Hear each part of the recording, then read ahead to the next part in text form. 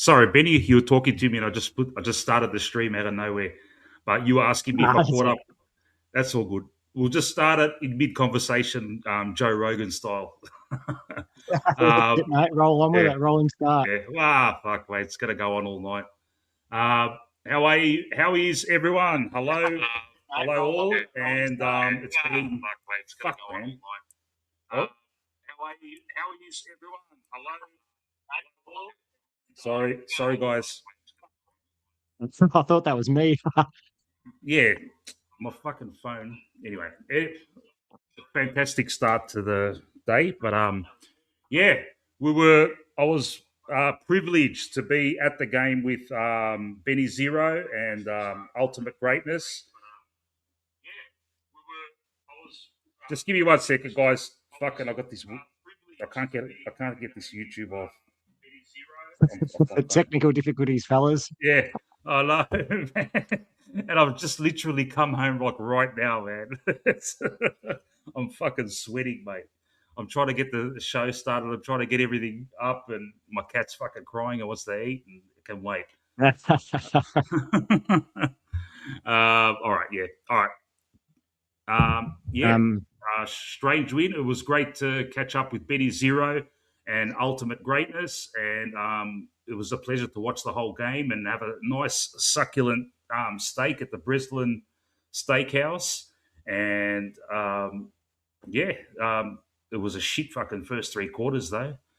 But yeah, we had that fantastic last quarter, and I have to say, I didn't see that coming. Like I will put my hand up and I'll say I lost faith, and I thought we're going to lose that one, but we came out fucking absolutely fucking firing, man.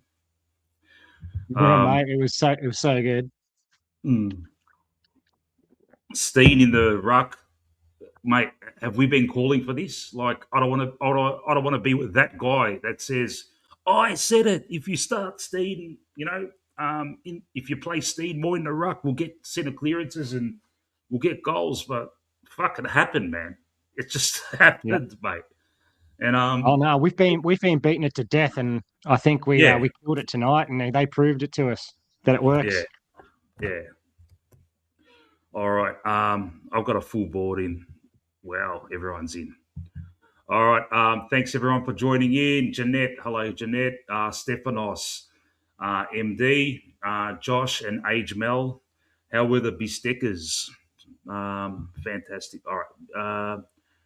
Mixed lineup. I've got to put that up, and I need a bit of pumping up there. Mixed lineup would have won by 10 goals. Fucking oath.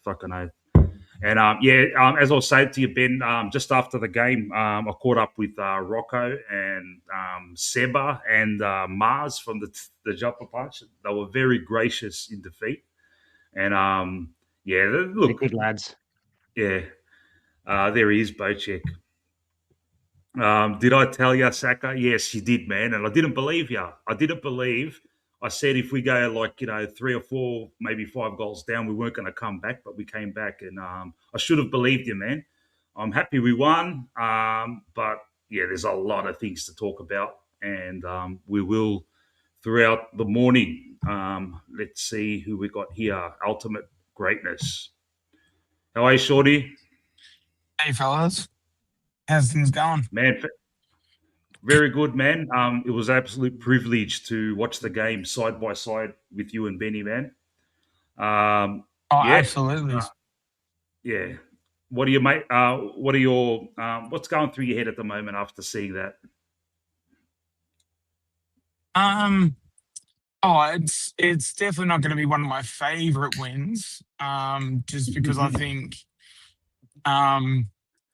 it was so weird. Like, we just sort of, for the first 3 quarters, like, we sort of were teasing the form of the last 2 weeks, and then all of a sudden we sort of just turned it on the 4th quarter.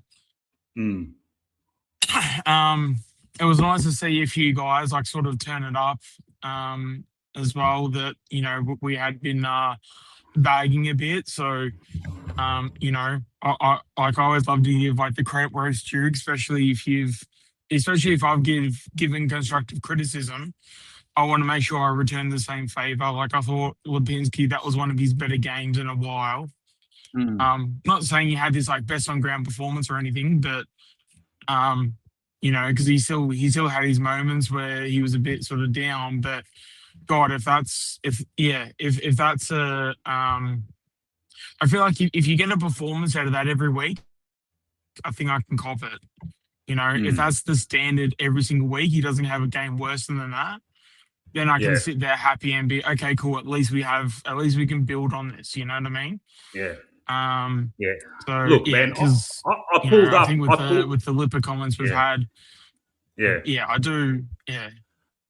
Yeah, and again, that's not to say that Lipper was like, this amazing player, but yeah, I reckon it was a bit of a tick.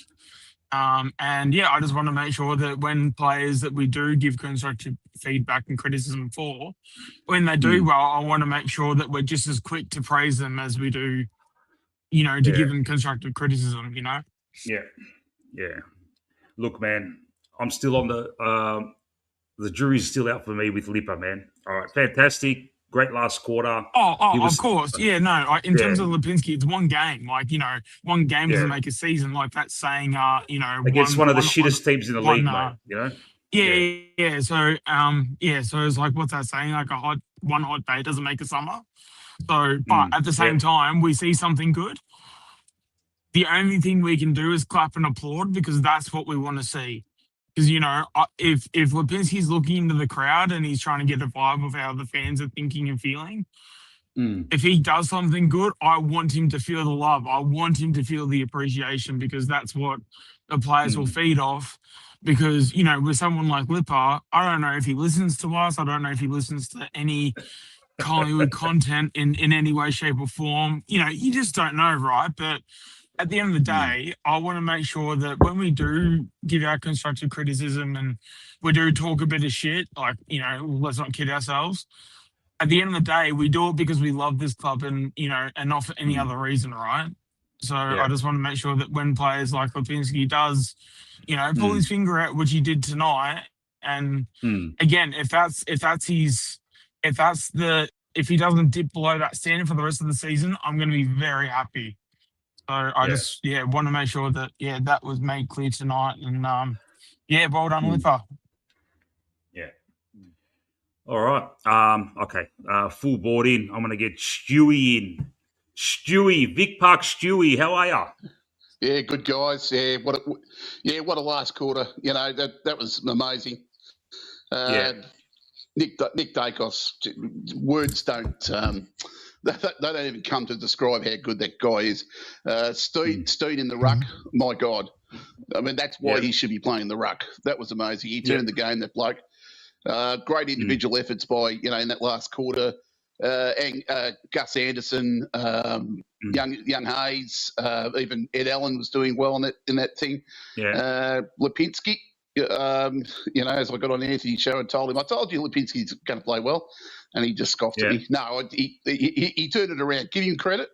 I give him total credit, hand on heart. I was really upset with him last week, but he turned it around tonight, and he really showed heart tonight. Those two tackles in the last quarter were just monumental.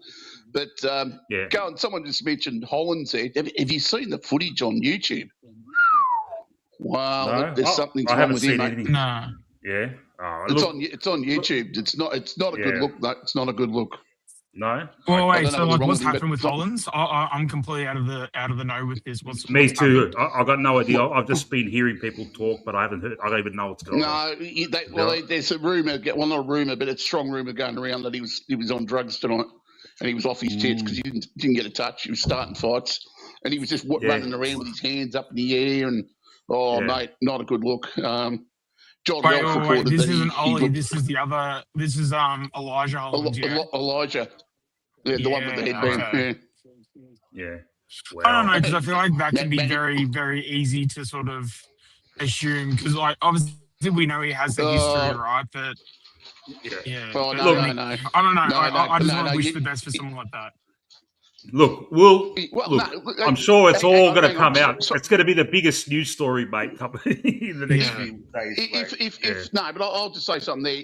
If he was on drugs, And if any of us were on drugs and we turned up to work, guess what happens the next day? We're out of You the job. get fired, Yeah. That's right. So, I'm sorry. I don't feel sorry for anyone who's taking drugs at his level. I've dealt with drug addicts in my working capacity for the last 12 years. I know what real drug addicts does. I was working corrections with ice addicts, mate. He's made a choice. If that's the case, I hope he's that's okay. the worst drug, mate. I don't want that is the worst thing, mate. Yeah. That's worse than all of them, mate. That one. Yeah. I'm not suggesting it's on ice, but he was high on something. Yeah. But anyway, going back to us, fuck that. Yeah, don't worry about that, man. Let's not go into that, man. We'll talk about Collingwood, man. Their channels are going to talk about that the whole fucking night, mate. They're bleeding on Jumper Punch. They're bleeding. Yeah. I bumped into them after the game, mate. Yeah, they weren't happy, mate. But they were gracious, So I'll give them that much. Oh, of course, they're good. They're a good bunch of blokes, They are, yeah. All right, look, I've got a full boarding, guys. I want to get everyone on, and we'll start talking away. I've got Chrissy Talbot. G'day, Chrissy. Hey, Meg. Yeah, happy man. Your mate Lipper, mate, stuck a tackle and even got a fucking hold on the ball, mate. Yeah, I fucking love him. I fucking love him. Anthony, you're fucking right. Lipper's fucking good. He's still a fucking spud. I'm so happy. Sorry, how good was Nick Dacos in that fucking last quarter? And finally, he finally listened to you, Mick. Fly listened to you. Put Steed in the fucking middle. Fucking oath, man. And every time. Tells Fly segment, mate. You got to fucking listen to exactly what I fucking say on that fucking segment, mate. Fucking hell, Fly. I've got to say, that's exactly how it works. You're the biggest shark artist in the fucking world. Was going to say it was the charts. Yeah, it was a redemption game for Nick, Nick's 100th. Had a last quarter for the ages. Lipper had a great last quarter, like a mini redemption for him after all the fucking slagging he's been copping from us. Then you got Jamie. Yep. Now I got to hand it to Benny. All right, Benny put something in at half time. I'm sorry, it started the third quarter. Benny goes up to me in the seats behind the goals, and he's like, "Mick, put it in the vault." Fucking Jamie's going to kick fucking 4 goals in the second half. And he almost done it. What did he kick? 3? Yeah, he kicked 3. Yeah. So I'm sorry, Ben, but hey, that's a red strike against that. You said 4, mate. So what can I do? It was a good call, but it was a good call, mate. Yeah. No, because he said it. He said it right after his first goal, and he said, "Mick, he's gonna kick 3 more." I'm pretty sure that's what he said. Yeah, but still, I mean, it was a great call, and it did sort of feel like that in the game. Once he got his first, it felt like he was on. I mean, those first 3 quarters, like, I don't know how it looked on TV or if anyone else can confirm it on the ground and stuff, but I don't know, it just felt like we were just so off our game. Oh, man, it was terrible. And then that fourth quarter, it was like back to 2023 Collingwood. It's like, what in the hell is this? Like I haven't seen this in so damn long. No, it's very hard to say when you're at the game and when you're on the television. On television, it looked like we weren't converting the chances that we were bringing into the forward line. And the fact is, we were out. You know, we had more forward 50 entries than they did, and we just weren't converting. We were missing easy goals. They were kicking goals. It was a tale of the tape. Some of the choices going forward, they were shocking. There was one, I think, was Schultz like sprinted to the pocket. And he had his man. And then one of the things that I found baffling was that, like, you had, I think it was Steen and McStay basically about 15 metres out. Wiedering, instead of picking up Steen and McStay, he went to Schultz to be a 2-on-1 and Schultz in the pocket. So even he knew that we were kicking into Schultz. So, like, it's one thing of, like, it's I don't know, it's one level to be, it's so bad to the point where we're basically hitting Schultz up on the lead when he's got a 1-on-1. But then Wiedering's even smart enough to even go towards Schultz to make it a 2-on-1 in Carlton's favour. So, like, how does that make any sense? You know? Like, because that's basically Wiedering predicting us to make a stupid call. We make a stupid call, and then he reads the play perfectly. You know what I mean?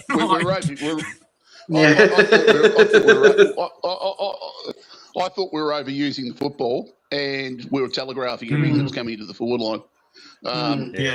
And then when we started the fast transition, especially in that third and fourth quarters, they had no answer. So when we got on the transition, when that fast play out of the midfield, and that was long, 3 clearances, Anderson clearances, and Nick was just down there, just, what a performance from Nick. Ridiculous. Herculean performance, man. Just like... Follow me, team. I'll fucking take you to the promised land, mate. Because also as well, when it comes to Nick, if he wasn't a father-son, we would have had no chance of picking him up. He would have gone to another club. Like there was no chance we actually would have got him. So thank God for the father-son rule. Now you can tell by Greatness's voice. Now that was the first time I've met. Oh, is it obvious? It's the first time I've ever met Sean in the flesh. We've been colleagues online for a long time now, and it was a pleasure to meet him. And I must say, I was not expecting to see an absolute fucking loudmouth at the footy. He didn't shut up. He was screaming, mate. And his voice, you can tell by his voice now, mate.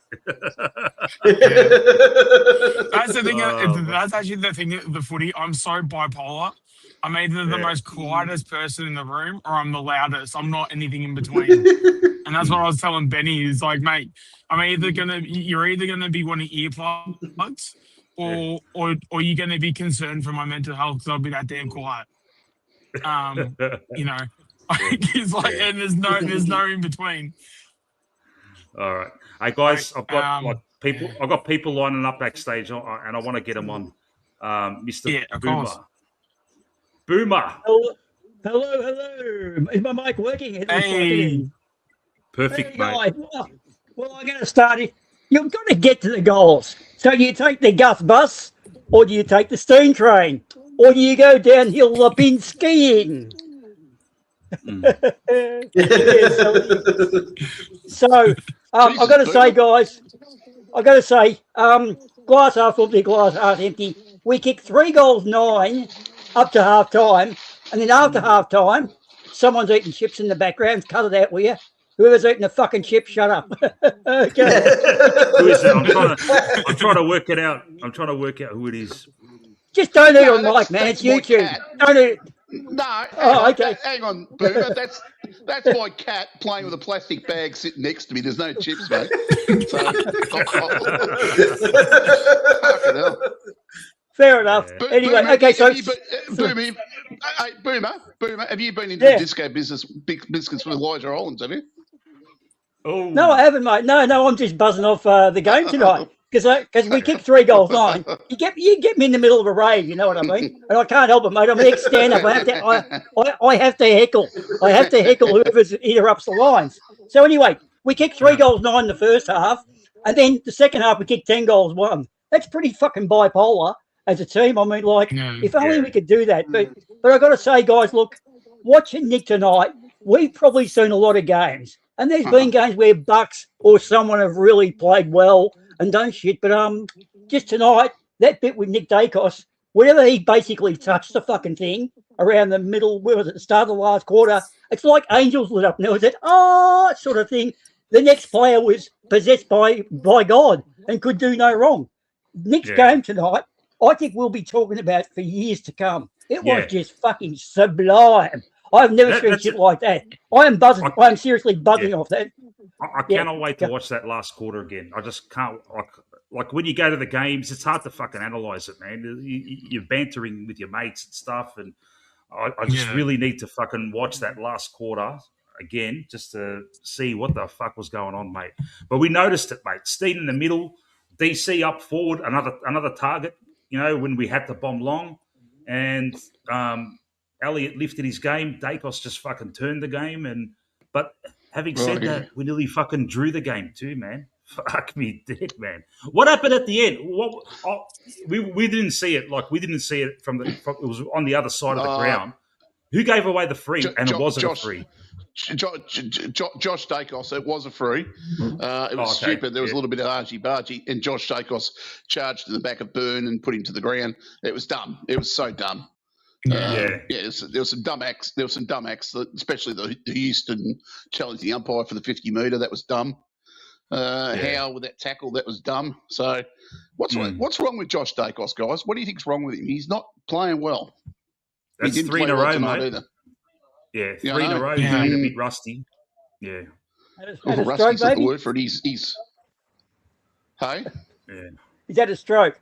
Maybe he's had a stroke or something like that. I don't know. Look, he plays better when Nick's nearby. And he's good at the Nick, the double teaming with Nick or the Chinese checkers, whatever you call it. But he does seem to get lost by himself a bit. But look, I've got to say, I did say Jamie Elliott, I reckon, had got sand up his vagina because he didn't get the captaincy or whatever, he'll do the gig.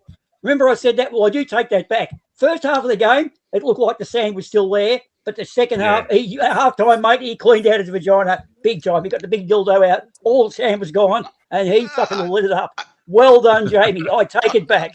I take back the sand up there. Yeah. Boomer, if I'd have shot Boomer, if I had a shot every time you said sand and vagina, mate, I'd be pissed for a fucking 3/4 time.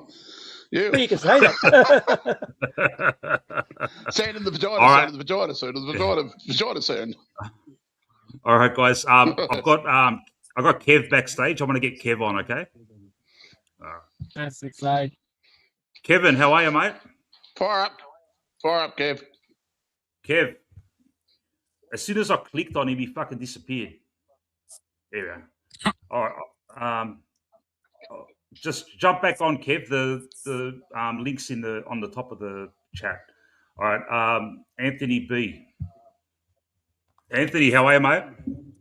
Good, mate. Oh my God, I have to get my heart right down. That was ridiculous, guys. I was with all the Carlton guys, and it was half empty by the end of it. So I don't know why they all left so early, but that was chaotic. There was like about 5 minutes to go. All of them left. Carlton, I see them leaving. I'm like, what's going on, man? There's still 5 minutes, and they nearly drew the game as well, man. Fuck. No, ridiculous. But look, I have to say, I haven't felt that way at a game for a long time. You know, like that excitement, that joy of quick play and running Collingwood play. And I honestly reckon that last quarter might have been the quarter that finally broke the damn wall.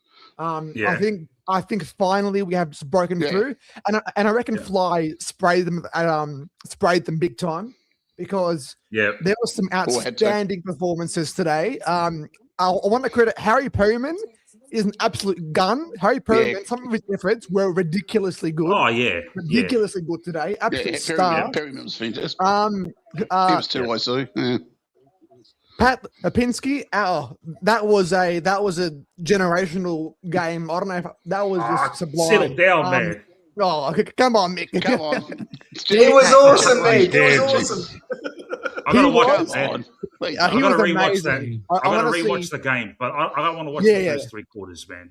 Fuck. He there was a moment in Carlton's forward half where I believe he got like a finger in it, and he actually went in today. So look, of course it is it is a bit of a one-off, but I want to see more from him. But it really was Steen, man. It was Steen and Dacos that took the team on their back, and Steen, and it was the opposite of the War Bull saying, play Cameron in the middle. We get 5 goals against us. Play Steen in the middle. 5 goals for us. That was just phenomenal. So overall, it wasn't a very good game. Like, we have to be frank today. It wasn't a good game today, but that last quarter, maybe that is what we needed. Fly to just let the reins go. Let Hayes go. Let Steen go. Let the kids, Anderson too. Anderson was a gun today. Let them go and play attacking footy, and this might be the starting point of a bit of a run-on. But Anzac Day, we must do better. We have to just get a nice win against Essendon. But nice to have a good win. You know, nice to feel this way again. Well, Nick, it was the game. Got one for you, Nick. Just for see your records. Lipinski, 1 goal, 1 point, 27 touches, 363 metres gained for 79% game time. So, yeah. Wow. That's got him in the team for the rest of the fucking that decade, is actually hasn't it? impressive. So we're going to see fucking five fucking stinkers in a row now and not say nothing. Fuck, mate. Oh, I want to see that 5 every years. week, mate. 5 years. 5 years. 5 years now after that. Yeah. All right. I'm going to give Kev another chance, I've got go, Stu. Have your last say. I'll get Kev on. Did anyone see Voss's press conference? He said that that Walsh had Nick covered and blah blah blah, and Walsh had a better game than Nick. And I'm going, what game are you watching? No wonder you can't coach, mate. Fair dinkum. No wonder you can't. I didn't really notice Walsh all night. I think Votti had beat on the Ollie Holland. He beat on the Ollie Holland without doing the same shit. Yeah. I think my mate Bo, who was on the show last night, I think he might be joining us after they're done. I don't know. He texted me earlier, so if he comes on, we'll know all about this Ollie Hollands drama thing. Whatever. I want to see how they react because is it actually Ollie or is it the other Hollands? I wouldn't be too disappointed. Yeah, which Hollands was it? It'd be Elijah. Is he the one with Is he the one with the priors? Yeah, the drug history. Yeah. No, with look, drug use. Yeah. I'll get Kev on. Okay, Kev. Hey guys, how's it going? There he is. How are you, buddy? Hey, Kev, how you going? I'm good. I'm very good. Before you go on, Kev, I'm going to apologise to you and to Anthony B. I did say I was going to text you and catch up with you, but fuck it, hell, man. Every time at a big game, I need to get that fucking one of the first trains back, and I didn't have time, man. And it was absolutely choppy. That's right, Mick. It was probably too busy as well. Yeah, the people that were walking around the stadium, it was actually hectic. Yeah. And I pretty much just got home. Like when I was on Anthony Street, I spoke for a bit, and I was fucking panting away because I was fucking power walking back from the station, and I literally got home, fucking made myself a coffee and started the stream, mate. No rest in between, mate, because I'm on fire, mate. Kev, what's going on, pal? Not much, mate. What a last quarter, huh? 7 goals in that last quarter, which was good. Pity that we couldn't kick straight in the first half. Got to be honest, I was a bit pissed off with Jamie L in that first quarter. Not gonna lie, I thought the way he kicked it to the man mark instead of trying to have that shot himself, they normally would have kicked, and that cost us a goal. But look, we had more of the footy, and we had more the inside 50s, but we just couldn't take our chances. Even that second quarter, we had our chances, but the third quarter was about even. Carlton had their periods where they were good. We had our periods where we were good. But the last quarter was, Nick Dacos masterclass for sure. Yeah. Now, as much as that last quarter was fucking phenomenal, man, if Fly doesn't learn from it, then it means fuck all, man. He's got to play Steen a lot more on Anzac Day, man. And I think we got 2 days on Essendon come Anzac Day. Yes, we do. Wrong. So come on, man. We'll have the fresh legs, mate. Fucking play the same style, mate. Don't start off conservative and fucking, But we'll see what happens. It'll be interesting to see Fly's press. I'll get it up a bit later, and we'll see what he says. All right. What I'm going to do is I'll get the player stats and all that shit up, and we'll go through. Sorry, guys, I haven't heard what happened with Hollands. Can someone explain the whole thing about Hollands? Sorry, I haven't heard about it. What happened, Anthony, was I got no idea what happened, but I've been hearing stuff that he was like off his head or some shit during the game. And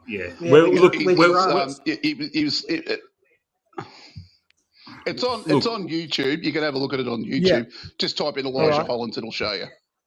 And he's John Ralph has reported on it too. So here we go. It's going to be the biggest. Yeah, it'll be the biggest story. You won't hear the end of it. It's going to be the big fucking story. Yeah. No, it's right. It's got Nick Foot out of the I fucking. do feel for the guy, but he's make choices. Yeah. It's going to get Nick Foot out of the hotlight too, because right now we didn't give a fuck about Nick Foot working for Sportsbet. Now we all know he does. So at least Nick Foot's going to be saying, thank you. Someone else is fucked up. Yeah. Can I just give Dan McStay big credit tonight? Yes. Yeah. You may. Yes. Look, man. For him to kick 3 goals and kick his drop punts. Yeah. I was going to say, for him to kick that one snap on the left foot pocket, which was great, but for him to kick those 2 other goals for the drop punts, took those marks on the lead and also pass off as well, I thought that was a really good game from him. Like real honesty. He's got his confidence. Got his. He took that confidence back. He got his confidence back. Yeah, definitely. In the third quarter, he took that mark. 45 meters out on an angle, and we'll say, Benny and Sean and myself, just have a fucking shot, because like going by his pass, he's trying to do the fucking dinky short pass. He always fucks it up. He fucked it up earlier in the game. Just go back and have a shot. And we made the comment, mate. Matthew Lloyd takes a mark 45 meters out on a 45-degree angle. He's not passing the ball, mate. He's kicking that goal, and that's what he did, man. And we just want to see more of that. That's our biggest thing on McStay, you know? We know he's a monster. We know he can get a mark. But having said that, man, the first fucking 3 quarters, there was no fucking movement in that forward line. McStay was like a statue still, man, and so was fucking Pendlebury, mate. We saw it, mate, how many times, on, man? Mick. He kicked 2. Go on. But hang on, Mick. He kicked 2 goals. That's his job. I keep saying this. Yeah. He's done his job again. I mean, you relied on him to kick 2 goals. He kicked 2 goals. He took marks around the ground.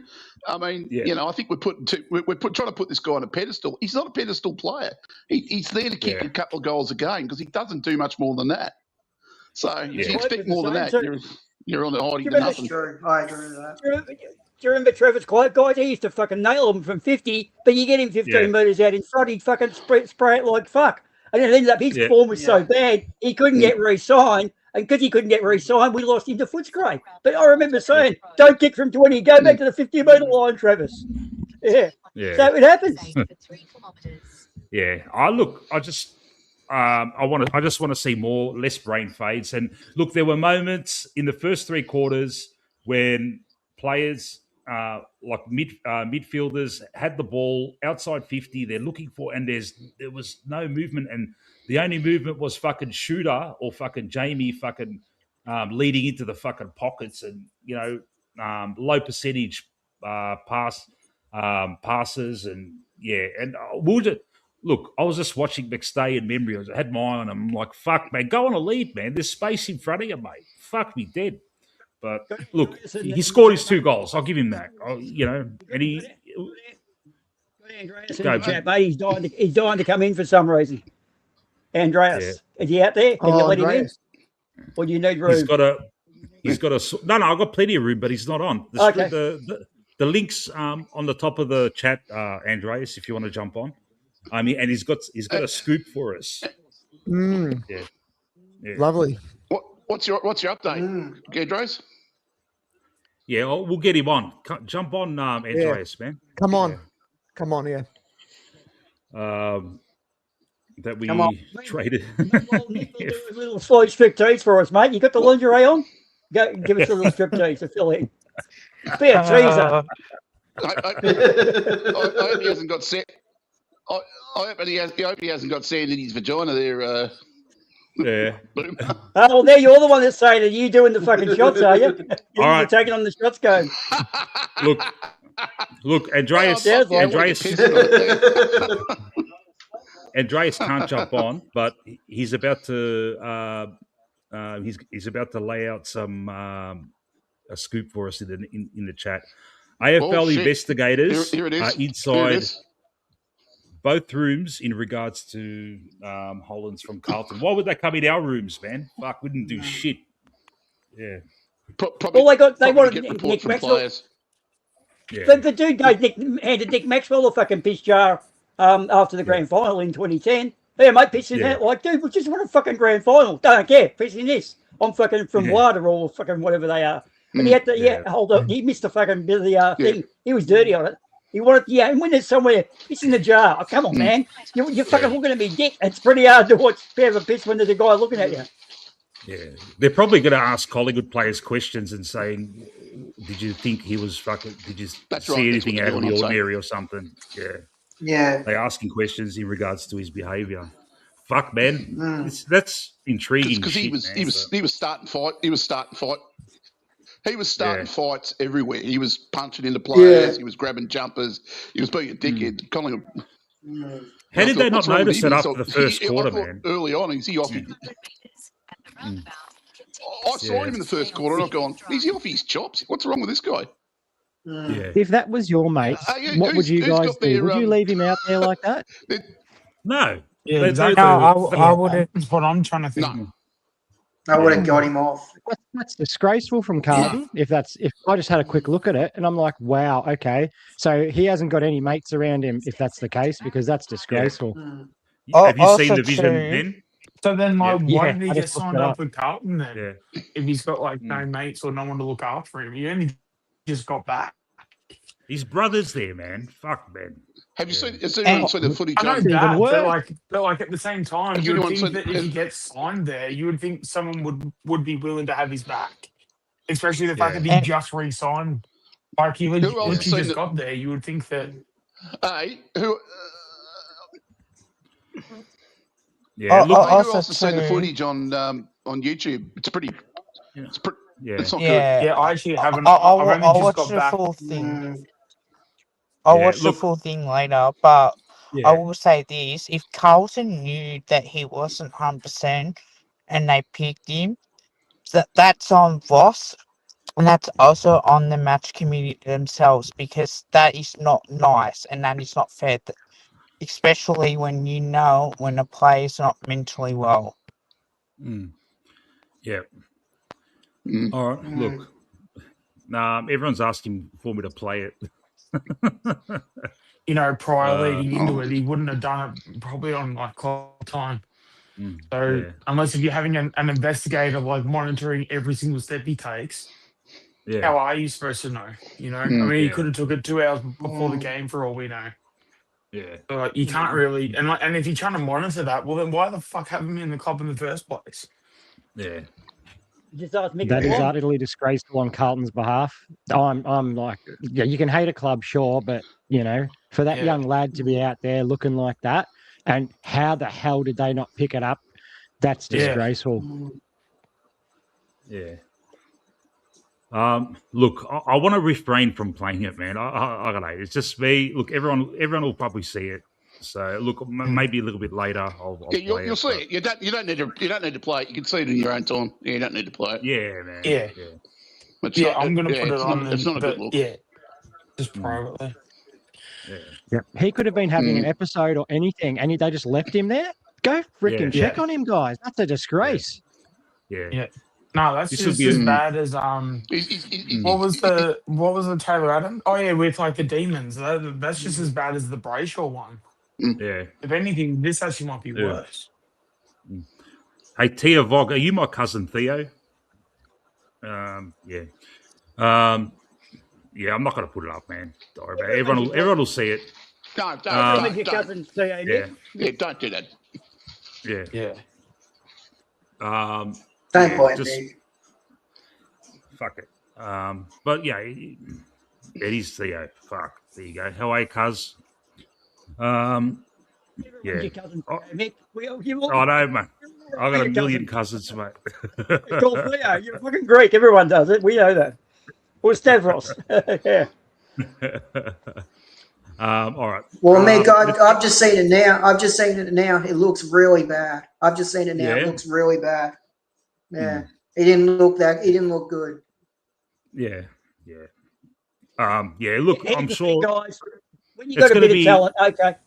When you got a bit of talent, you're growing up and you're a teenager. Generally, you're better than the other kids. Everyone's blowing smoke up your ass. How good you are. And Mick Malthouse said this back when Chris Tarrant was going off the rails, but we steal their youth, and it comes back to bite you on the ass when they're in their mid-20s. They haven't actually learnt the hard teenage lessons, and it cops it now. We look at it and go, "You're a fucking idiot," whatever. But what happens is we actually had to grow up hard. We actually grew up, whereas they didn't. They were always privileged boys, always getting it, and it comes back to bite you. But Malthouse, we steal their youth. Isn't that really interesting? You need a point where you grow up and become a man. And most of us are fucking dickheads. We're young, dumb, and full of cum to at 25 at least. Yeah. Look, Josh, I agree with Josh in the chat here. Look, I'm pretty sure we all know people that have gone through that sort of stuff. I do. I know people that have gone through that stuff. And you just wish they can sort it out. Let's just, kind of like, try and look after it the best we can, mate. We know it's a shit situation, and don't want to sound like lovey-dovey, but this game. Yep. Sorry, Mick. Sorry to interrupt. I just read something else on Facebook that's just amazing, mate, and it's about Scott Pendlebury. So apparently, after Taylor Byrne missed that kick, he went up to him and said, "This is Pendlebury's quote." Yeah. I just said, "Don't worry about it. Put yourself in that situation so many more times, and you'll nail them." That is fucking class, guys. Oh yeah. We're good winners, mate. He did. We're good winners, man. Yeah, it was on the screen. It was on the screen. It was on the screen, mate. All the guys on the jumper punch were commenting how. Hang on. All the guys on the jumper punch were commenting how classy that was from Pendlebury. Yeah. Yeah. Because I was watching the jumper punch after the game, but they were all saying, "Geez, Pendlebury's a class act," and it was a great act. Yeah. And the kid was crying in the room, so I felt bad for him. 18-year-old kid, mate. Oh, absolutely. He's a human being, you know. Yeah. He was gutted. He was gutted, the young fella. He was gutted. Oh well, he'll learn. That shit happens, but he'll kick more of those when he's time. Yeah. Poor kid. I must admit, I felt sorry for him. Yeah. All right. Let's go through the players, man. Nicky Boy. 100th game. How apt that he could turn it on in that last quarter. And there you go, man. Fucking 39 posies. Great game. A normal fucking great game. Yeah, awesome game. Loved his time in the forward line where there was a couple of times.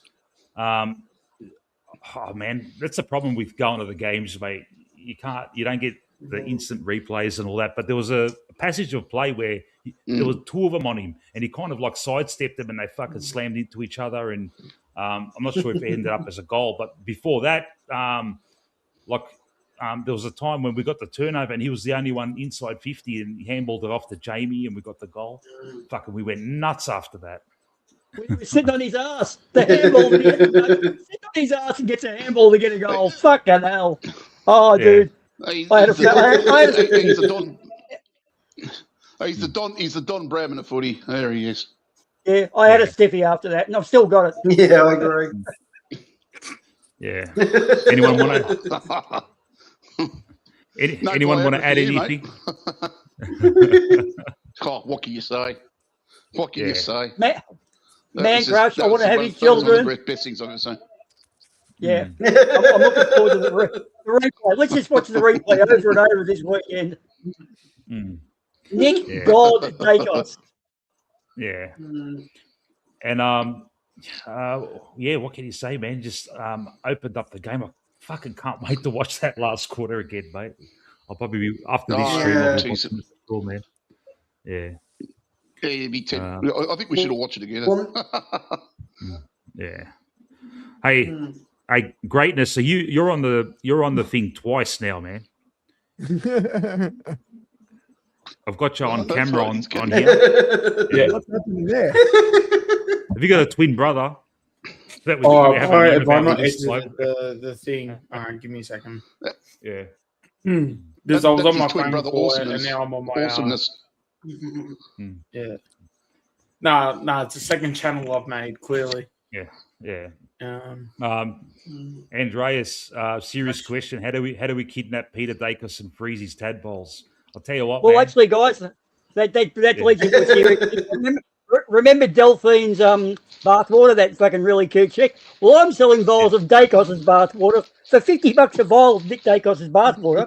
And for those girlies out there, we got the Nick Dacos sperm clinic. So send us your details and we'll hook you up with Nick. And you'll have your own little Nick Dacos run around about 20 years' time. And I'll tell you what, I'm sick of seeing all these photos of Josh and Nick and their girlfriends, cavorting around in tropical locations in the off season. Mate, get cracking, mate. Get some boys out. We want a whole team of Dacos's, mate. Fuck. Well, there should be a whole bunch of little Shane. There should be millions of little Shane Warnes running around England about now, shouldn't there? But they don't seem to be. Oh yeah. I'm pretty sure we're going to talk more about the chosen one throughout the stream, but we'll continue on and we'll go on to Pezza. Harry Perriman. Would that be great game from on the eye? On the eye, would that was awesome. One of his best games for the club. On the phenomenal game tonight. Yes, it was an awesome game. Yeah, he's been good all year. He's been top notch. Now class. He was playing class. He was playing in defence for most of the game, wasn't he? Yeah. But he was linking up a lot. He was great. Yeah. He had that great, a great lunging spoil. Fifth, wasn't it? Yeah. Oh yeah. I saw it. I was right there, and oh my god, I actually cheered for it like mad. That was spectacular. That spoil. Yeah. Pezza. Fuck, mate. This is the first fucking Lipinski fucking number 3 on the disposals list. Fuck me dead, mate. This Lipper Jizbest is fucking starting to worry me a bit, mate. People that have been saying fucking get rid of him and say all of a sudden saying he's fucking Bontempelli or something, man. Take it easy, man. You had a good game. Fuck, mate. Anthony was right. Anthony was right for Players Footy. He was spot on. He was spot on. Yeah. My old man used to say, even the sunshine. My old man used to say, even the sun shines on a dog's ass once in a while.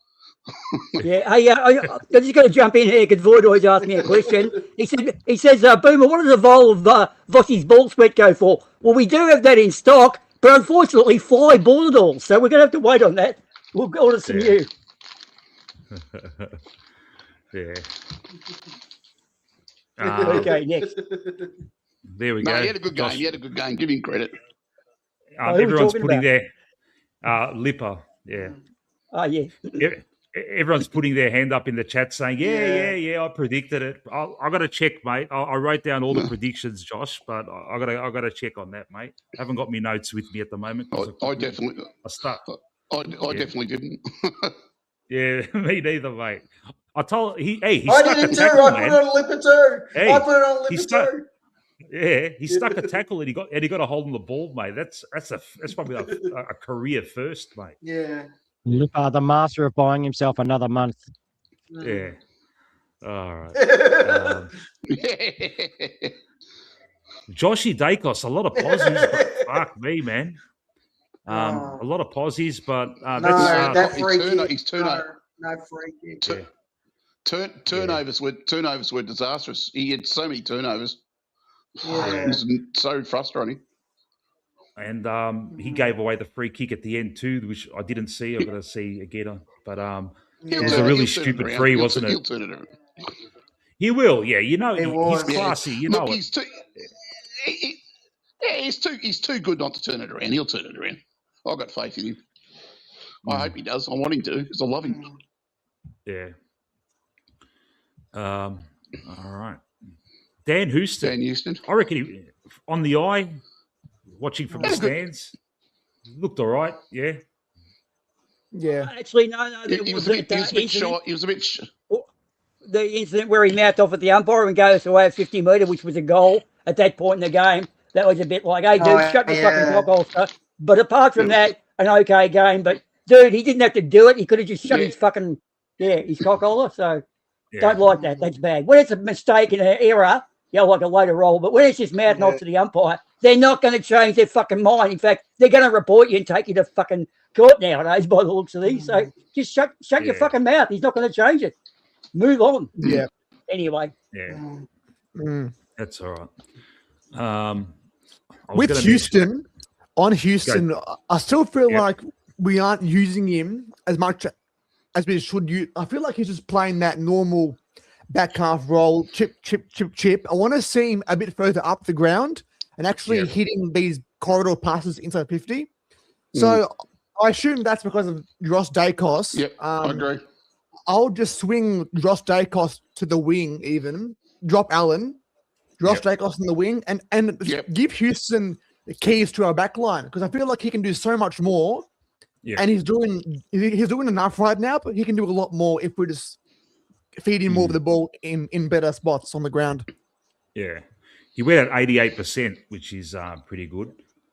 Yeah. Just to jump back in on that, someone said in the chat he pointed to the scoreboard. Yeah, pointing to the scoreboard, that's dissent. Umpire, we all know that. Bruz knows that. You point to the scoreboard, it's dissent. Yeah. You don't fucking give the umpires grief. It's pretty easy. Yeah. We'll do it. Yeah. All right. Who else we got here? Who next? Pendles. The Rolls Royce. Yeah. What can you say? Fuck, he's slow. He was awesome. But it doesn't. It's like, remember, like I reckon about 5 years ago, he used to. He started. Yeah, but about 5 years ago, he used to. There was a period in like where he used to always get caught, holding the ball, and it seems like he's worked it out. He's kind of like recognized that I'm not as fast. I'm getting caught holding the ball. I got to change something, and he's. I don't know if it's like getting rid of the ball earlier or. Improving that fucking sidestep. There was a great little sidestep he did. He fucking wrong-footed 2 Carlton players and fucking chipped it over and got us going in that last. I remember. That's right. That's beautiful. Yeah. Yeah, the bit where he guided through the middle, then he came back out on the outside. Yeah. Yeah.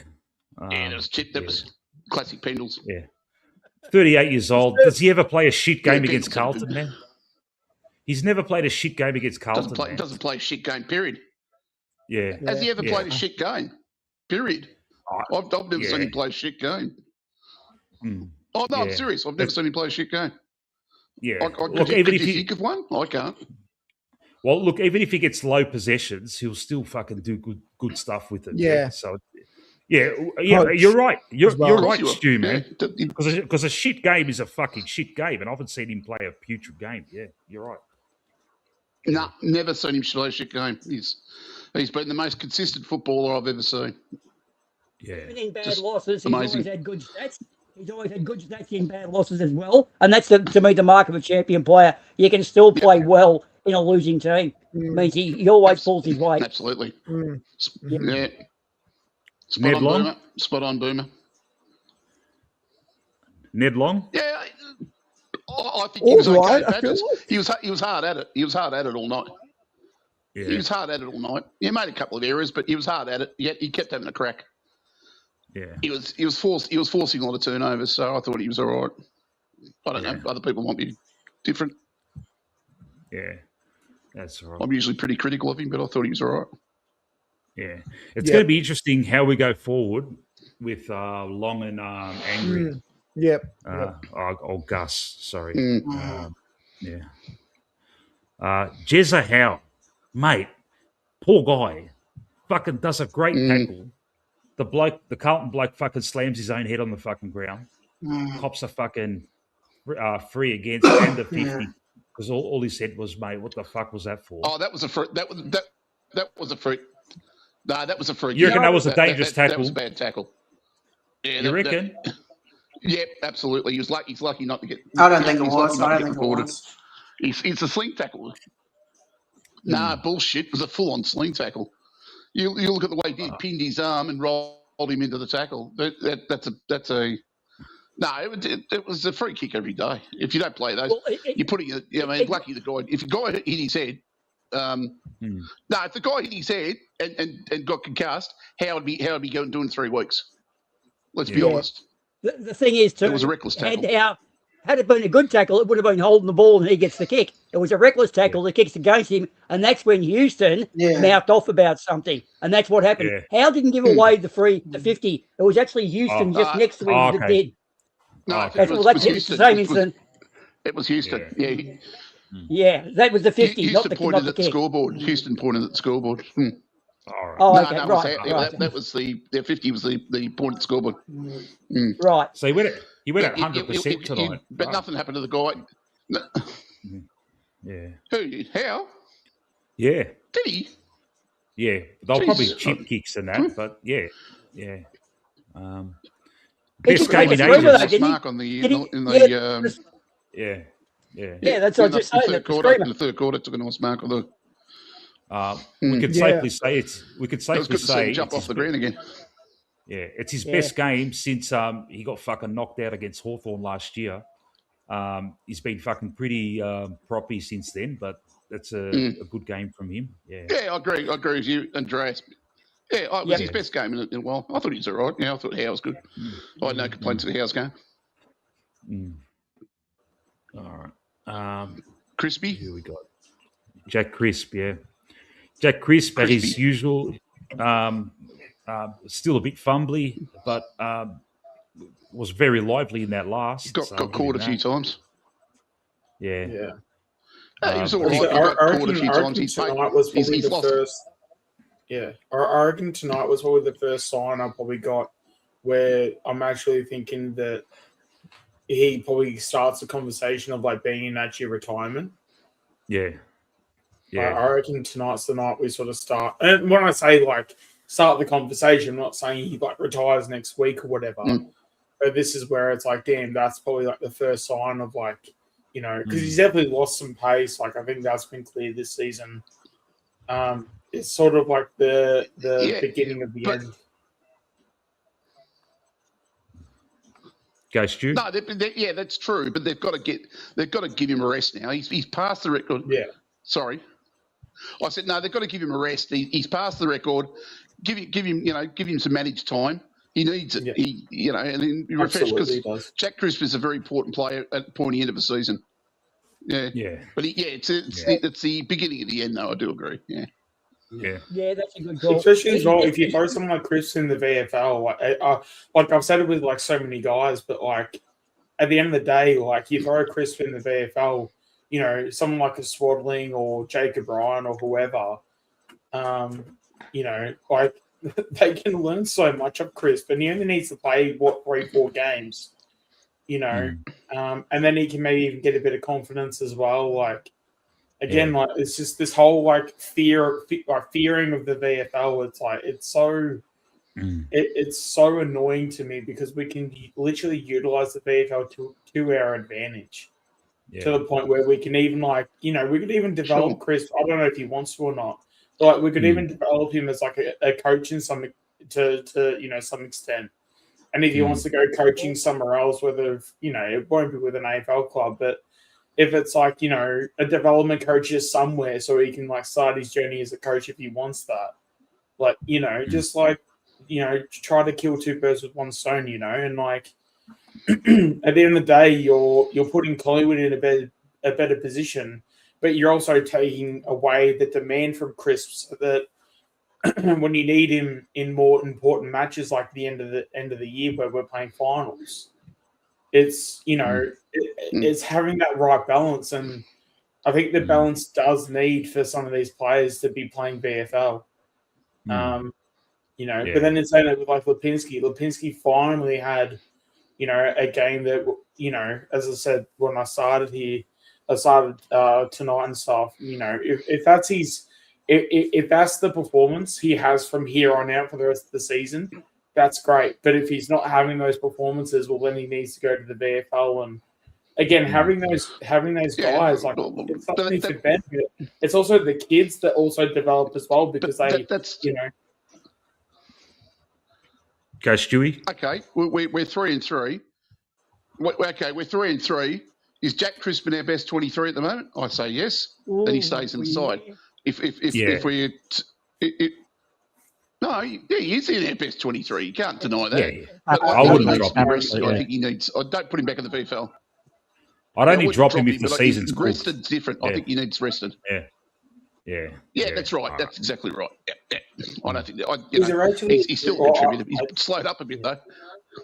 Yeah. But but that's the thing though. Is there a difference between being rested and playing VFL? Like, I know. Obviously, you do get the game. Like the VFL game. Yeah, But is it? But look at his age, mate. Yeah. But look at his age, mate. He's played 268 games in a row, and then they're going, "Oh, sorry, Crispy, you're going to put it in the VFL." What's the point of that? You might as well just be rested. He won't learn anything. Go play with the kids down the park or take them down to water slides. Yeah. No, he's not going to learn anything in the VFL. Nothing to gain, isn't it, mate? Just give him the rest. Yeah. Just on that note, though, here's something I noticed. Here's something I did notice, though, is when I became a father and my kid, I actually retract a bit. You become more conservative in your whole life. Like, I had a turbo car, but I didn't go passing cars like crazy cunt anymore because I had this little kid. You actually get dad brain. And I can't help but think players themselves, and plus your kids just give you a buzz. You know what I mean? You're not as, I'm here to kill the world when you're 23 as you are when you've got 3 kids. And I did notice that with Hoskin Elliott. Yeah. And they're still good footballers, but you don't take risks because you're here for these little humans. So you do have this, I guess dad brain's the best term. Thank you. Yeah. Aussie Gamer. Hey, how are you? Yep, I'm going to get him on. Kynan's here. He's waving away. He's waving away backstage saying, Mick, get me on. And I'm like, fucking take it easy, brother, mate. It's only been, you only been backstage for like fucking 20 seconds, mate. Give me a chance, man. Sean's cat as well. I'm loving it. She's calling over you. Hey, Boomer. There he is. Boomer. Hey, Boomer, can you hear me? Yeah. Boomer, can you hear me? Hey, yeah, I can. Yeah, I was going to say, when I was born, my dad... Yeah, well, you say that, but when I was born, my dad wanted to go back to Vietnam for his second tour. He wasn't very conservative. Well, yeah, okay, obviously you're the exception. Or maybe you just looked at you and thought, fuck this, I'm going back to Nam with the dope's good. That's it. That's right, yeah, I'm safer in Vietnam, yeah. Can I first of all say a big fuck you to my manager? You dog! Why the fuck are you keeping me in a bar when there's no one to serve alcohol to? You cunt! And you missed the game. Yes! Oh, I'm not happy about it. Not happy about it. Kynan, mate, it's only one quarter, man. Just watch the last quarter. The first 3, no, you fall asleep, mate. Nah, third one's all right. I'm on the third right now. Yeah. It's not the worst, not the best. Yeah. First one I skipped because that was shit. That was so bad. Yeah. It started off on a fantastic note, yeah. Jamie Elliott, mate, 45 metres out, tries to pass into the man of the mark. It's like, here we fucking go. Where are we on the players, Mick? Here we go. Rowan Steele, is it? Yeah, we're so Kynan, you've just jumped in, but we're going through each play at the moment, and we're up to Rowan Steele, yeah? So we'll talk about Rowan Steele. I just want to put a quick little thing out there. Go, mate. I reckon we're undervaluing.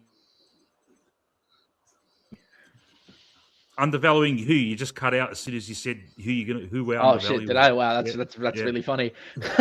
Go on. Get ready. It's a bombshell. Get ready. Dan Hollands drug dealer. Daniel McStay. D-Man. I agree. Everyone's jumping on the Lipper train, the McStay train. Fuck Lipper. He's a cunt. He's stupid. Nah.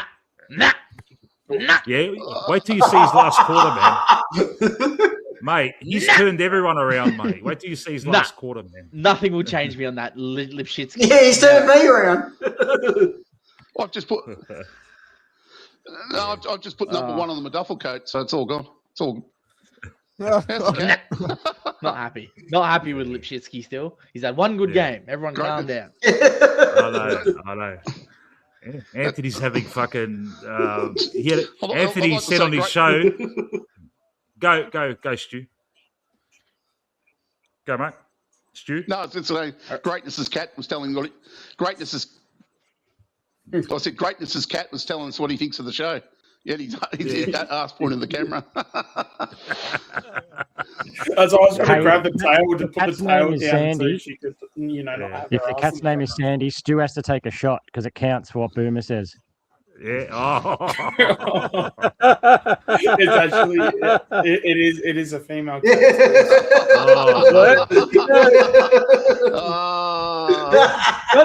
Oh, yeah. Very good. Very, very good. Very good. I'll pay that one. That's good. It's like yeah, I'm sure she'll jump upstream again. Yeah. Anthony's pre-show earlier, he said he had a dream that Lipinski was going to have an absolute fucking blinder, and I'm like, I put in the chat, mate, he's had a wet dream, and it came true, mate. Came true. Yeah, it would have been. Yeah.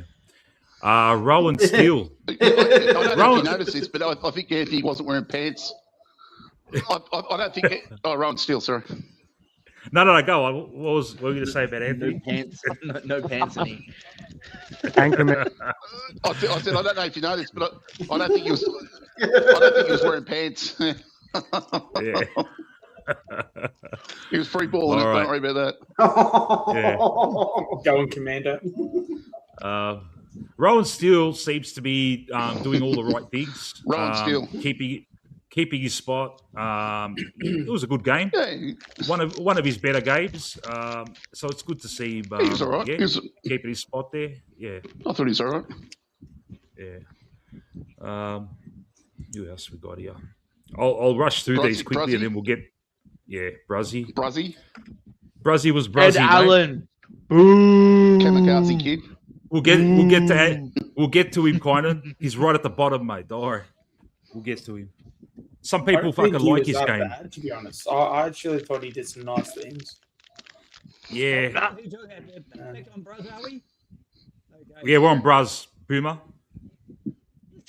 I'd say, but Bruz, I never see him, but when I check the stats, he's fucking. Oh no, done 20. No, he's a weirdo. I don't see him on. You don't see him on TV that much. I can never judge him. Yeah. He had another Bruz game, mate. Did the hard stuff. Did what was required. He was a bit of a kamikaze kid tonight, but he was trying. Bruz game. B-Dog Frampton. B-Dog Frampton. Woo! Yeah. There we go. Hang on, dude. We're doing. Hang on now. Here we go. This was a good one. Jamie Elliott. What will I say here? Well, he got the sand out of his vagina. Second half redemption, as predicted by Benny Zero, just after he kicked his first goal in the second half. Benny Zero said he's going to kick another 4 and end up with 5. Didn't quite do that, but close enough, man.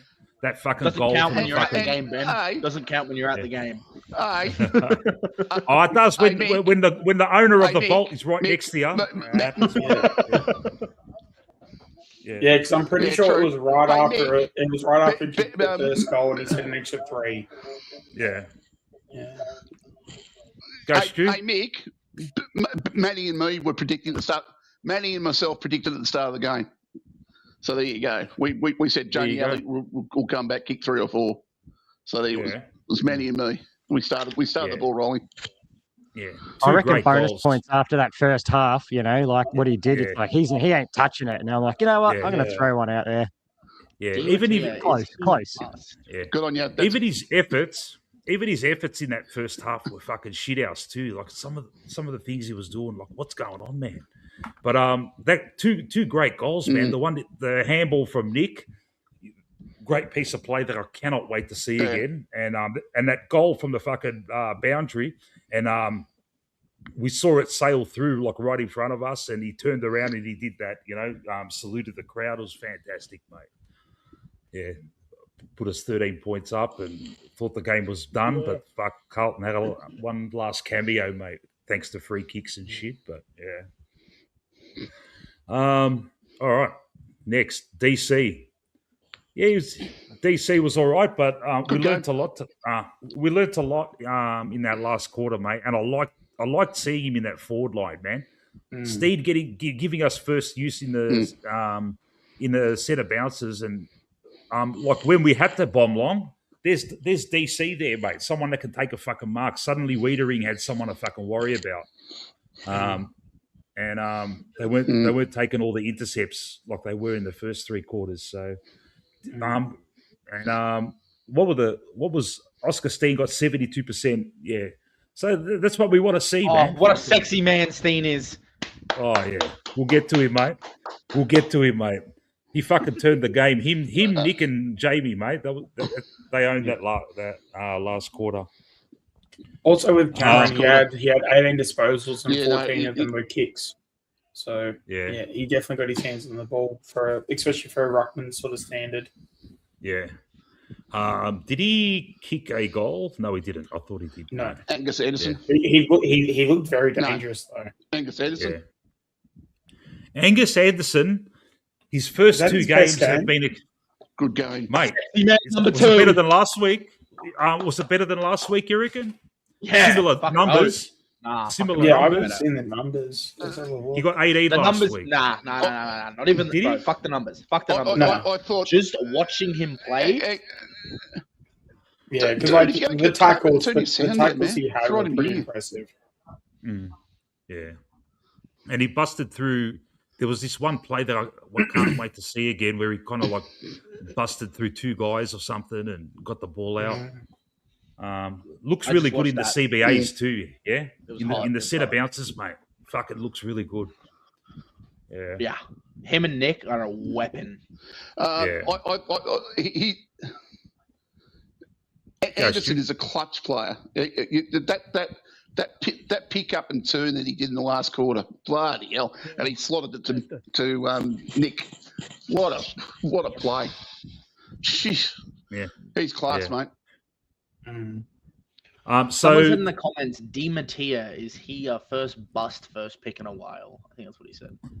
Hey, the jury's still out, man. You never know with careers, mate. Mm-hmm. He could come good in fucking 2-3 years and will fucking surprise us all. You don't know. We haven't seen enough of him, man.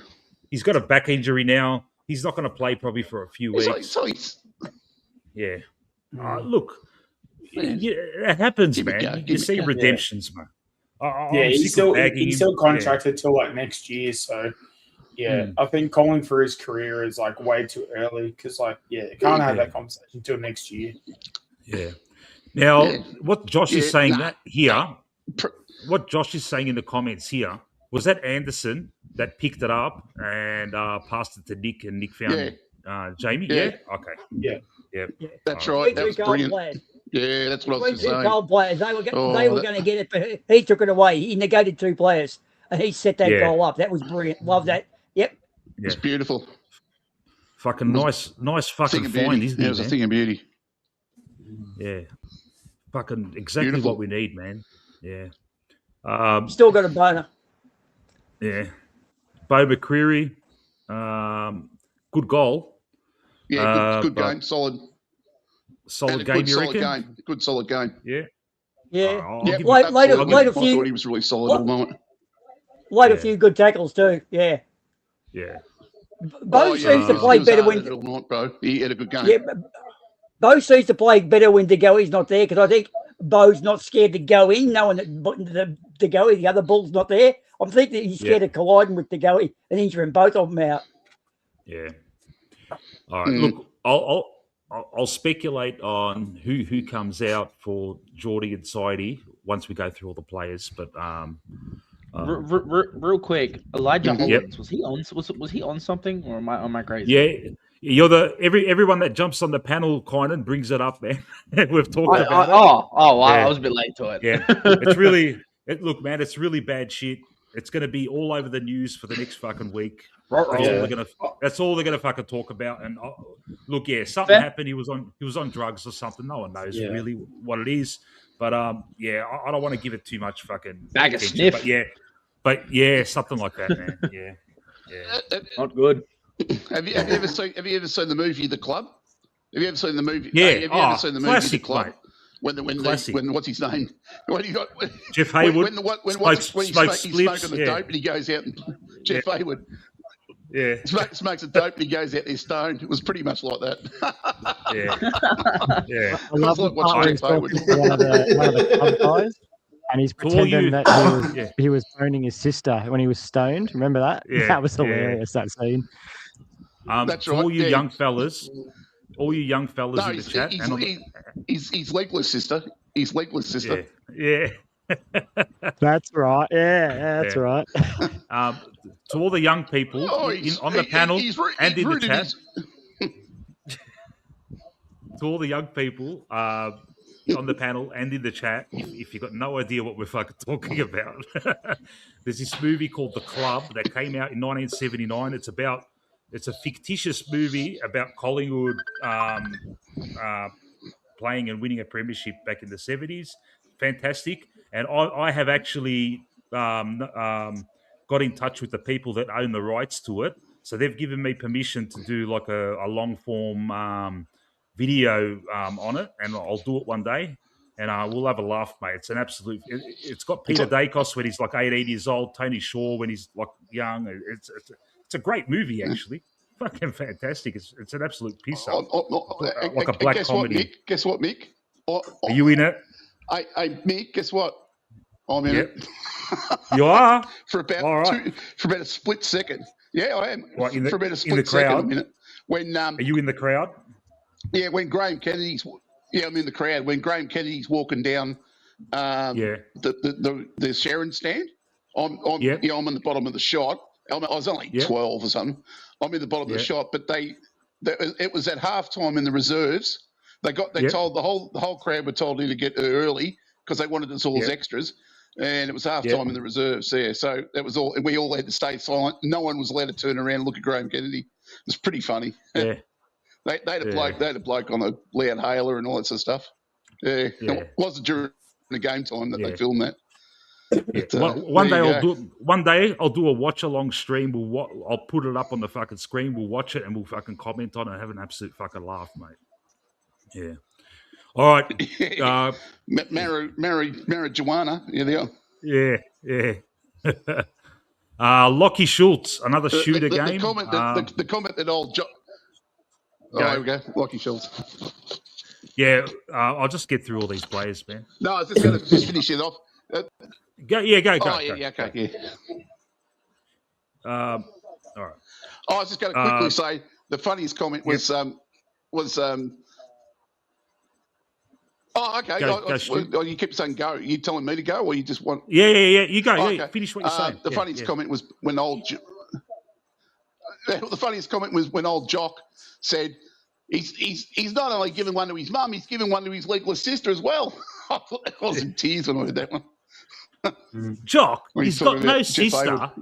He's only got a brother. How funny is this? My mate just called me and it's like, have you seen the shit of the Elijah Hollands? I'm like, oh my God, bro, what the fuck? Yeah, I haven't seen it yet, but apparently it's really bad, man. I got a video of it, I found it. Yeah. It is. And, it's really bad. And Kynan, I'm not going to show it on here, man. Oh, there you go, Kynan. All right. Never mind. Ignore what I was saying. Yeah.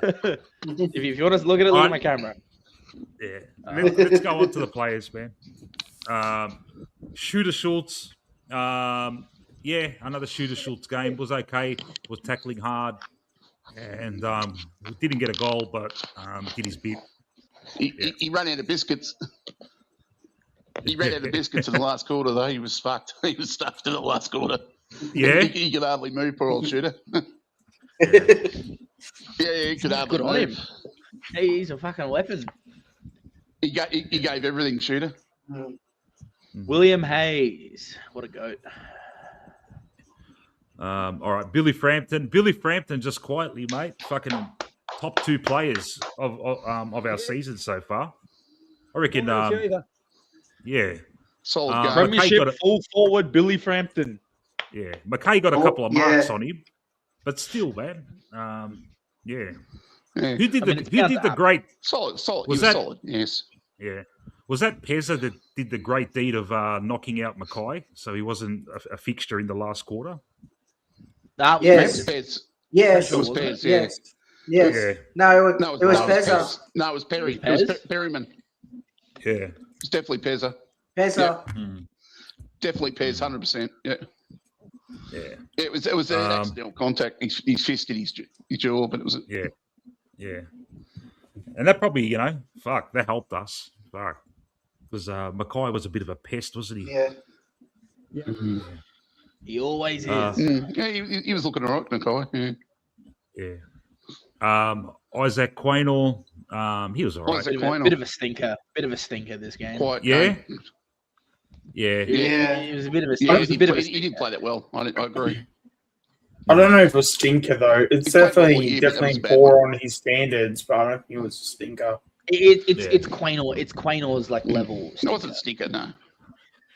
Yeah.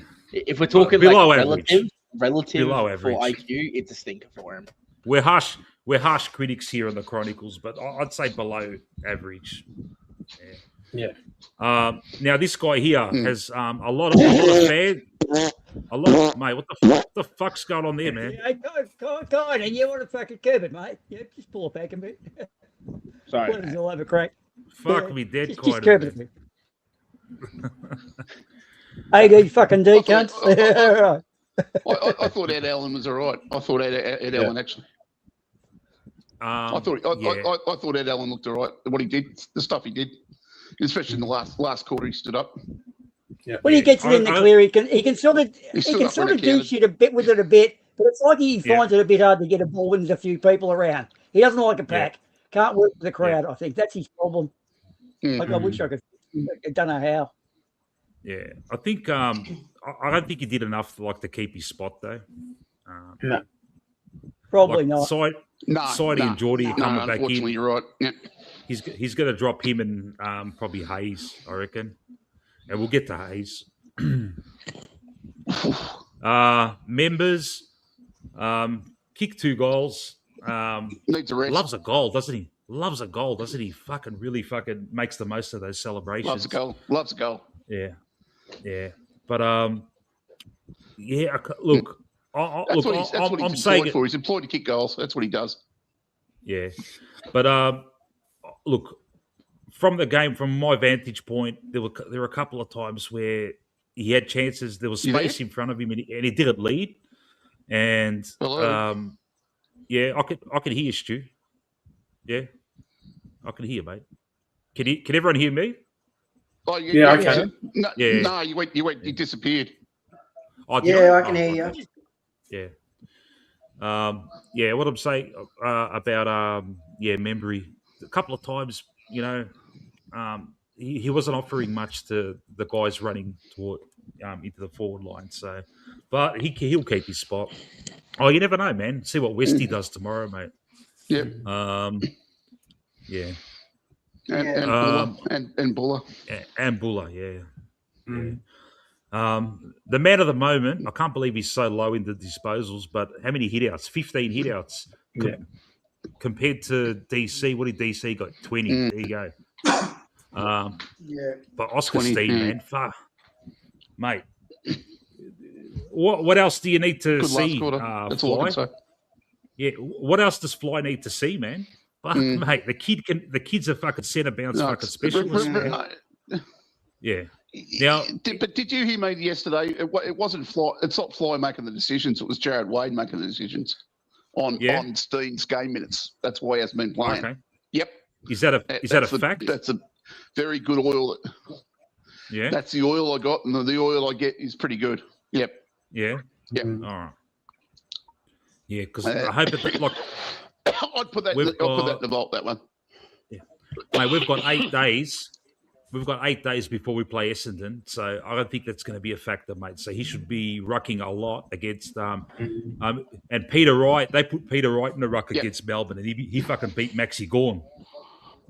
I got to work on there. Peter Wright's a good player. Peter Wright's not a bad player, actually. Yeah, it'll be interesting. Who's Essendon got this round? Yeah. Gold Coast. Richmond, isn't it? They got Richmond? Is it Richmond? They got Gold Coast. Gold Coast. Gold Coast. Gold Coast. Yeah. Yeah, Gold Coast. Yeah, Gold Coast. Yeah, sorry, you're right. I don't know why I said Richmond. Dan McStay, 2 goals. They've already played Richmond. Dan McStay, he's the main guy there. Good to see him take a shot from 45 and not look around to try and do a dinky short pass. But what can you say, mate? He's all right. Yeah, also, as well, I feel like every time he does have a set shot and he shoots the goal, he normally kicks them though, doesn't he? Yeah. I don't feel like whenever he has a set shot, he misses. Like, and he kicks a drop punt. So, well, he actually rucked. He rucked yesterday, or the last game they played. He did a fair bit in the ruck and was pretty fucking good, actually. That's the Essendon win. In fact, I think that was a big part of their win. Yeah. But they're on one of the road. They've won their game for the year. So, will hopefully go back into their box. Yeah. And finally, we got Will Hayes. Kicked the goal, looked lively. And I like this kid. He's probably not ready yet, but, you know, he didn't disappoint or anything like that. I don't know, man. I was rewatching the third quarter, and he did some pretty good shit. I don't know. Yeah. Unfortunately, I agree. Yeah. He did some really good shit. Yeah. Unfortunately, I think they got a we saw in the last quarter too. Yeah. Yeah, I want to say it was the last quarter. He had a really clean pickup to. I want to say it was Elliott that kicked the goal. I know Benny's going to know the exact play. He had this really clean pickup, handball to Elliott, and Elliott kicked the goal. It was that damn clean. If he had been any less clean, that goal wouldn't have happened. And I do remember the comment about he needed to be off for about 4 minutes and come back on because I mean that's the thing, like, you know, when it comes to Steen, like, because I mean at the end of the day, like, we can only see what we see, and obviously, you know, when you like something, you just want to see more of it. So on one hand, it's like I do want to trust Wade to a certain extent because, you know, there would be nothing worse for us to maybe overwork someone like a Steen and then for him to get injured and then he's just on the injury list for 5-6 weeks. So on one hand, it's like it's frustrating because you see a guy with so much talent, all you want to do is just see them play, grow, develop. But at the end of the day, like, he is doing well for what he has, albeit it's not that much. But he's also going to grow. We're talking about Will Hayes. Oh, sorry. Fuck. Sorry, I might have gone. Maybe I just went on a tangent. No, sorry, because with Steen, Ben Zero had a comment about Steen, so I was agreeing with his comment there. That's right. And then with like Hayes and stuff, that pickup for the LA goal, that was huge. Because as I said, if he was any less clean, he probably wouldn't have got it. To Elliott, and we probably wouldn't have gotten a goal out of it. And that was also, I think it was the fourth quarter. I don't know if it was the start of the momentum, but it obviously carried on the momentum of the goals being kicked as well. So those little plays like go a long way. Especially with that Anderson tackle in the fourth quarter. I think we were up by about a goal or two, and I just remember Anderson, I think he marked it around like 60 meters out, probably like with a little bit of an angle. And then I think someone, I can't remember, it might have been Elliott as well, marked it after that really strong, like brutal tackle that Anderson had. And then I think Elliott went back and kicked the goal. I think I even said to Benny as well for that one. I'm like, if Anderson doesn't stick that tackle, we actually probably lose. That's how important that tackle was. It's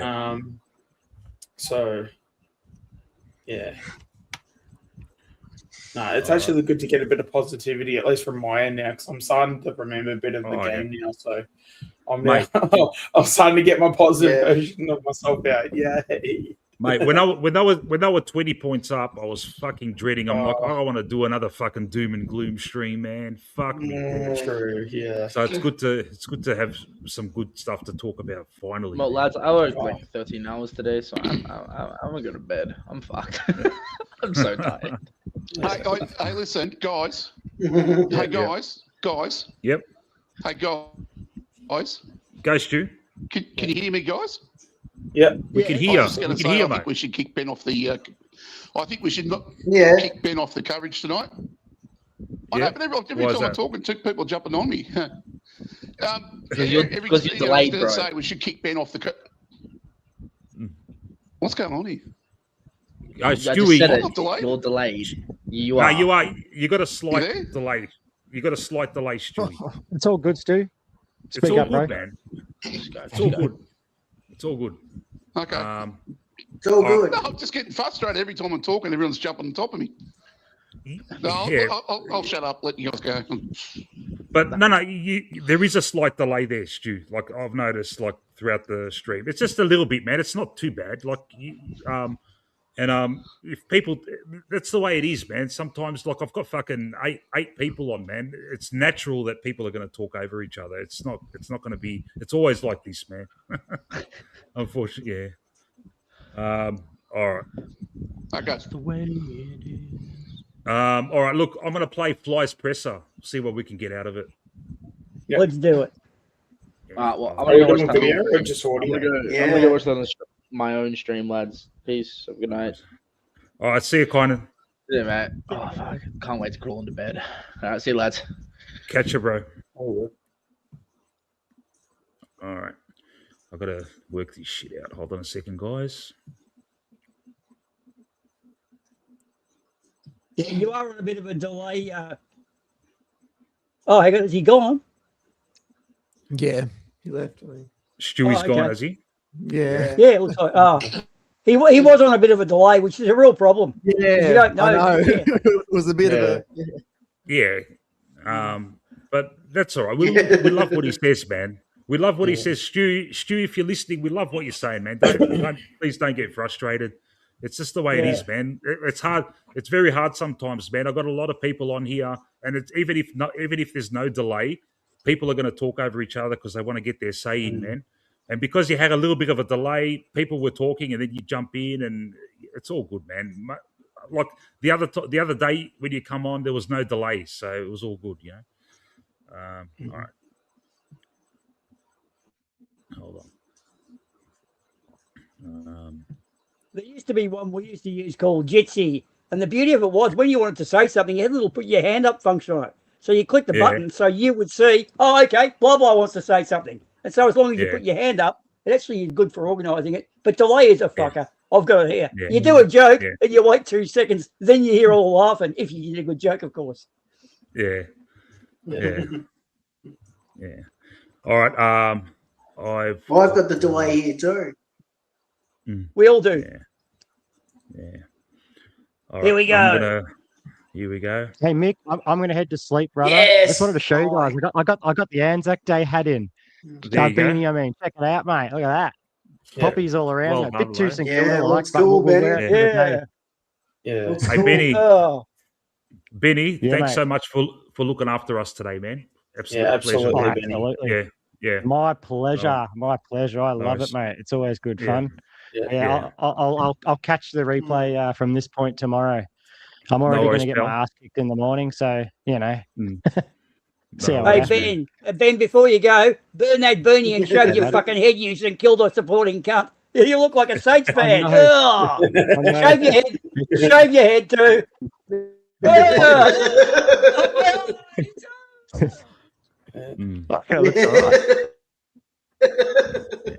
Anyway, night, fellas. See you, Ben. See you, Ben. See you, Ben. Yeah. All right, I'm gonna play this, but there might be an ad before. You might have to listen to a fucking some betting ad before it starts. I'll have to show you how to do an ad blocker, mate.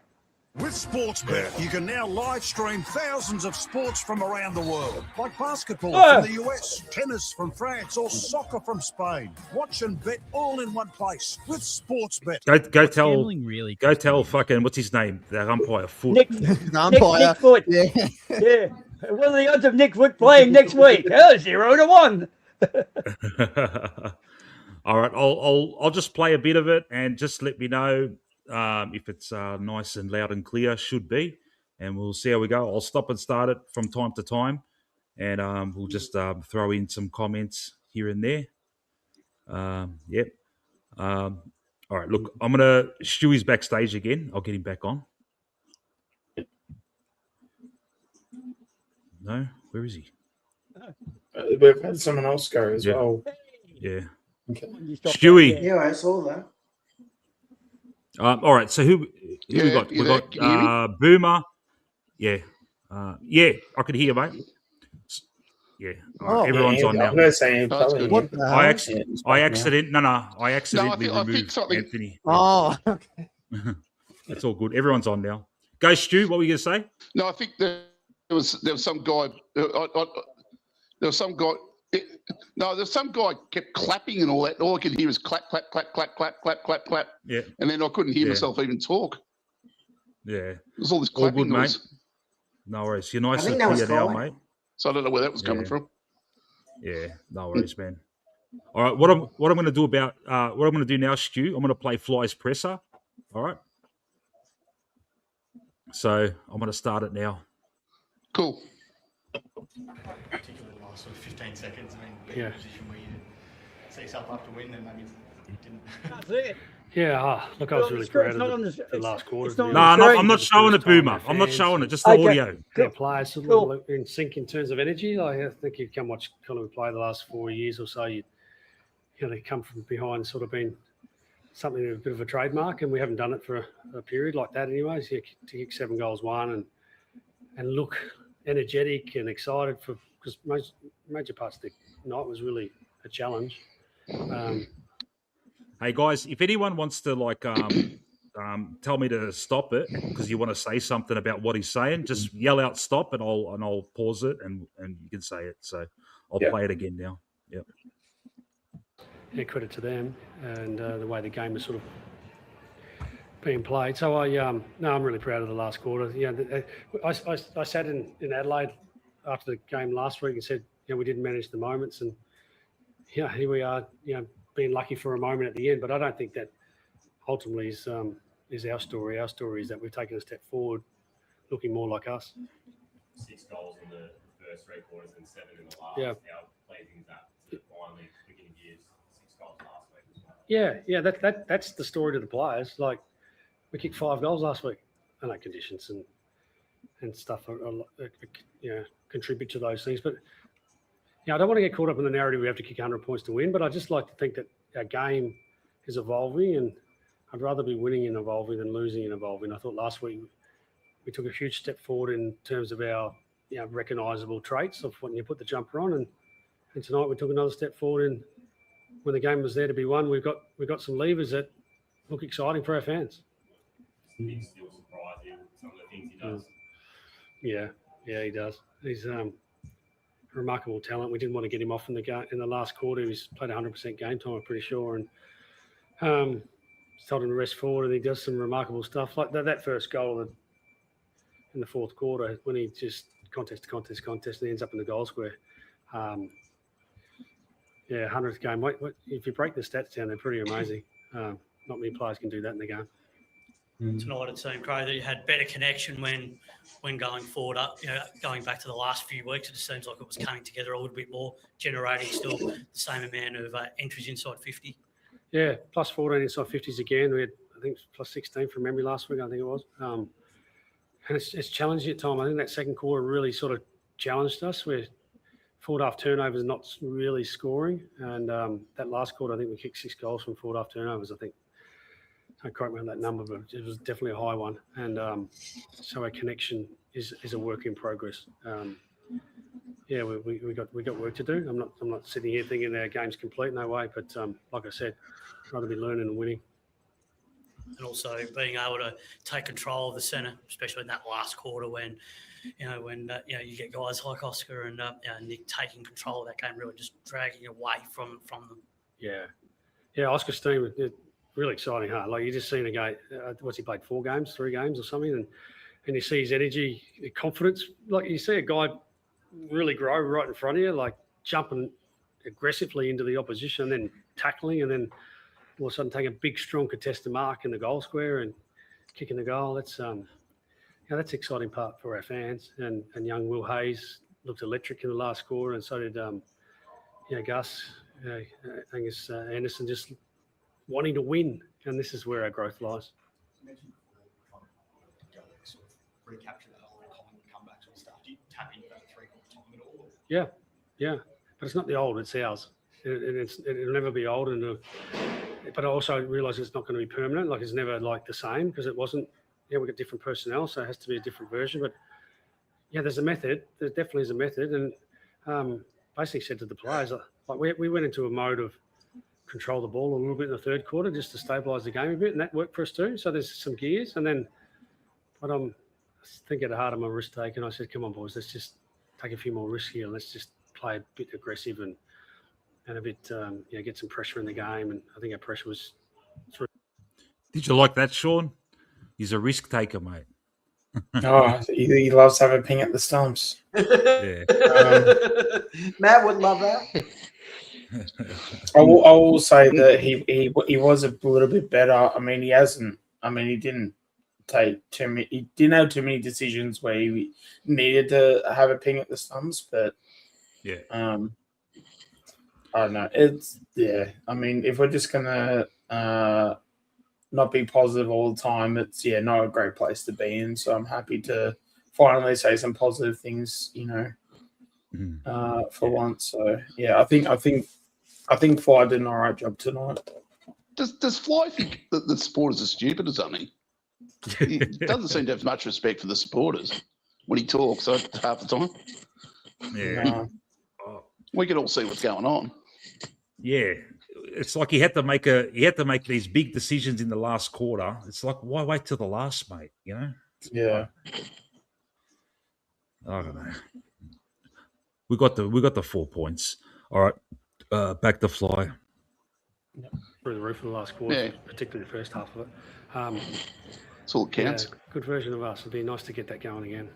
You alluded to it before mentioning Oscar and Will on their moments in the last quarter. A lot of discourse around Collingwood and not seeing a lot of the youth. But when you have a night like tonight with Oscar playing the role that he did, Will Hayes popping up for his goal in the last quarter, looking really good. Does it liven the place up a little bit more to show that the next level is there, just given the opportunity? Yeah.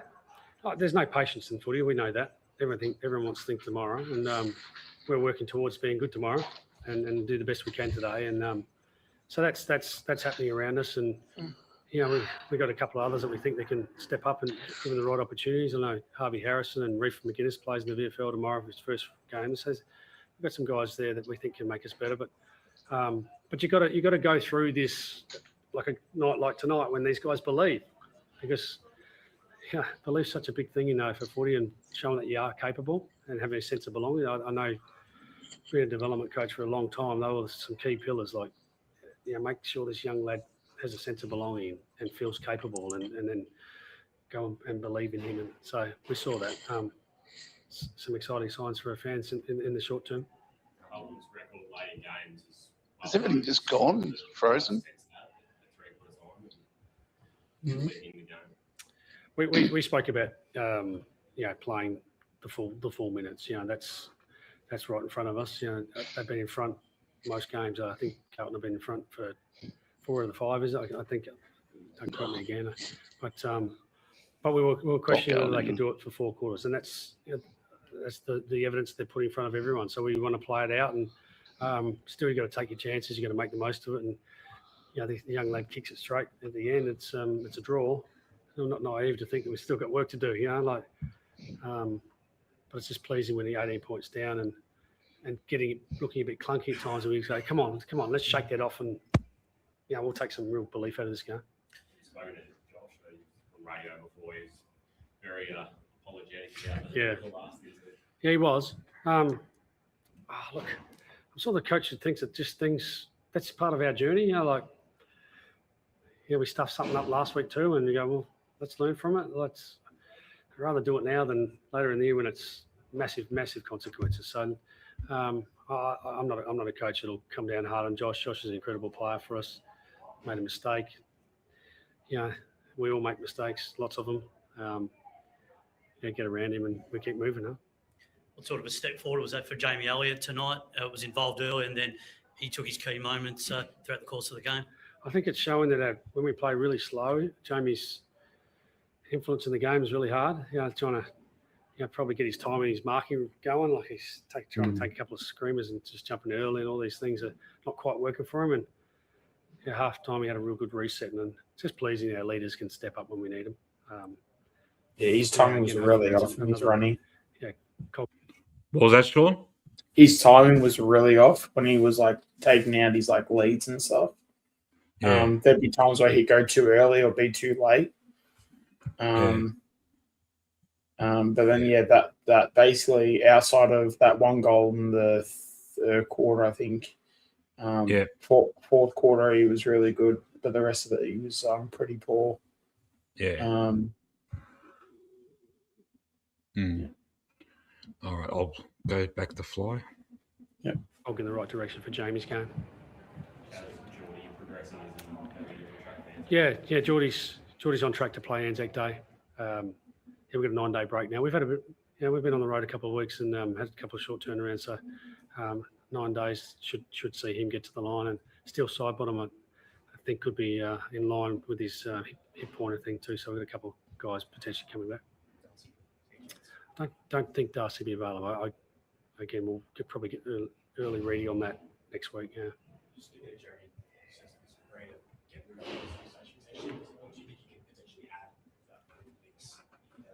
Yeah, Howie. Yeah. No, I just think flexibility, ability to something's not working and we just need some movement. And I thought this times like Dan looked really good for us and Tim, but we just might need a third wheel, and then Oscar goes down. So whatever the game potentially needs, he's a really smart player, Howie. He's an organiser too, so he's a good leader.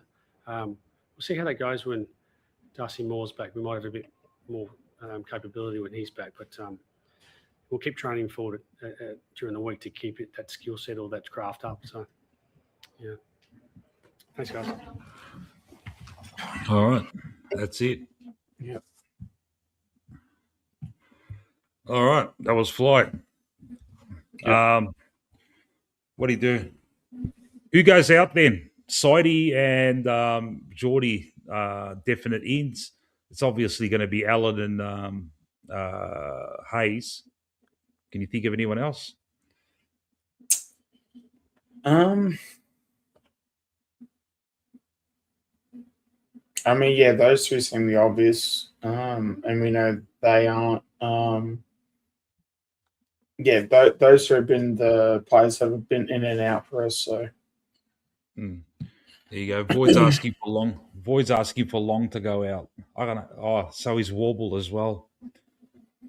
Matt's asking for Long. I feel like Long's too important to the structure to be dropped. Yeah. I don't think everyone wants Long we out. have anyone. Yeah, I don't think, because if you take Long out, who's coming into, and and you can maybe say Geordie and stuff. And yeah, I mean maybe Geordie is that player, but I mean I was actually really happy to see even Long play as like a bit of a key forward even. Yeah. Because we know he can play the midfield role and stuff, but as a backup role. Yeah, just to have that big frame in the forward line. I just can't see it, Sean. I can't see Long as a forward, man. But that's only because he looks so awkward, though. He is so awkward as a footballer. Yeah. So he's not your traditional when you go to the football to look at players because they, when I say look good, look good in a football sense. Yeah. Long's just not that. He's just not the one where he's he's not the one that's appealing to the eye from a football skills point of view. He's very awkward, very all over the shop, and he's like arm movements, leg movements, and all that stuff. Yep. But it's also a thing of the fact that he probably needs to warm up to the role as well. Yeah. Yeah. But then in saying that, because I know there's some people saying that Hayes needs to stay in, then if it's not Hayes, then who comes out? Because I wouldn't even mind it if Fly even says hey, Sidey and De Goey are kind of 50-50. So because of the way we're going, we're not going to play them. Yeah. But I just don't see it. I just think that if they get ticked off, if they tick all the boxes and they're ready to go, it's though Allen and Hayes are the two that come out. Because so hypothetically, let's just say there's some rule where Hayes can't be dropped. Who's then being dropped after it? You know, because Hayes, as much as he did good, he just seems like the obvious choice. Yeah. And when I say obvious choice, especially when it's under fly coaching. Yeah. Yeah. Yeah. It's the obvious one. Here we go. Yeah, because I did like parts of Ed Allen's game tonight too. I thought he was, he obviously wasn't great, but like I thought he had his moments where he was looking like he was improving. Yeah. Yeah. All right. Yeah.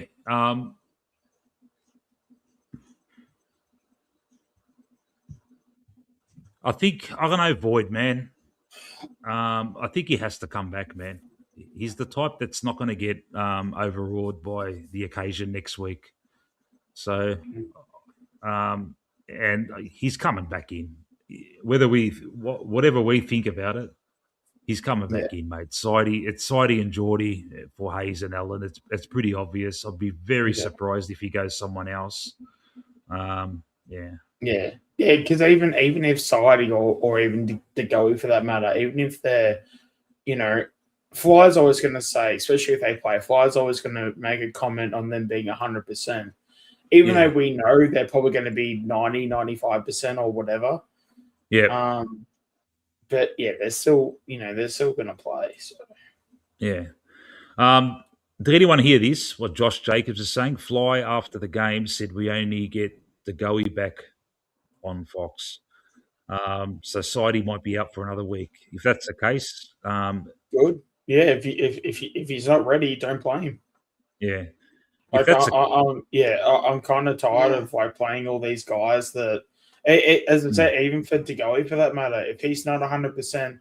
Although I think with De Goey is more concussion, so like he'll be he should be more than okay. But yeah, if they're not right, don't play them.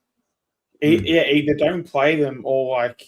I know for these guys, it's like you don't put them in the VFL. Hang on. With De Goey, though, De Goey was more than one injury because there was the elbow or the knee to the side of his head that was concussion, but there was a time earlier in the game where he pulled his calf up or something in a marking contest and he ran off and came back on. So De Goey's kind of what do you call it, compound injury. We don't know whether he is just concussion at this stage. And when he uses his legs now, it does seem to be more than a weekly thing with De Goey. He's a bit beat up down there too, so that's not a given. Anyway, hey guys, I'm going to go to bed, so go Pies. It was good to win tonight. Thank fuck for that. I've been, yep. And I'm going to say, I'll say it again, but I reckon when you go back and watch the game, this is going to be one of those bits where we see Nick Dacos, and this is going to be Dacos magic we'll talk about for years to come when you see it back tomorrow. Yeah, and you were there, you saw that, Mick. I'm fucking jealous that you three guys got to see it. But go Pies, what a great game. Hopefully we're back on track for a good season. Yeah. Go Pies. Thanks, Boomer. Catch you later, bro. No worries. Actually, I will ask you a question, Nick. When it comes to Nick, I felt like his breakaway speed hasn't been what it used to be, especially, I don't want to throw out the word prime, but like when we saw Dacos had his best, he had like this like burst of speed. Do you think that came back tonight? Yeah, I noticed it, but I got to watch that last quarter again. But it came back. I saw him like that little passage of play on the half forward flank where he outran two Carlton guys, maneuvered his way around them, then outran him. Yeah, he's always got that, man. But the last 2 weeks though, like he was really struggling to do that. To have the burst of speed, like he's a very like his technique is very efficient when he runs. So he's always going to be like somewhat quick anyway. But obviously you sort of know when he turns on the jets. Where like tonight he turned on the jets at times. Where I feel like he struggled to do that for at least 2 weeks, if not longer. Yeah, well, he was proppy last week. He was probably 80%. Yeah. Obviously he's obviously shaken off whatever corky he had, and he's looking good. Yeah. Anyone in the chat want to ask us some questions? We've gone through all the players. We've gone through pretty much everything, but happy to stick around. And Sidey not informed. Why is he automatic? Game may be gone past him. Rather Swaddling come in. If inexperienced players are not cutting it, Kid gets a game. Personally, I'd rather Sidey just go forward at this point, to be honest. But in saying that, though, like, I mean, he's had a lot of games under his belt. Like, he's got so much experience. The players trust him. He knows the system in and out. It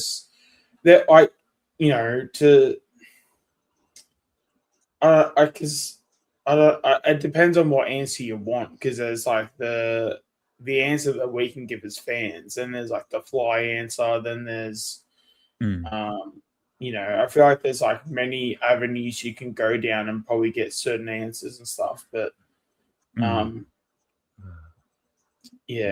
personally, if I was to, if it was my job to figure out what to do with side bottom, I'd just make him a half forward or even just put him forward pocket and just because we know he's got that forward craft, for those that remember back in even around like 2010 and stuff, and he was that crumbing forward that would pinch it in the middle. Why not go back to that? Because like we know in a full, if he was to play as a forward, especially with someone like a Hayes doing some of the things that he did, Sidey can easily do that. And I reckon if Sidey went forward, I reckon he could kick 35, 40 goals. Even at his age. Yeah, absolutely. Yeah, no, like when you're at that age and stuff, because I don't know, because I feel like he's played probably his best game as a winger. Especially when you're a forward, you just need moments. Like you kick 3 goals and you're basically you're not best on ground, but you're one of the best. Yeah. So you only need 3 moments, and then obviously then after that, it's just a matter of like the amount of pressure you put on. But if you crumb 3 goals every week, that's 3 goals you're kicking every week that we don't have to find from other people. Like, I just think the Sidey's has way too much class, way too much forward sense to just not throw him there, because when you have like a Roan Steele, when you have I'm trying to think, but even if you throw like a Perriman onto a wing, or I kind of don't want to see a Crisp on the wing anymore. Like I feel like he needs to maybe. I don't mind if he's like a defensive midfielder, if he's like one of your last options. Halfback. Halfback should be his role from now on, I think. Yeah.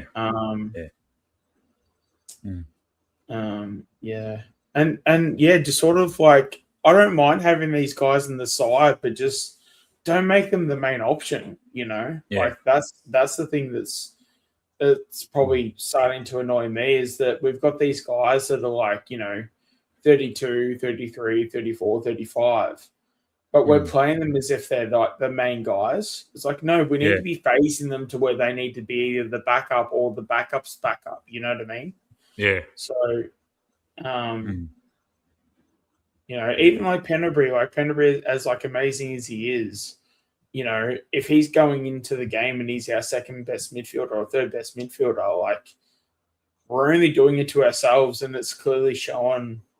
It's clearly showing that like we just don't have anyone that's like stepping up to be like a actual second or third mid in the middle. You know what I mean?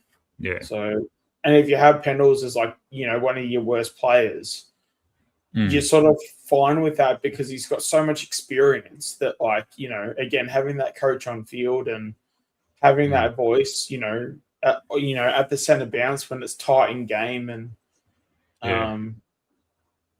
just to have that wisdom and just, all right, guys, let's do this, and this. Let's go with this game plan. Like, it's huge. It's absolutely huge. Yeah. So as long as he's, even if he's like on the bench, or even if he becomes like a bench player, but like, Yeah. Some people asking about the watch along for tomorrow. As of now, Anthony's going to do it, but he told me if he pulls out, he'll text me in the morning, and if that's the case, me, myself, and Sean Ultimate Greatness will be ready to do it. We're contemplating just doing it anyway, going into competition. Fuck it. But, what's that meme or that quote from like Do the it, news do thing? it, mate, Okay, let's do do it it. live. Let's do it live. Fuck it, just do it live. Do it, Mick. Do it. But Just but do no it, one will be Mac, watching. Mick. But Just no one will be fucking watching do us. That's anything. Oh, who cares? I mean, I'm sure We could actually, use it as a true, practice mate. run. That's I'll not take true. that back. That's not true. We could do it as a take that practice back. run. Put it in the chat. Like, I don't know, just say something like, just if you guys would watch us over Anthony when it comes to a VFL stream, let us know in the chat.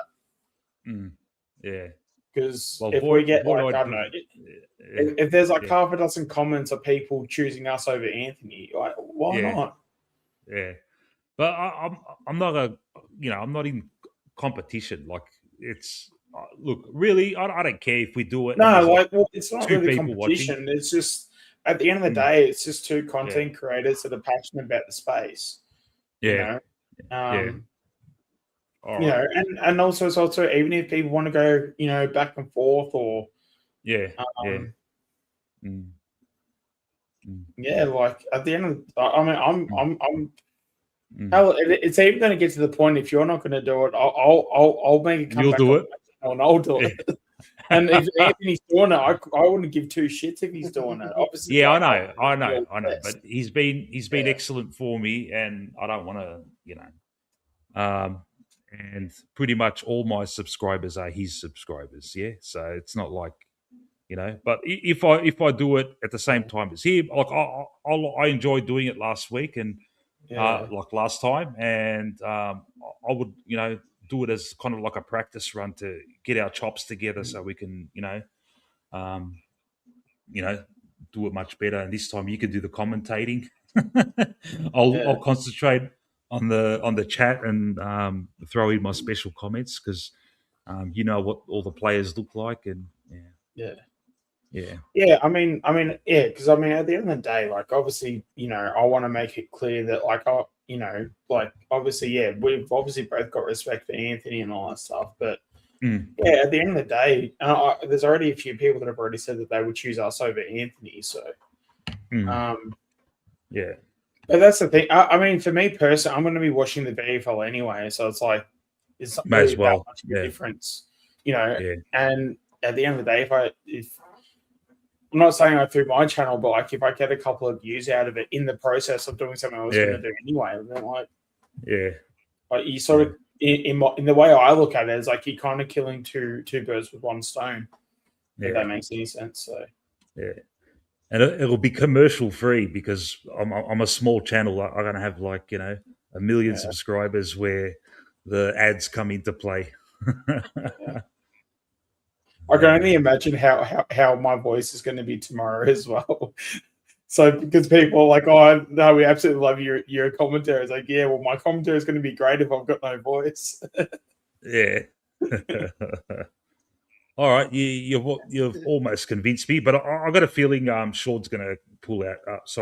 Anthony's going to pull out anyway. So yeah. I can understand, like, from a respect point of view and stuff, and that's like great. But at the end of the day, it's like,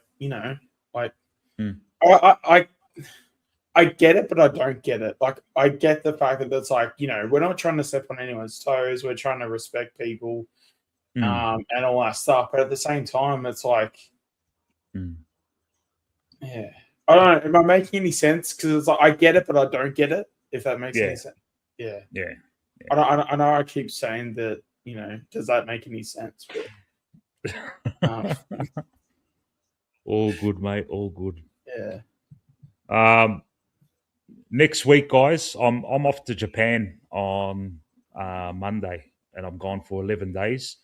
So I'll try and do a stream from my hotel room in Tokyo before and after the Essendon game, but I got a suspicion the Wi-Fi is not going to be good. I've tried to do these streams on Wi-Fi before, using just Wi-Fi, and fucking there's always fucking complications, man. It drops out, fucking. There's a delay. It's just a fucking nightmare. On my first few streams when I first done this, I tried it, and everything just fucking fell into place once I just fucking plugged straight into the modem, and there was no drama. And it's just been since then, no dramas whatsoever. So I'll try it. I'll do a test stream beforehand, see how it goes. And if it goes all right, then I'll do it. And but the Hawthorn game after that, as the game is being played, I'll be on a plane, so that I probably won't be able to do anything for that one. I'll be in airport. I'll be fucking in airports and shit. But it's probably a good game not to miss. Yeah. Well, in two weeks, I'll have an away game for football where I got to travel to North Ballarat. So, yeah. So that's basically like an interstate trip for me. Jeez. So I don't know what the situation is for that week through AFL and VFL. So we'll sort of see how we go with that. Especially as well too, because like I think one of our games, I think we start at like 11 o'clock. So it's like I'd rather just book a hotel over there and like because I think from where I am to North Ballarat, it's like 2 hours, maybe 2.5. Yeah. Just to play a game of footy. So actually, I'll probably be playing both games. Actually, I'll probably be playing in the seniors and reserves. So. At least I'll be getting 2 games in at that point, because if I'm over there, I might as well play 2 games. Yeah. So Warble, you use Wi-Fi, do you? And you got no dramas. All right. It must have been like my Wi-Fi at my house when I used it was fucking dog shit.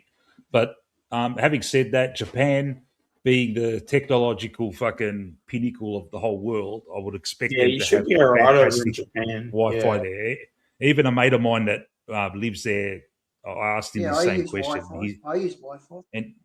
And this bloke in Japan said to me, should be no dramas. So it should be all right. We'll see how we go. But then again, I can't be doing fucking 5-hour streams while I'm on holiday, and my missus will be looking at me like, what the fuck's going on? We're on holiday, you're doing fucking 5-hour streams, stuck in a hotel room when we should be fucking sightseeing and stuff. So it'll be a short one, but yeah. Absolutely. No, that's fair. No, but I mean, God, like you just, I mean, we kind of spoke about it a little bit tonight, even like, you know, I really, really do want to make a comeback, but it's also, I just got to make sure that when I do sort of commit, I'm not just like straight in and then like straight out. You know, and there's a few things, a few computer parts and some bits of equipment that I need to sort of get before I commit.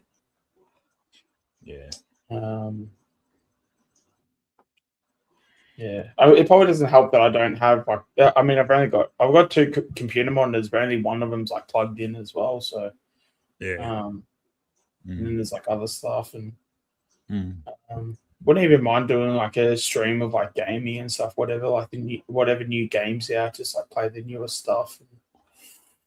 I'll figure it out eventually. I just need to build up some cash before I do anything or commit to anything official.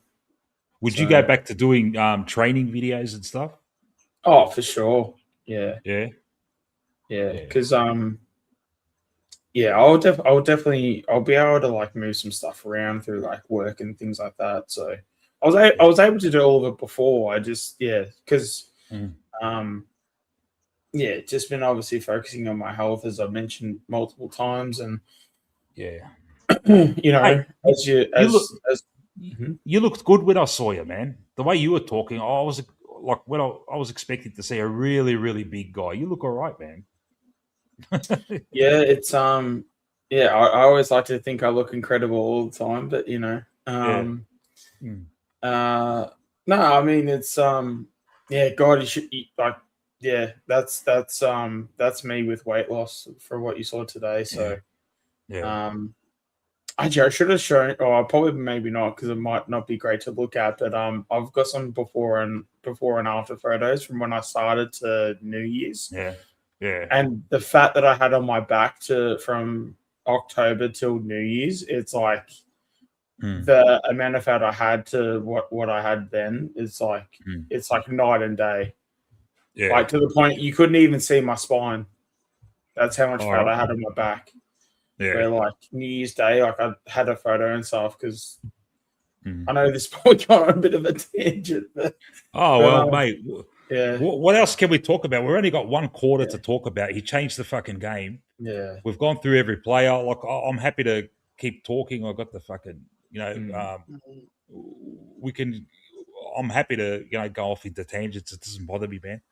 Yeah. If anyone in the chat, you want to spark up a conversation topic, we'll talk about it, or anyone want to jump on.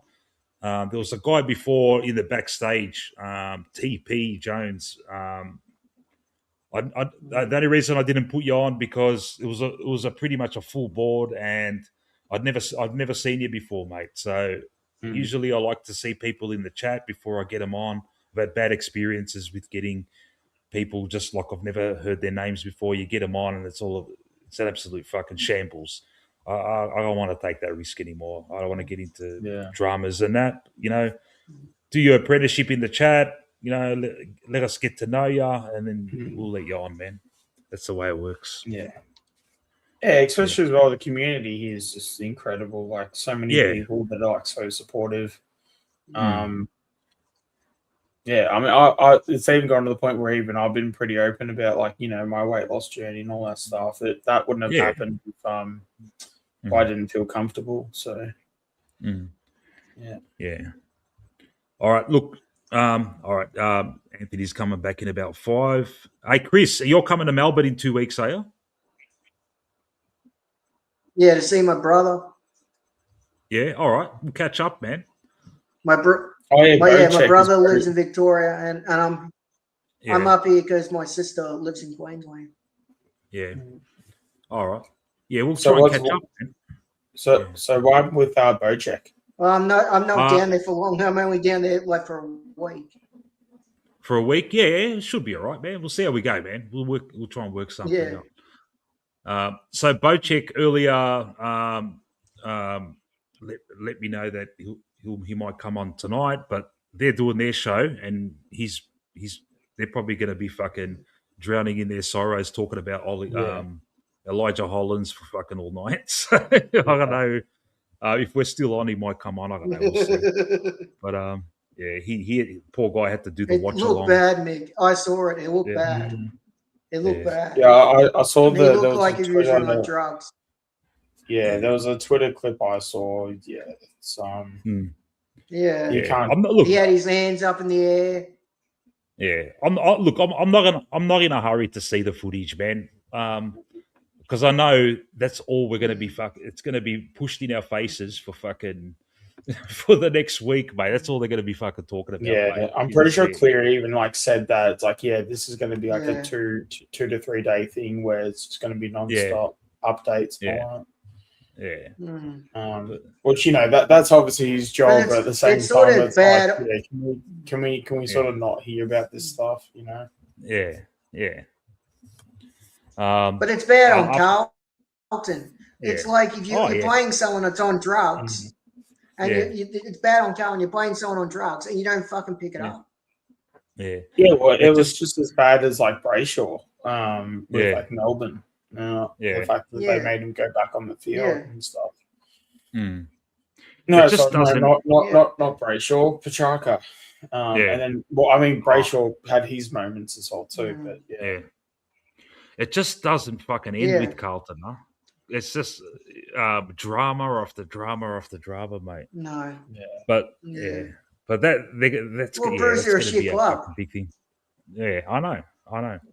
It all comes down to there's no fucking way someone in that whole fucking playing group wouldn't have noticed what was going on. And he played the whole game, didn't he? Did they take him off? Because you could even see him walking off the field in the post-match interview with Pendlebury. Yeah. So he played the whole game, and surely at some point, Yeah. like, that's the thing. Even if it's like pre-game and you're in like the warm-ups and everything, I don't know if it was a thing of like, but if we don't, like, if it maybe it was like a thing. Maybe they saw it halfway through the first quarter and they're like, "Well, shit, he should have been like a laid out," but because we've already made the call, let's just chuck him in the forward pocket and just hope for the best.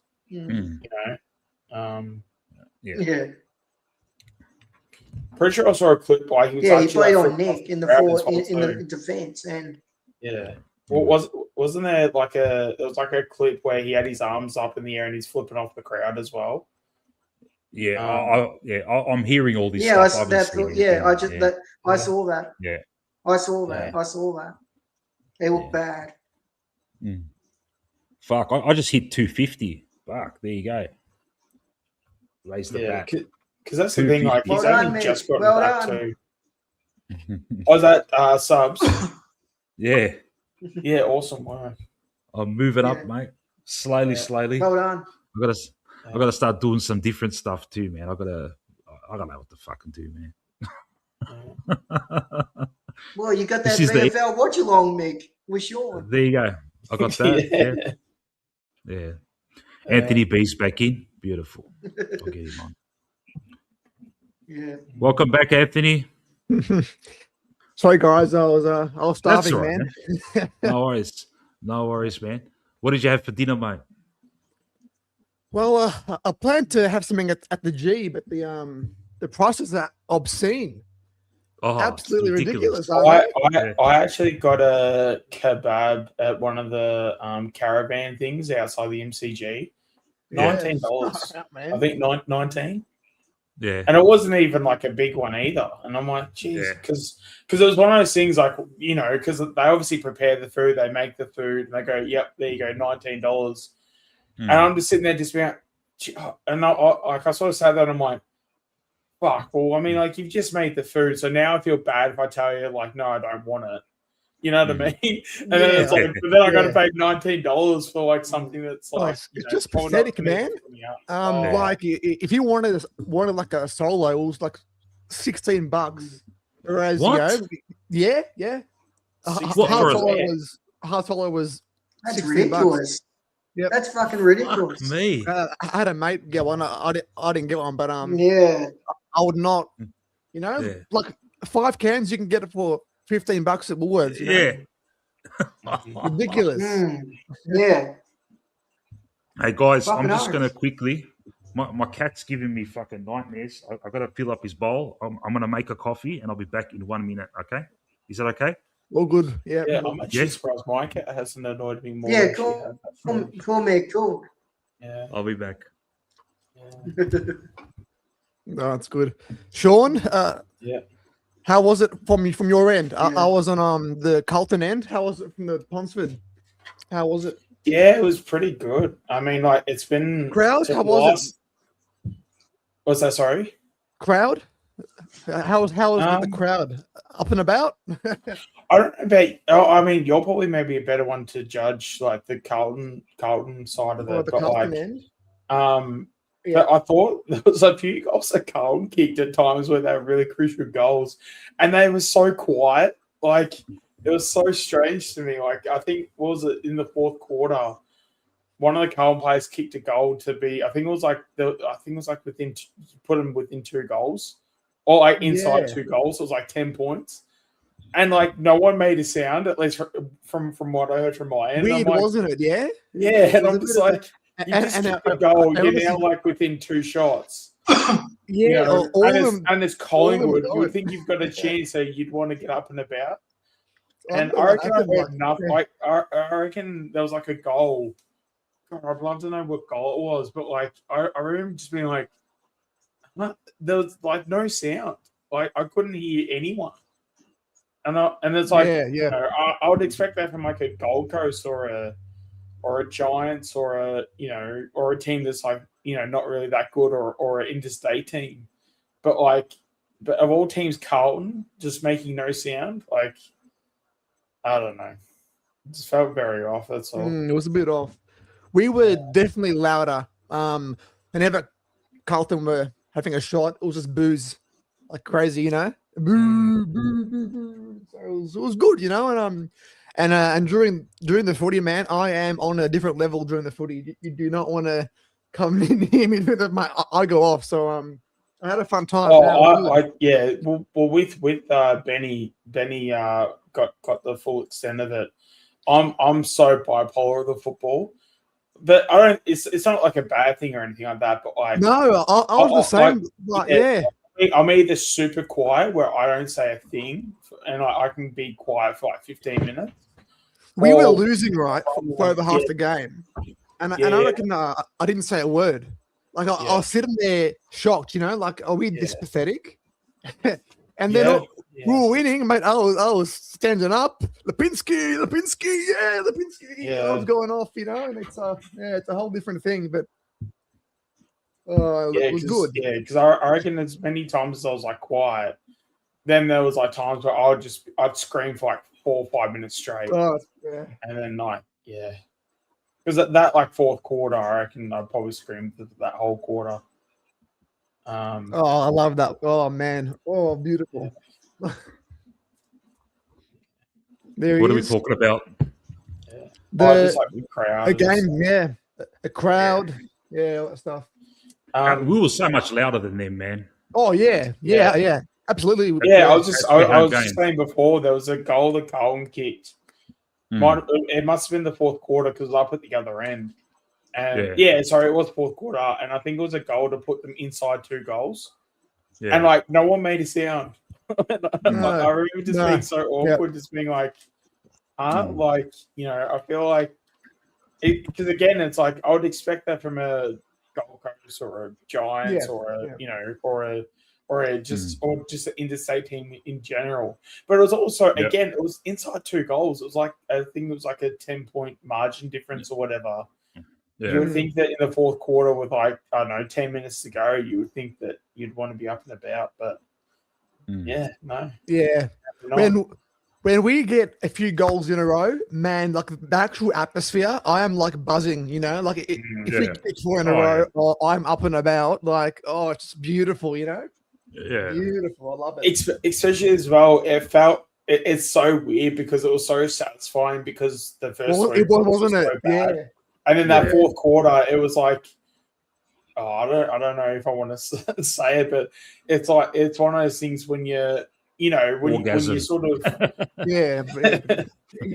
you sort of get blue ball for like 3 quarters, and then the fourth quarter happens. It's it's like it's like, oh my god, finally, like we can actually like sit there and enjoy a quarter of football, you know.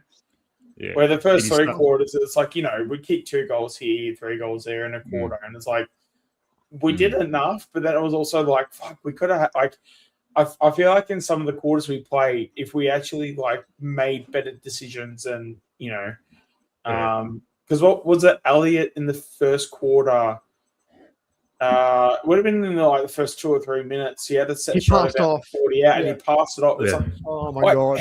How are you passing that? Yeah, you know, it just set the tone. Yeah. Well, because I even was like telling you, Mick, as well too. When it comes to Elliot, like I just don't understand how Elliot. It's one thing to have like a bad start to the season, but it's like in the way that he treated last year and the fact that he kicked all the goals that he did. And I said it to you as well. I said that if this was Elliot in a contract year, he wouldn't have. I don't think he would have passed, you know. And then he would have like backed himself in, had the set shot from 40, kicked it straight through the middle, and like, you know, that's it. You know what I mean? But because he's got that contract, I feel like there's a bit of like not like a retirement fund or anything like that, but like but there's like a bit of like, okay, I'm comfortable, like I've got my golden parachute if things turn to shit. So it's like you're not putting in that efforts where you're like desperate, if that makes any sense, or you know, or it's like, you know, it's not, I don't want to say it was like Stringer type, you know, out of out of contract version of like Jake Stringer type ad, but like, you know, But last year, and that's fine. Like, if players want to go for their contracts and stuff, because it's on the club to be signing them and all that for the right amounts. But I don't know, it just sort of rubbed me the wrong way at times tonight, where I'm like, if Elliott was out of contract this year, I don't think that he would have played the way that. I don't think he would have played the way that he would have if he was in contract and got his 2 years. Yeah. Good point. Elliott's been a bit of a. I kind of feel like his effort's been there for the whole season, because I have seen him tackle hard and crumb hard, but I think it's more of a confidence thing with him. I honestly think Elliott is a big confidence player, and often this contract just applies more pressure, right? So he's probably feeling a bit of pressure right now. I haven't performed. But it should be the opposite. You should be feeling the pressure out of contract, which is fine. Well, absolutely, yeah. That's the thing, though, because he's got that contract, and it's like he can have the worst season this season, and in it does obviously matter, but in a way he can think that it doesn't matter, if that makes any sense. He probably may not think that, but it might be like a little bit of a. I feel like the mentality is going to be different compared to last year where he was out of contract. It's like, oh, damn, that might be, 20 grand off my contract. You know what I mean? Or if he kicks a goal, it's like, oh, that could be, I can now put an extra 20 grand in my contract now. You know what I mean? Yeah. So, he sort of changed. I felt like how many mark of the year attempts did he have in the first half? He was that for was everything. annoying. Seriously, man. Yeah. He's not getting near him too, yeah. No. And it makes it so much worse when he's just not thinking properly. And then when he's trying to go for the whole glory, mark of the year type stuff. It's just at the end of the day, just I don't know if the answer is just play your role and don't go for the speckies, because at the end of the day he's going to take the specky and we're sort of has to have that. Yeah. So it's I don't know, a part of me is well, if he's a hanger and he takes mark of the year and stuff, we're all going to be mentioning how amazing he is, right? Absolutely. At the same time, it's it's just win the game of football at the end of the day. So I don't know. Yeah, Voidoid's on the right track here. Voidoid, yeah. You know what, guys? The Crows game, we were ordinary and only just lost. Crows have been very hard opponents all year. The Freo game we controlled and we mucked it up. Aside from the Brisbane game, we've been okay, and there's enough there to say we can turn it around. There's enough. Yeah, this cliff talk is overstated, and I hate being the old guy, that says, "Oh, I've seen it all before," But I have, man. I've seen it. I've seen us be absolutely dog shit and then fucking turn it around. And go on a run, we haven't been like dog shit. We've just been a bit a yard or two off. That's really all.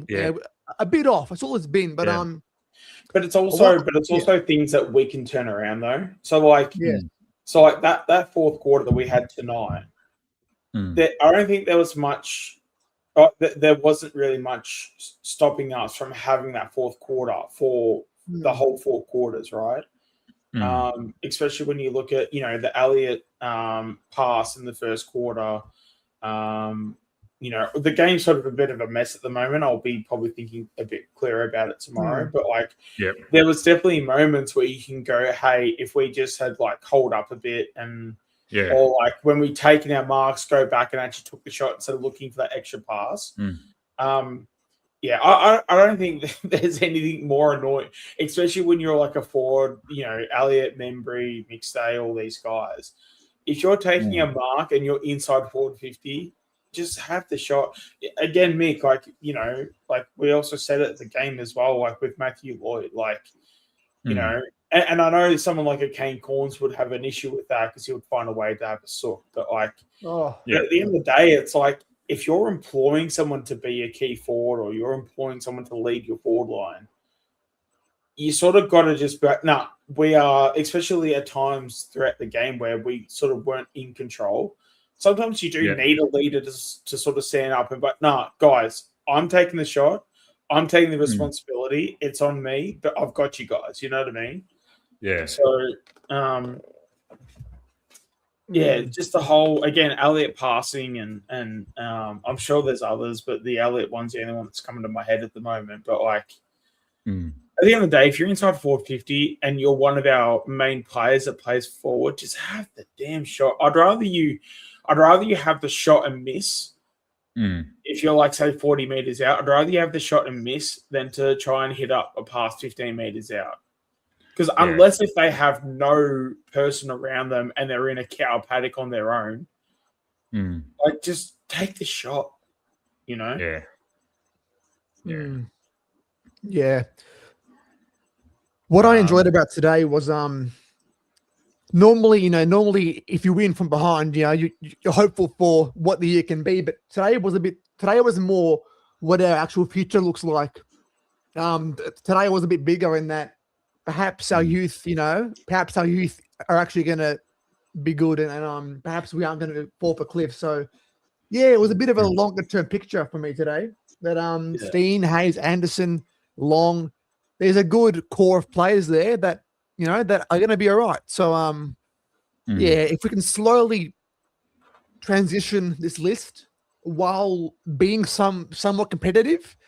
I'm not saying we're going to win the flag this year, but I still think our list is one of the best in the comp. Our best 22 is one of the best in the comp. So look, it was There's more one of factor a long too, term. man. One factor too, You throw Darcy Moore back, all of a sudden, the transition from defence to forward, and you know how he plays that kick behind play type of intercept game. It just adds another dimension. So our defence is held up without Darcy Moore. Once he's back, another cog gets activated. And if Moore plays today, Mitch McGovern will get like 1 goal, Kemp 1 goal, so you already cut 4 goals out of that. So it's a big game because Frampton can then roam a bit freer, and Howe can intercept more. So it's got a bit of a flow-on effect with Moore. It'll be intriguing to see how Essendon go against Gold Coast. I'm assuming that's up in Gold Coast. Let's have a look. I don't know, actually. Yeah, it is. It is. is. It is? Yeah. It is, yep. It is. It's up in Gold Coast. Good. So they have 2 days less and travel. Yeah. There should be no excuses for Saturday night, I think, or Saturday afternoon, Yeah. I didn't watch that. I didn't watch when they beat Melbourne, but from all reports, they were really fast and zippy. And their midfield looked good with... I did, because my brother-in-law wanted to watch it. I didn't want to watch it. So, so in midfield, they got Merritt, Parrish, and Sardis. Oh, mate, the Essendon supporters that I know have been fucking bagging Sardis for fucking 3 years. What, all of a sudden he's a fucking gun now?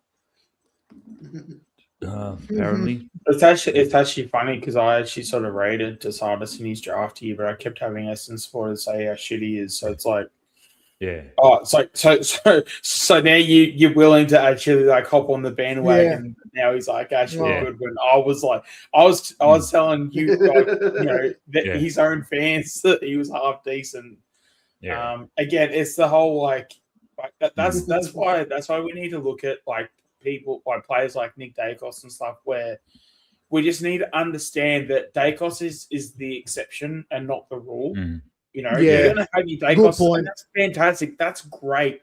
But he's not the standard. And, like, the standard is basically, like, the average, right? Like, the average is, even if it is someone like a Harrison or, mind you, I can't wait for Harrison to come back because he's going to be he is one guy that's going to thrive in this system as well, too, because, he just needs to get fit. But, like, because Harrison didn't have the hottest of starts because he only played 2 games, got dropped, and then he had 24, which he was really good. Voidoid is our Essendon correspondent because his missus goes for Essendon, so he knows all about him. Archie Roberts got 42 touches off half back. Wow. Yeah. Archie Roberts is an interesting Yeah, one. he So, was so good. for those that don't know, he was supposed to be he was predicted to be a first round pick in his draft year. Yeah. I can't remember exactly what number he was at Essendon, but he dropped significantly. He was like pick 50 something, maybe even 60. Yeah. But going into the night, he was expected to go first round. Okay. But because he was like a back pocket player, yeah, I'll see if I can find it because I'm pretty sure I've got the right guy. Because Voidoid's saying he's a Pendle's prototype. Wait, it's Archie. Wait, who was it again? Archie Roberts. That's right. Oh, I was thinking of Archie Perkins as well. Yeah. And I was thinking, what the fuck he's talking about? He's a fucking. No, he's like a back pocket. Yeah. Yeah. So it's another Archie. Okay. 54. There you go. Yeah, so he's picked 54 in the 23 draft. But going into that draft, he was supposed to be a first round pick. Yeah. Because he was one of those. Because there's always one. There's always one that's expected to go around like 12 to 14. But then they end up getting picked up around like 50 to 60, and he was that one. Very like skilled, very like talented and stuff. But yeah, is he a Pendles? All right, I might need to watch an Essendon game just to see that. Yeah, Kevin's in backstage. Kev, is that you? Yeah, he's Put good. your camera on. He's good. Put your camera on, Kev, so I know it's you, man, because I'm sick of this fucking all this crap that's been going on. Yeah. Use your account on YouTube, Kev, and comments. So Mick can see it's you, I reckon. Yeah. Give me a comment on YouTube. Kev. Yeah. And I've made you a mod, so I've got to see the little spanner as well. Oh, very nice. I'm pretty sure I made him a mod. Because that avatar that's on it is dropped out. There you go.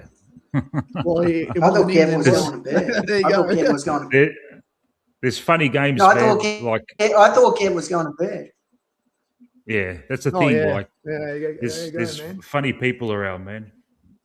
At these times, mate, they've got nothing else to do. But if it's really Kev's got my number, mate. He can text me and say it's me, mate. Yeah.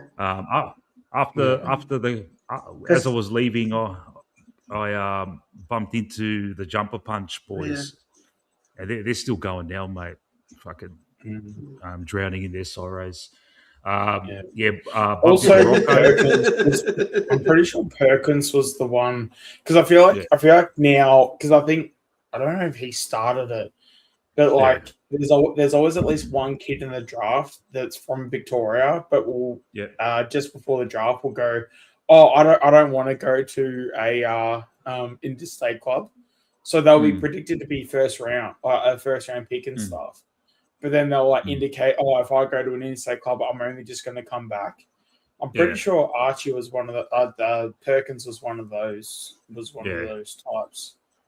So I want to say, was he the when they got those like keys as well around like 2020, like Nick Cox and Nick Cox, my God.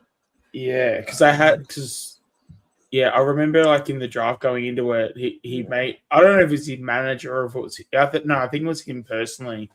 He said something to the effect of like, if I go to an interstate club, like I'm only just going to come back to Victoria anyway or something, which, I mean, why do you even do that? Like, I know.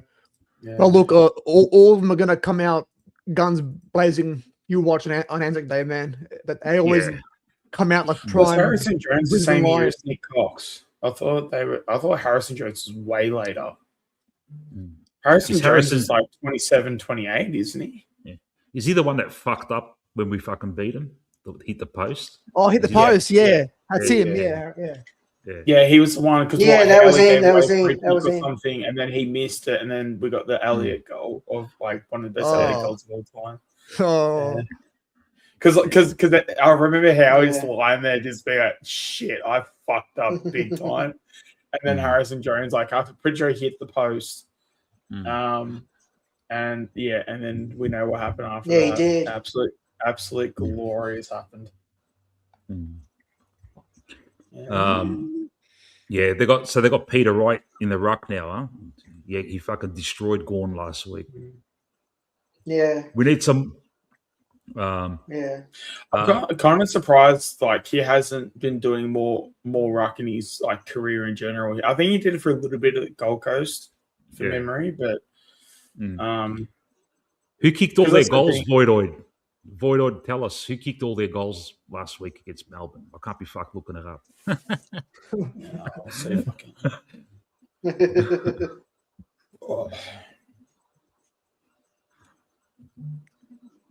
Is Langford still playing? He should be. He'd be young enough. He always fucks us.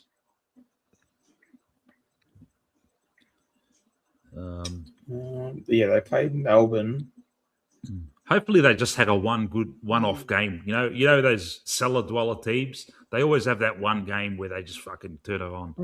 They had about 7 players kick 2 goals, so no one. Okay. No one like stood out. Like Nate Caddy 2, Archie May 2. Langford's a defender now. Thomas Edwards kicked 2. Don't know where he's from. Yeah, maybe he's like a mid-season or SSP or something. Yeah. 25-year-old. I had no idea. Apparently he's a key forward, 191 centimeters. Yeah. Isaac Kako 2 and Xavier Desmond 2. Yeah, Kako's been going to the midfield now, huh? Yeah. Apparently so.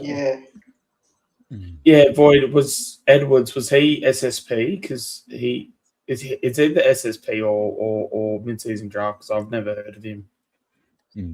So if I've never heard of him, he's obviously been recent. Yeah.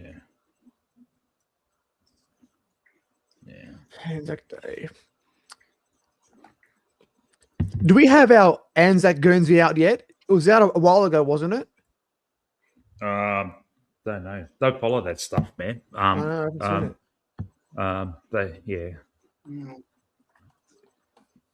It's got to be our home game, yeah. No, away game. It's another away game. So we'll have the white strip. They'll have the black. Fuck! I hate us in our white strip. Really? Oh yeah, we had a good cover over that. Yeah. I don't know. Actually, yeah, mind I hate it. I hate it so much. I don't mind the white strip. Yeah. God. It's so just like, it feels like, one of those like cheap sort of like I call fake jumpers. So how like if you go into things like the Victorian market or whatever and you get a knockoff like soccer jumper, that's what it looks like. It's like it's got all it kind of looks like Collingwood, but then it doesn't, because if they do, they get sued. But they try to make it look like Collingwood, but really at the end of the day it's not. Yeah, they're always playing with it. Like they have some black stripe on the shoulder now, and it looks, I don't know, it looks a bit weird.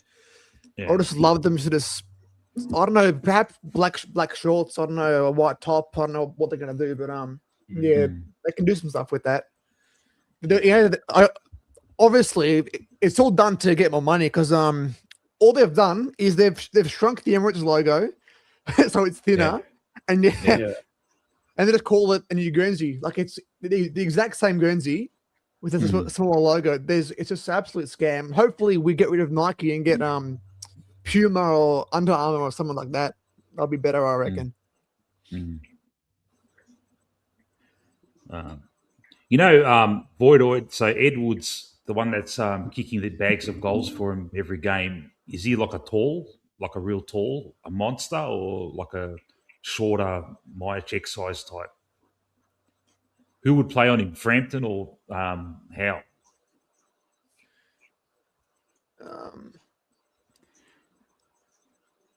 Frampton would play on Peter Wright. I'd say that. That's true. Yeah, but Peter Wright's in the ruck now. That's the thing, and he smashed Gawn last week apparently. No, but he also goes forward too. All right. Third tall. So you probably put Bruz on him, wouldn't you? Yeah. Bruz might do a good job on him. If he's 6'1", yeah. Bruz has got him. Yeah. Bruz having good season, Bruz. He is, man. Bernard, yeah. All Australian, I reckon. All Australian form for him this season. Phenomenal. You reckon? Yeah, I reckon he is. Yeah. I'll tell you what, if fucking Frampton continues on this trajectory, man, wouldn't surprise me, unreal. man. And he's he's underrated because the perception of him amongst other like supporters, they all think he's a fucking spud, mate. You know, because come a long way. He'll have his one clanger every week. Yeah, he'll have it. You know, every week he'll have that one clanger where he fucking turns it over and we cop a goal or something. But the rest of the game, he's as fucking solid as fuck, man. You know. Oh, he's excellent. Yeah. I thought Harry Mackay got a hold of him a little bit, but he fought back well, Frampton. Mackay didn't do anything for the next 3 quarters.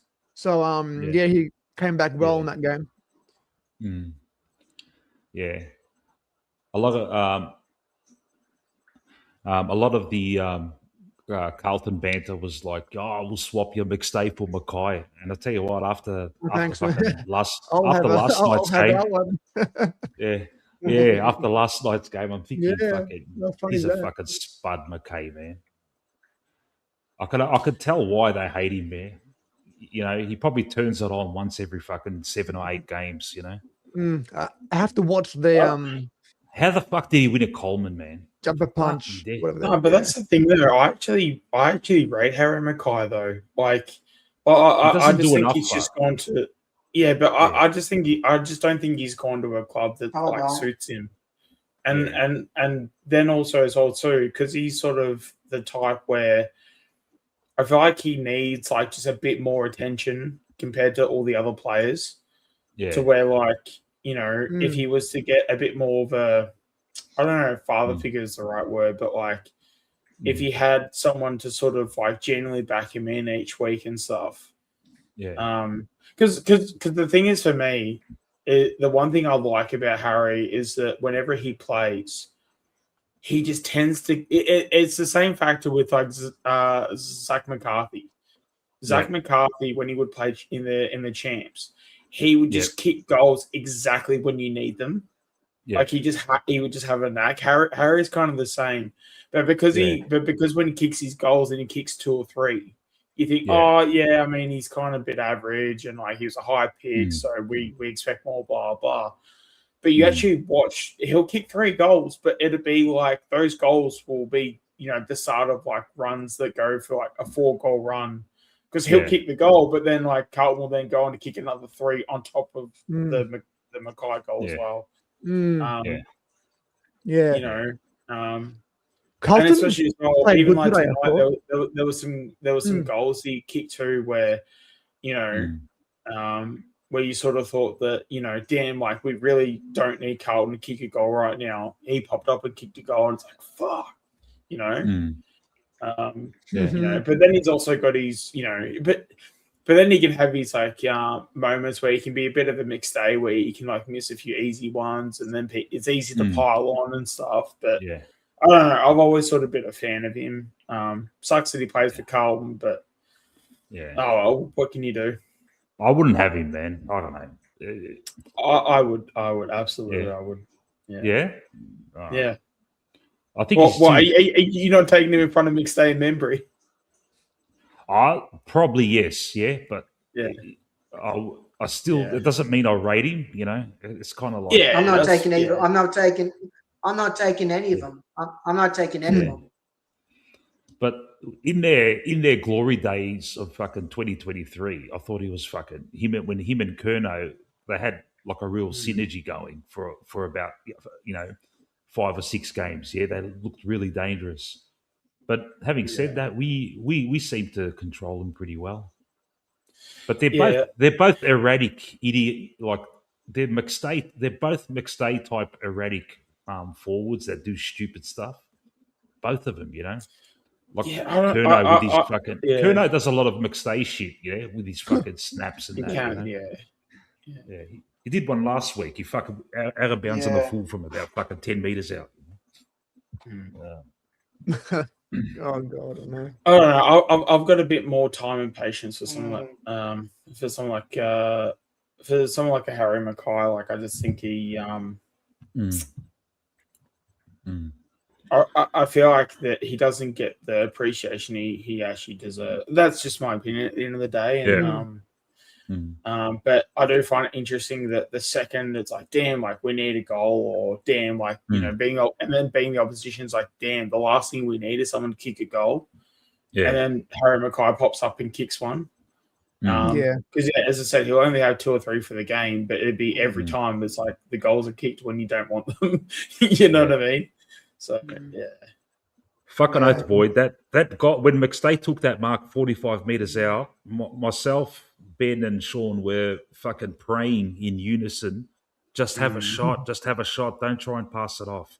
And he had a shot. I was surprised that he because because I think I might have even said to you where I'm like, now the fact that he's like going to go back, he's actually like going to kick it.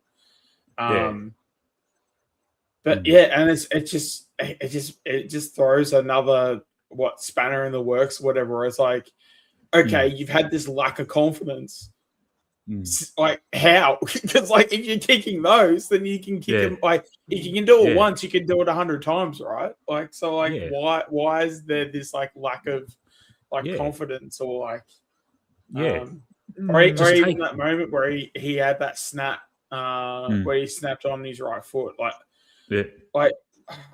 because that's the thing with like McStay, he either like kicks them or he hits the belly of the ball and it either goes straight up or it goes out of bounds, like you know. Now, I remember that goal. I can't remember his other goal. What was that? Snap from the snap. There was the right left foot. pocket. Yep. Yeah, Okay. it was like on his right foot. Yeah. It was in play. It wasn't like a mark. No. Mark, and then he did a right foot snap. Oh, the ones that he usually fucks up. Okay. Yeah. Okay. Pretty sure it's That's up the at the thing. other end. Yeah. Yeah. Look, he's going at 80%. Yeah, so I think we might have to temper our McStay slandering, mate. You know.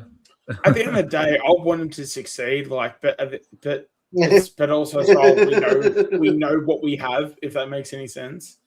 So it's like I'm not going to sit here and say that McStay is like the greatest player of all time or whatever. Like we have what we have, and what we have is. Sometimes it's all right. Sometimes maybe not so much. But like, at the end of the day, as long as we give constructive feedback when it's warranted, and then we give praise when it's warranted, then that's all we can do at the end of the day. Yeah. What's this? What's Milkshake saying? Who's this Ollie Griffin guy? You heard of him, Sean? No. McStay to be traded or trade rumors about him because we linked to a forward. There's no fucking way. He wouldn't go. No one will take him, man. No, I'm going to take him. No. I'm just trying to think of a team that would take him. I mean, probably like I don't know, like a West Coast. I don't know, or Melbourne. Who knows? But I highly doubt I'll take him. Yeah, because all of his family's in Victoria, I'm pretty sure as well. So like, it wouldn't be a family thing.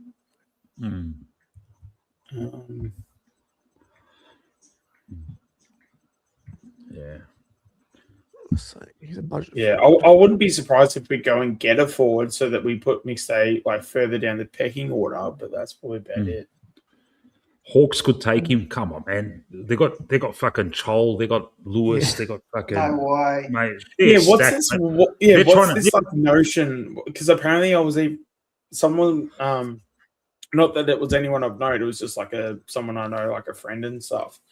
Yeah. Apparently with Ben King, apparently we're heavily into him and Hawthorn are into him. Yeah. And then I cursed him the fuck out because I'm just like, that is the most dumbest thing I've ever heard with like Hawks going after Ben King. Like, why? They've got cultured deer like starving in the reserves. They've got pretty sure they've got another one as well too. You could maybe like create a narrative that's like, oh, they're more future types and maybe they want them already made and they're not so sure about Mitch Lewis or something to that effect. Now I don't watch a lot of Hawthorn. Now Mitch Lewis is very injury prone, but I don't know if it's just me. But every time I watch one of their games, he seems to be fucking clunking marks and kicking goals. Would McStay be on par with him, or I would have always thought that Lewis fucking shits all over him, but he just can't get on the par. Yes and no. Like, yes, he's on Lewis par better. because like Lewis is better, but McStay is more reliable. If that makes sense, McStay will play more games, but Lewis will have the better output when he plays. So it's like they kind of even themselves out, but like but Lewis is getting better fucking service too, man. What was I going to say? Forgot. Anyway. All right. Jumper Puncher finished their stream. Bocek, mate. Don't go to sleep. Jump on and answer for your team, mate. Answer for your crimes. Is that what you meant to say? Yeah, come on. In fairness to him, he fucking predicted it, man. He predicted it. He said Carlton's going to get a lead and then we'll get him back. That's exactly what happened. Yeah. Am I the only one here that's getting Adelaide Crows vibes out of this though? Like in the sense, because I mean, obviously we didn't blow them out or whatever, obviously, but like because I think this comes down to more Carlton being shit than us being good. So I'm just sort of, I just want to know what the truth was out of this game, because I just don't believe that like we've like moved the needle in. At least if we have moved the needle in a positive way, I just don't think it's by a lot. Because at the end of the day, we only bet up a Carlton team that was already eating themselves alive as it was. You know what I mean? So I just don't know what to make of this. Whether if we, it's always good to celebrate a win. It's kind of all right if it's against Carlton as well. But in all honesty, like looking at it from let's like focus on winning the flag and all this stuff or whatever, making finals. But I just don't know in that conversation this game does anything for us, if that makes any sense. I agree with you. Yeah. This game didn't it didn't show us a lot, but I think it's more that last quarter and what that can do to us going forward. I think that was a big. But also as well in that last quarter, was that just because we turned it on and Carlton were just too shit to do anything about it though? Probably. Or was it? Yeah. Because that's the thing, like, because even the Adelaide game in not the prelim, what's it called? The qualifying final. We all thought, fuck, like we're such a big chance of win the flag, and everyone was happy and like. I mean, I know I was happy because I remember going in being like, if there is one team I want to play, it's Adelaide because they are the biggest like pretenders. As much as Crows fans hate me, but they are like just some of the biggest like pretenders going around. That it was just going to be an easy win, but we were going so bad. The fact that we had a good win against the Crows, it just it was sort of like fool's gold in a sense, where it's like It can look great on the surface, but really when you look under the hood, it's like just a piece of shit, Oh my. Yeah. And then when you have like a team like Brisbane that come out and play, and it's like, oh damn, okay, so I does anyone watch? Go, Anthony. No, you go. It's all right. I'm just saying, I saw a tweet right now. I'm on X and I saw the Hollands thing. Oh my god! Man. What was that? Far out, man. His he what does he look? Does he look absolutely drugged out? Does he? Yeah, he literally was flipping off the crowd. He literally got his like two hands up and like flipping off and everything. Like his own. It's probably his own support too. Yeah. Yeah. They're probably giving it to him, and he's fucking retaliated. Yeah. There's no way you leave him out there. That is a big failure of the AFL on Carlton, because that is like he's clearly They would have known. He's nowhere near it right now. He was no, but that's the nowhere thing, near though. it. Even, like, hypothetically, because that's the thing. Even if they go, oh, but like we didn't know, okay, but that's worse. You know what I mean? So it's like if you didn't know, then that's like so you're either like what's the term? Like you're either incompetent at like your job, so like you're shit at your job, or you're lying. So and then when you're lying about things that negatively impact your club. So it's like, what is it? It's like you lose either way. It's just a matter of how bad you lose. You know what I mean? Yeah, I reckon that's the nail in Voss's.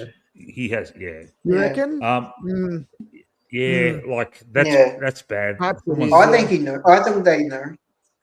Yeah. Does anyone know? Like, how could they not know?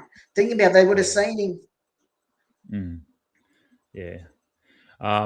Does anyone milkshakes is talking about this guy Dan Does Footy? Does anyone watch that listen to that podcast? I never want not to, really, but he always pops up. Fuck, he's He's a flog.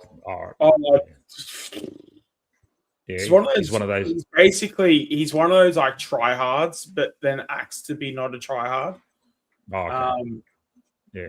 Basic like how do I explain him? Because he was saying king to pies is like like really stuff.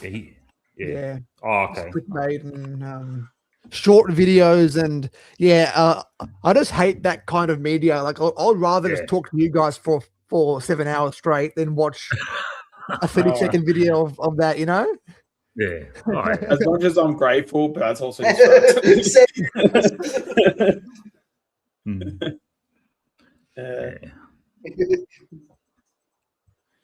because I mean, because especially as well, because we just like do banter and just like talk shit.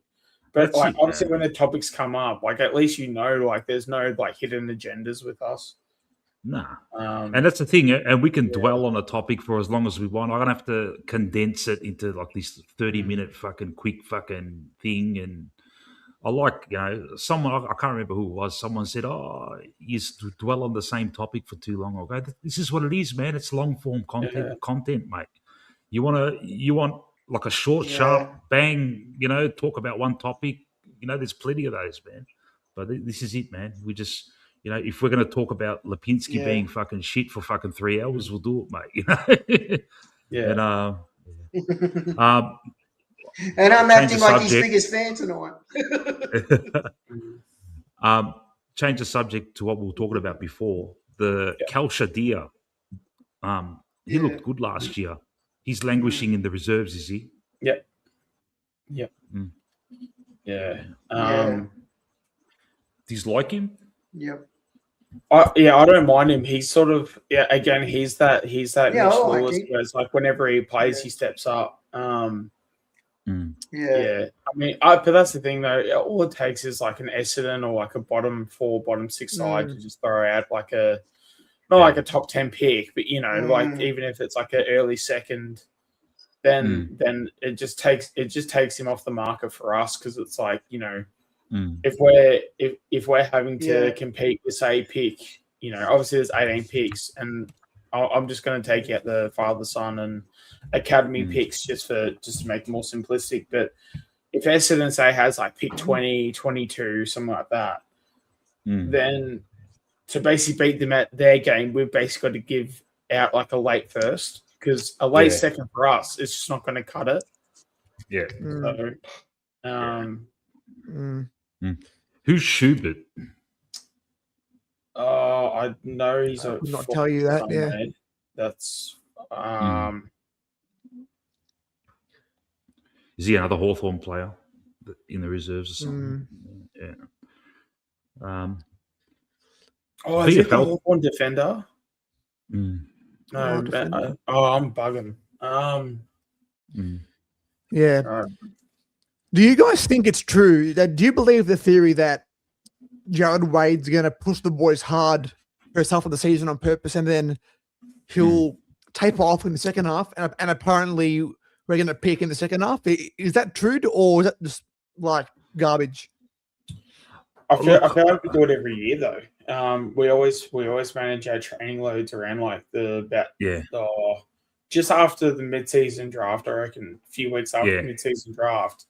I can't remember what the term is, but it was we sort of manage the training loads. But the thing is that when you do that though, you're off your game for like 3 or 4 weeks. So when you see the players, if they're like really tired and fatigued out for like 3 or 4 weeks, and then they just randomly come good, that's because we've done the training loads. So they'll work them extra hard to the point where they'll be like super fatigued. But the whole point of it is that you're then better physically prepared like after it once you overcome the hurdle, the physical hurdle. I don't know how it works from a scientific point of view or a high performance point of view, but But I heard this year, like Jared Wake's done it at least a few times since he's been at Collingwood. But what I heard was that last season they reckon they got it wrong, and they're kind of like reversing it this year, where they're doing like really high loads from the start, and they're going to taper off after mid-year, so they're nice and fresh in the second half of the year. So that's what I heard. It could be fucking horse shit, mate. You know.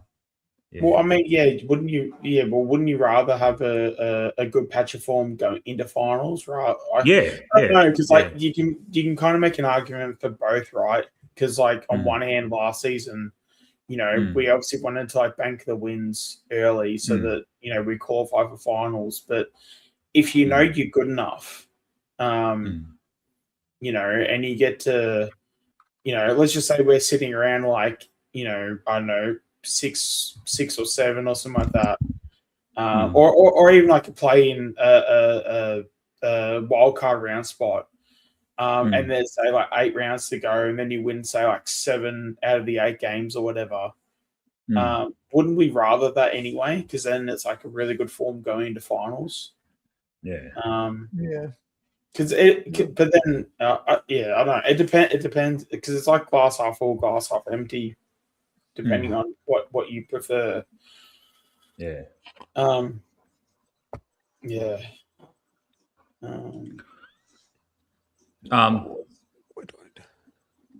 VFL tomorrow, huh? Fucking interesting, huh? I don't think Carlton are that good in their VFL either. So hopefully, who are we hoping? Like, I'm hoping Harvey Harrison has a full game without fucking hobbling off for any bullshit. Oh, he can be so important for us this year. It's not even funny. Because he is that Hoskin Elliott sort of like he's just that cog in the wheel you don't see, but like when you actually like deep dive into what he does, it's like so important. Like he just does all the selfless things that like if you look on the stat sheet and it goes, oh, Harrison 15 disposals or 16 disposals. You look at it and go, oh, he was all right, but he had a bit of a shit game as well too. But like when you actually like watch the game, like the amount of selfless acts, or even if there's like a player that's like up the field and he's like running free, someone like Hoskin Elliott would actually run off his man to then go and support that man, his teammate's opponent, because his teammate's opponent would be the next in line to get the ball. So Hoskin would like literally run to the other side of the footy oval just to like not tag him, but just to be that, just so that it becomes a contested situation rather than uncontested. I feel like Harrison, especially because Harrison's got a ton of speed. So and I think his footy IQ is severely underrated. Also forward sense, forward craft is very underrated too. But hopefully he gets a good run at it. Stays fit for the rest of the year because we certainly need him. If Matt's listening, that's the bet, mate. We win a flag this year, you get a tattoo of Fly, mate. Matt's fantastic. he was still very, very negative today after the win as well. So yeah. He still needs some more convincing from Fly, I think. Yeah. He's not sold yet. Yeah. He's right, but we played right, one yeah. quarter. We played Yeah, one it's quarter nice. of footy, and we almost fucking drew the game, man. Yeah, There's a well, it's lot the of same. people- It's also the same with like Lipinski. Like, yes, let's clap Lipinski because he's done really well. But come on, let's be real. It's one game, you know. Yeah. If he goes back to shit Lipinski for the next month, then what ground have we made up? Really nothing. You know what I mean? So yeah. Reef McInnes too. If he gets it'll be good to see him get a full game. I'd love to see Noah Howe's fucking centre half back tomorrow night. Just want to just put him there. We've got enough. We've got Buller, West, and fucking McCarthy in the forward line. We don't need Howes there as well. Let McCarthy just work into that role in the forward line and let him make mistakes. Let him get pushed off the ball. He's got to learn the craft. And because Howes is just a big fucking monster, mate. And I can see a situation, some mid-year, Moore comes back and we're doing all right with Moore and Frampton back there. But then fucking Frampton goes down. And then it's like, oh, here we go. And if Noah Howes has cemented like 3 or 4 fucking good games as a tall key defender, you can put him in, Yeah. I also want to have West. I don't know. I feel like Memory. Look, he offers a bit, right? Like he will get 2 goals a game, but most of the time his goals are just like crumbing goals. They aren't even like key forward goals anyway. So I would love to have West, but we have a tough run, man. We have Essendon, Hawthorn, Geelong, Sydney away, Bulldogs and Marvel. We have a tough run. So, the only thing is I don't want to put West in against like Barras. Because we'll get bloody cooked against him. So you sort of got to find the right opponent in that sense as well. So, Yeah, but it's also, as much as you can say, like, West will play on Barras, but that's where you've got to have, like, mixed A sort of, if you have, like, mixed A and, like, even Steen and Cameron rotating in there and, like, if you have West in there, I mean, at least I'd hope not, like, he's not, like, the main target because if he's going in there, West should be like a third tall because at least you're easing him into the game. I mean, that's what Brisbane did really well with Logan Morris. Was that he came good, but Brisbane weren't like advertising him as like the main forward off the bat. He only became the main forward because he earned that role by playing such good football. You know what I mean? Yeah. So again, you put players in positions to succeed. Don't be surprised when they succeed. Like it's pretty simple. Yeah. Because some of those times, like when we're running forward and we bomb it long, and you see Membry, he's 188 centimeters. He's trying to compete with some fucking taller defender. West offers a totally different,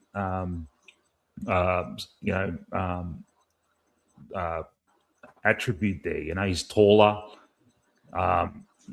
Younger, he arguably the same standard of set shot as Membry, but as Voidoid says, you can play them all together and see how that goes too. Then you got the Buller thing, mate. That's why tomorrow night's going to be fucking intriguing, mate. If they both fucking shine again, and they can, because that Carlton, apparently the Carlton reserves are fucking dog shit, just like their seniors. Well, that's the other thing. So with Steen and Cameron doing so well when both of them went forward, you then, I guess you can't really then play Buller. Because Buller, as much as he is like a key forward in a sense, but you're also giving him for his ruck skills.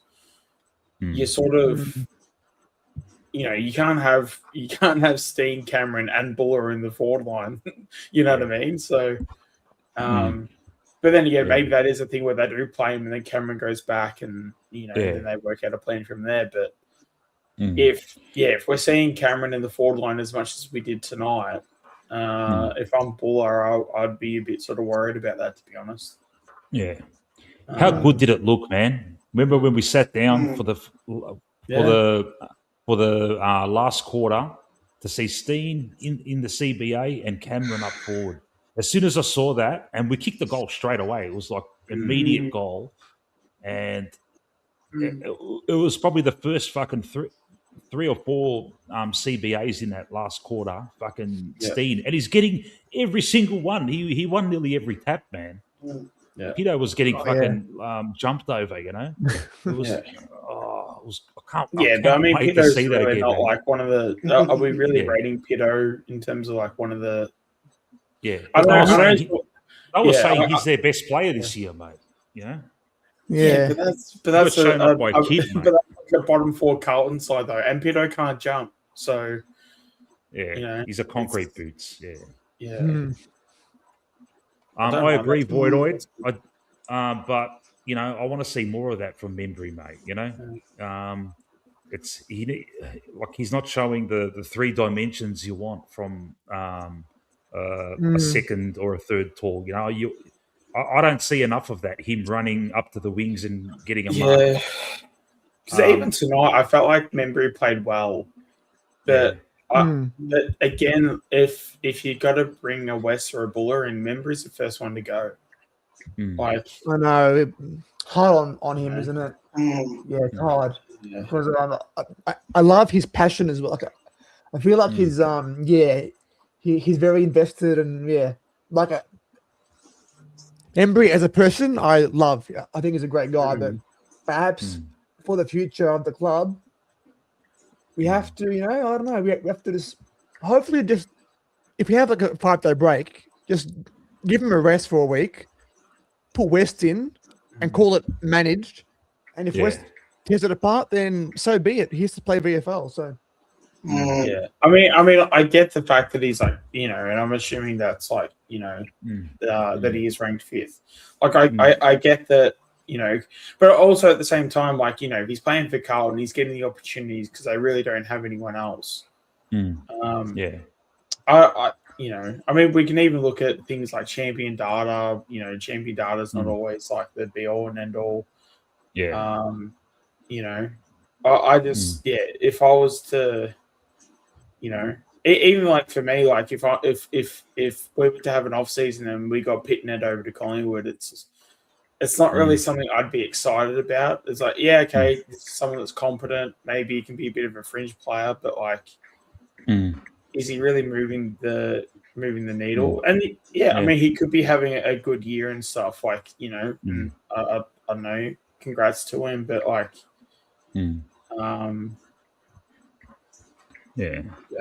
okay, so he's also gone forward and kicked goals. Okay, so he's obviously having a pretty good year.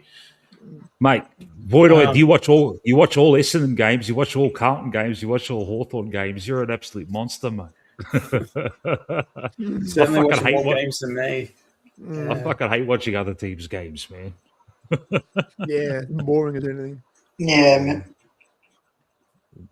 Look, backstage, look, if you're the real Kev, man, just put yourself on camera so I know it's you, man. Or send me a text and just say it's you, because I'm not in the mood to get porn bombed, mate. I think it's. I wouldn't trust it. He wouldn't be awake. I wouldn't either. Yeah, I wouldn't put him on. No, I think. I think he said he went to bed earlier.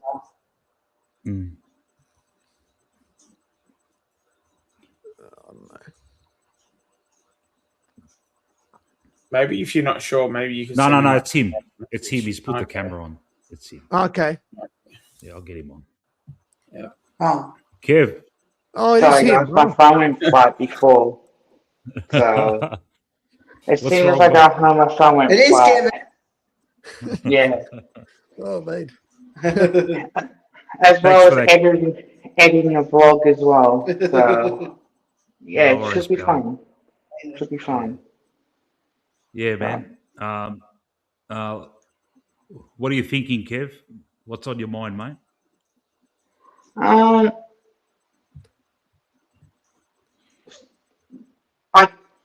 don't know. Well, we know that Geordie will come back next week. Yeah. Now, I believe that Darcy Moore is not playing next week. Is that correct? Yeah, 1 to 2 weeks away, they reckon. All right. Yeah. So, and they reckon I've been hearing Sidey might not even come back next week. They reckon Sidey's still sore. Yeah, it didn't fly. I don't know if I confirmed it, but I think he maybe said it that Sidey might need an extra week. So it might be just Geordie coming back in, and if that's the case, I reckon they drop Hayes.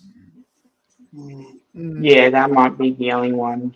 And But then again, Essendon, they're a very speedy team. So maybe someone else gets dropped. Allen? Hayes, maybe, yeah. But Allen has the pace. Yeah, maybe Allen. Yeah.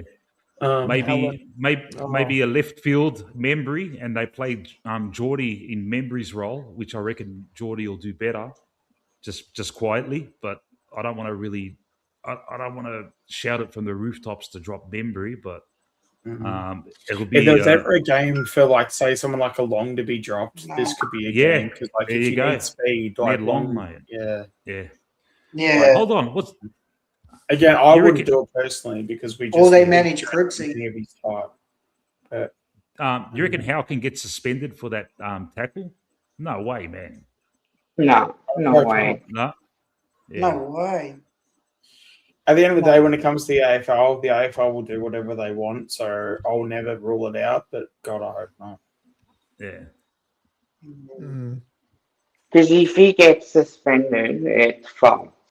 I mean, yeah. Well, even with like the butter stuff, Yeah. like are we sort of taking sides and like who we're backing in terms of who's right? Because you know, I don't think there's really anyone backing in the umpire to say he's telling the truth, right? So yeah.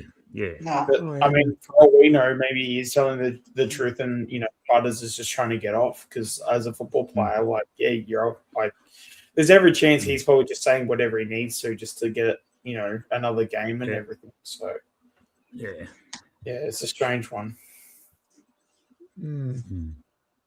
Yeah.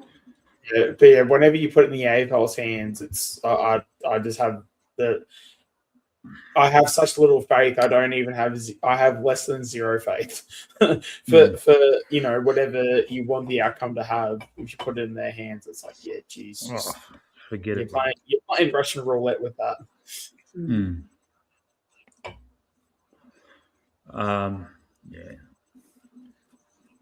Yeah. The VFL tomorrow. I want to talk more about that, man. I can't wait now. Yeah. But if Swaddling has another 25 plus, that'll be fucking good. You know, I want to see Prindable get more of the ball. I want us to be talking about Prindable like we're talking about Swaddling, mate. Yeah. But But again, he's Printable was always the long term, though. Why Printable? Because the fact, because obviously they knew of Anderson for a while, and because Anderson, when we drafted him, he was because you know, and you can say, oh, but Printable was our first pick, Anderson was our last pick, but when you're 20, what is he? I don't know, 22, 23, whatever his age is, you know, when you're basically that age, you know, you're obviously going to slide down the draft ranks and stuff. So, and you know, even if you, I think there was a bit of draft footage. You could even tell internally they're like, oh damn, yeah, we like O'Brien and all that. I'm pretty sure it was O'Brien was saying, yeah, this is our guy. I'm pretty sure they even called him Angry the second they drafted him, so they already had an nickname ready to go. Yeah. So that already tells you that he was already rated the second they drafted him, which and then with like Printable was the, you know, didn't I say this like last week? Printable was basically like the restaurant meal, like, you know, the steak. You know, the steak's going to take a bit of time to cook, but when it's cooked, you got a steak. But Anderson was your, you know, your McDonald's, your Hungry Jacks, like, you know, it's made basic instantly, but you're also getting takeaway food, so that's basically what you're sort of getting with those two. So yeah. But even though with Printable, even for his frame, like he's a fucking big boy. Like I'm super excited for his future. Yeah. Voidoid, I'm not smelling an Anzac Day debut because Geordie comes in. I can't see anyone else getting dropped to play one of the kids unless fucking. I'd love to see Swaddling to get an Anzac Day debut. Unless Swaddling has a 30-plus fucking monster fucking game, or Saxena kicks fucking 8. Yeah. Yeah. Or, Westy, that won't be a debut, but if fucking Westy has a fucking big 5+ fucking game, could be bad. Who knows, man? Who knows? Yeah. I'd like to see Jacob Ryan back in the team. Yeah. But that's the thing, mate. He's probably got Parker in front of him, mate. Yeah. I know. Yeah. Parker's gone as well, isn't he? It's crazy. Like he didn't do anything wrong, and now he's sort of gone away. Yeah. Team structure, mate. But I don't think he should have been dropped anyway. I reckon he should have been playing all these games. Yeah. I'm just trying to think what pick in front was of Allen and for sure. Was Printable pick 30? Because I know that's a bit of a high pick for a quote unquote project player, but 30's not too bad though. Bet you someone in the chat. Someone in the chat tells us before I fucking find it on fucking Wikipedia. Yeah, I should have it. And I can't go on Wikipedia. He hasn't even got a page yet on Wikipedia. He was picked 32, so that's basically like a mid to late second. Yeah. What was he? So that's he was picked 32, so he's at about mid to late second. Which again, if that's probably about as high as you can go with, like, I guess, project, especially when it's like a massive need, a massive position of need as well. If he takes 2 or 3 years, that's probably about right anyway. Yeah. So Bombers have got a tall back line and a tall forward line and a speedy midfield. That's like what every fucking other team wants, man. Fuck me. Yeah. TJ, man, look, man, you want him to be knocking the door down. He's not doing it, man. He's not doing it. I've basically, anyone that's been drafted in the last 2 years, I have all the faith that every single player that we've drafted in the last 2 years, those are the guys to take us forward. So anyone before that, I've got very little faith in terms of their future. But in saying that, I mean, TJ, if you haven't seen him recently, like he is a lot bigger in the chest. So, I don't know if there's a bit of adjustment to that. I don't know if there's, again, and then it doesn't help the fact that we're in like round 4 or 5 or whatever, and we've only played like 2 games in like 5 weeks or something, which is just ridiculous from the VFL. The way that is run is just an absolute joke. Oh, it's a joke, man. It's a ridiculous, mate. And no one calls them up, and it fucking shits me. They talk about all these other dumb issues, whatever. Fucking fix the VFL, man. Make it properly and make the VFL games. You can do it, mate. You can put the VFL games after the main game, so you can choose whoever you want, and if they don't get picked, they can play VFL the next day, mate. There's no fuck. What? Who have they got the work experience guy fucking organising this shit, man? Come on, man. Oh, it's so bad. Me, man. Especially as well, they've got buys like every 4 weeks or whatever. It's like I don't know if they've done it this year, but like last year it felt like maybe not 4 weeks, but it felt like at least within every 6 weeks you had a buy. Like they're coming around all the time. Yeah, at the worst possible times. That's right, Digsby. JB is back, mate. I'm gonna pump myself up. I fucking tipped it too much. I tipped Jamie to have a purple patch in the winter weeks, and this is the start of it, mate. Yeah, the predictions. I reckon I got a few in this week. Who did I have? I had Nick 35, got that one. Elliot 2 goals, McStay 2 goals. I had Nick 2 goals, but he got 1. I don't know what else I had. I think I had Anderson just short, but not bad. Yeah. Let's see. You had Hayes 1 goal, he got it. Elliot 3, you fucking tipped that perfectly. You said Gus 20 posies, you had 18 and 3 clearances. McStay 2 goals, you got that. You got Nick Dacos, you said 35 plus and 2 goals. Fuck, mate. I reckon there's a not bad. That's good enough for a green highlight. Green tick on that one. Yeah, I'll give it to you, man. What I've been doing, I'll put a green highlight over. Like people do a lot of tips. Yeah, if you say about 5 different things and you get 3 of them right, fuck, that's a green tick for me, mate. Well done, man. Green ticks for me. Yeah. Yeah. How do I do, Mick? What did you? Let's see, mate. You said Nick Dacos 35 plus. You got that? Oh, yep. Nice. You said, and you said Josh 30 plus. No. Close, I think. Yeah. Yeah, and you said Dan 30 plus. Actually, I'm going to put a question to the chat, and obviously Chris and Anthony.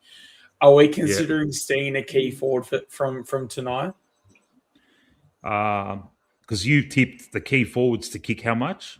8 goals. So if we include Steen, I'll have him there. I mean, no. But you when you did your prediction, you specifically I'll have him there. Elliot, McStay, and Membry 8 between. I thought it specifically said key forwards. Elliot, McStay, Membry. So Elliot 3. Yeah. I mean, in fairness, 7. Man, it's almost there. But the prediction was key forwards. Listen, Sean, I'm going to look at the stream. I'm going to listen to the stream back, mate. Right. I'm pretty sure I said Arc review that one, mate. Yeah. Goal review. It's all right. I've still got the Steen one in the back pocket. It's all good. Yeah. Voidoid. Don't bother reading mine. I can see him as a forward, but I think he's mostly a ruckman. Yeah. Voidoid tipped Ed Allen to get 20 plus.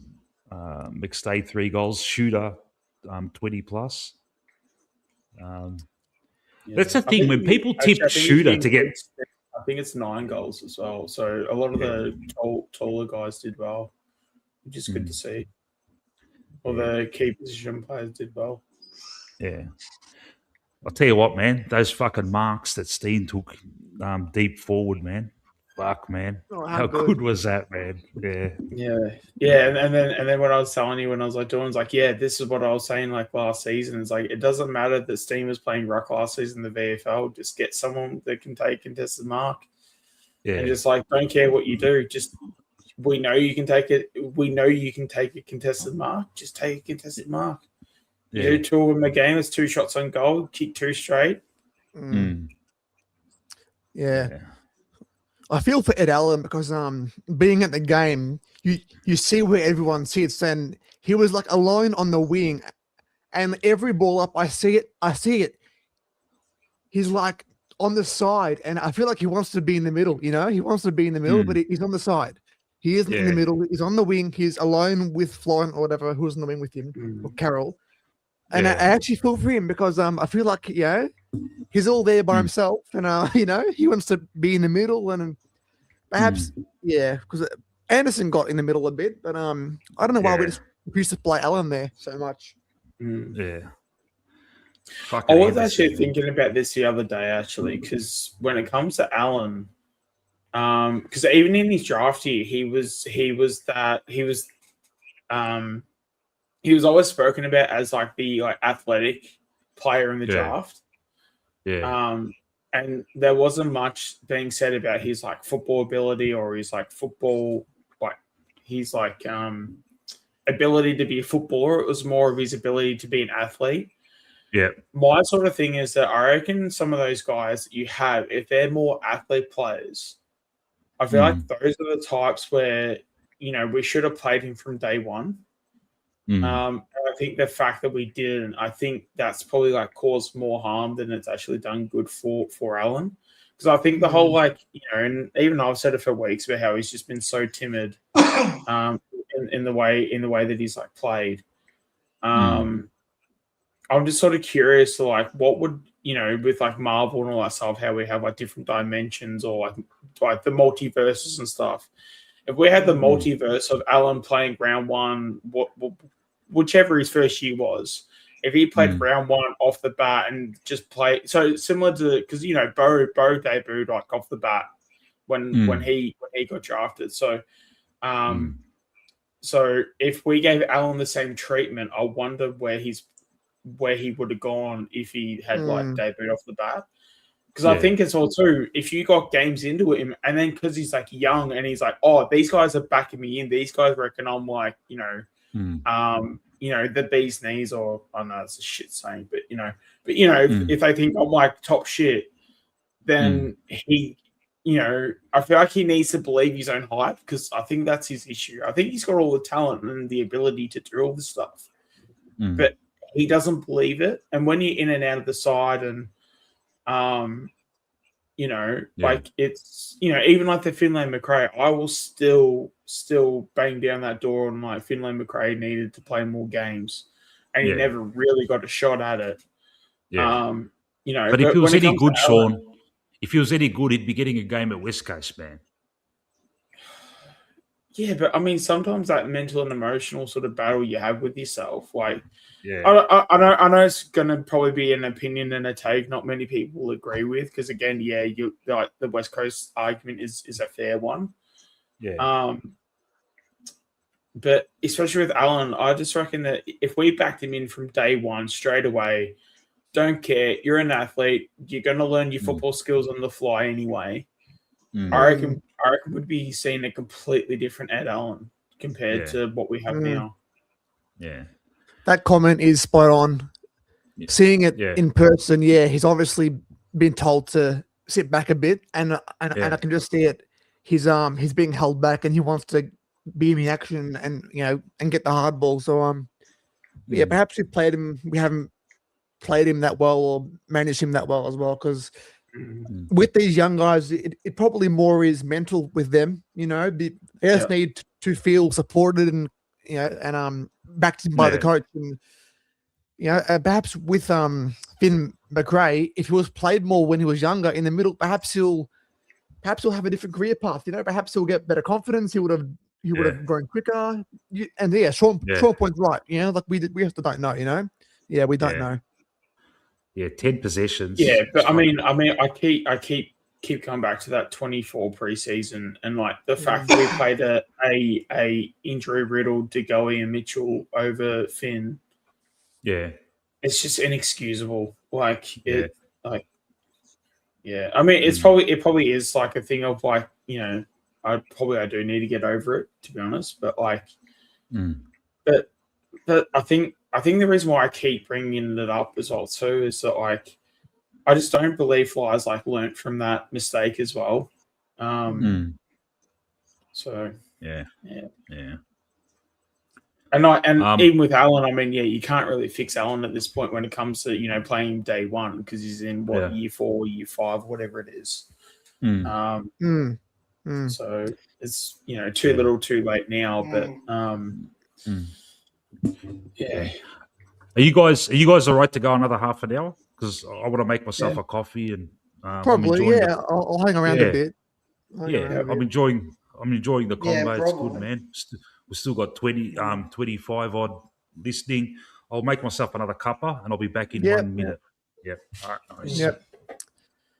Sean, how about Bo? Do you reckon Bo's hit his ceiling?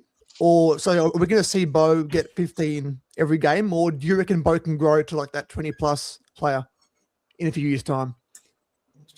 I mean, I've said that Bo could potentially, and when I say like Swan level, like, he's obviously not going to win a Brownlow, but from an eye test, I think he can definitely. I think you can turn on the TV, watch a Collingwood game for 10 seconds, see Bo stream out of the middle, and for a split second go, is that Dane Swan? Yeah. Oh, I love it. So in that sense, I can see that. But every time we've thrown him in the middle, he's just and I think the more continuity he has in the middle, he'll only get better because he's just going to get more familiar. It's going to feel more natural to him. It's going to become his, in a weird way, like a weird saying, but his natural habitat more and more the more there. Because he's never really been a high IQ level player. He's never been there for smarts, but he's got the pure ability, explosive speed. Yeah. I think his kicking seriously underrated. I just think that a lot of people look at his creative kicks or his disposals where he's going to be a bit too creative because there'll be no one up the field that he can kick to. So he'll sort of do those kicks where he kicks to himself.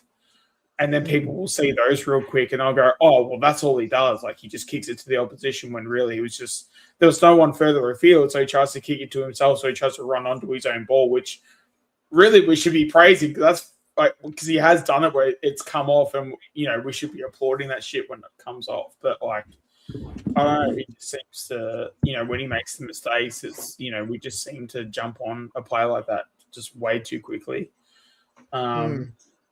But from an eye test, I've seen Dane Swan from my day one with that kid. So, or shouldn't say the kid, he's 25 or something. But, yep.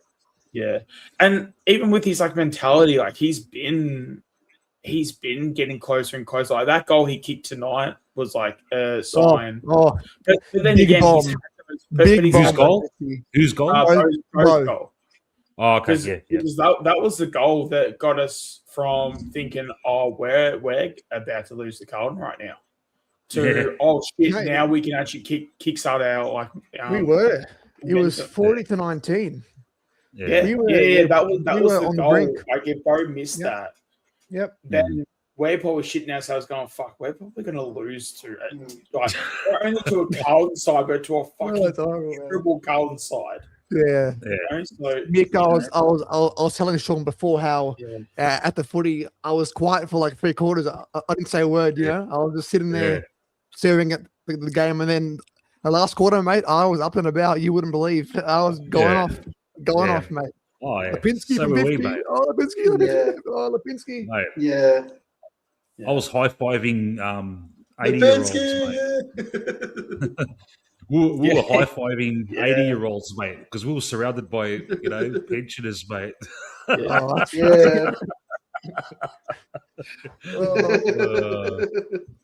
Especially with Benny. Benny was having such a great time talking to all of them too. Yeah, he's such a nice boy, mate. They would have looked at him and said, "You're a nice boy." I'm surprised some of the ladies they didn't grab his cheeks and stuff. They probably did, but we probably just didn't see it. Oh, that's hilarious. I could not believe Carlton supporters leaving when we were 13 points up, and there was still. What did you think of Josh giving? Go, Chris. Chris, go, mate. What did you think of Josh giving away that free kick? And what did you think of Josh giving away that free kick? And did you think he kicked the goal after the side? I didn't even know it was Josh Dacos. Yeah. I thought it was on the other side of the ground because the Carlton player handballed it over the line. So when the ball went towards the boundary, and then I don't know what happened there, with the last 10 seconds or whatever. But I looked at the replay. The Carlton player handballed it over the line, so that should have been our kick. So I don't know what happened there, but obviously something happened. Crazy game, yeah. If this was a draw, do you think the guy would kick it? Oh dear. I didn't know because I didn't really know that play that well. So I was sort of. I was so numb to the moment because I was just I just hope that he misses because if he kicks it, then it's then we're going to go home with the draw. Yeah. And the draw would have been such a numb feeling. And you'd be pissed off with Josh then. Yeah. Well, at the time, I didn't know it was Josh. I only just realised it was Josh just now because you said it. Yeah, but now you. Yeah. But when I was watching it on TV, I was so pissed off with him. Yeah. Like Manny said it after the game. If we lose, he was going to fucking go out at the end of the game, he said. And so was Matt. Yeah. But that's the thing, even with Josh, Josh has been pretty down the last few weeks. He's still getting the ball at least. Yeah. He's still getting the ball at least. He's just not hitting the targets anymore. But I reckon, yeah, but it's just that we know that mental switch. Like it just feels like he's mentally just switched off. Yeah. Like he probably subconsciously misses playing on the wide expanse of the wing. His bread and butter. And, it's been like 2 years though. Like and he's played good footy at halfback. I don't think that's He'll bounce. We know he's got it, man. He'll start stringing good games again, because he was really good in the first couple of games. Yeah. It's just. But at the end of the day, too, why did we move Josh Dacos especially when it was the season we went out and got Houston as well? Yeah, well, that's the big perplexing question. That's one of Fly's things that we're all fucking saying, mate, Yeah. Just on Ed Allen, and I've heard this. And there's also Pezzo. Yeah. Just on Ed Allen, and I've heard like what Voidoid's got up on the chat here. I've heard this comparison made a lot with the Joe Watson. I remember Joe Watson, and everyone's saying he's a fucking spud, and then he started winning Brownlows. It can happen, man. Yeah, and it didn't happen until he was 24. How old's Ed Allen now? 22. Yeah, someone was saying the other day he was 21. I think so. Yeah. So he'll be 22 this year. Yeah. Still young. I'll probably give him another year. I mean, I don't know. I'll give him another year, I think. I'd give him the rest of the season to show us something, man. But it's look the way I see it, we're not going to be in a situation where we're going to be out of contention. I reckon we'll be in contention all the way till the end because of this wild card bullshit. So there's not going to be a scenario where Fly just fucking says fuck it, season's cooked. We're playing kids, and Allen's going to be one of the main guys.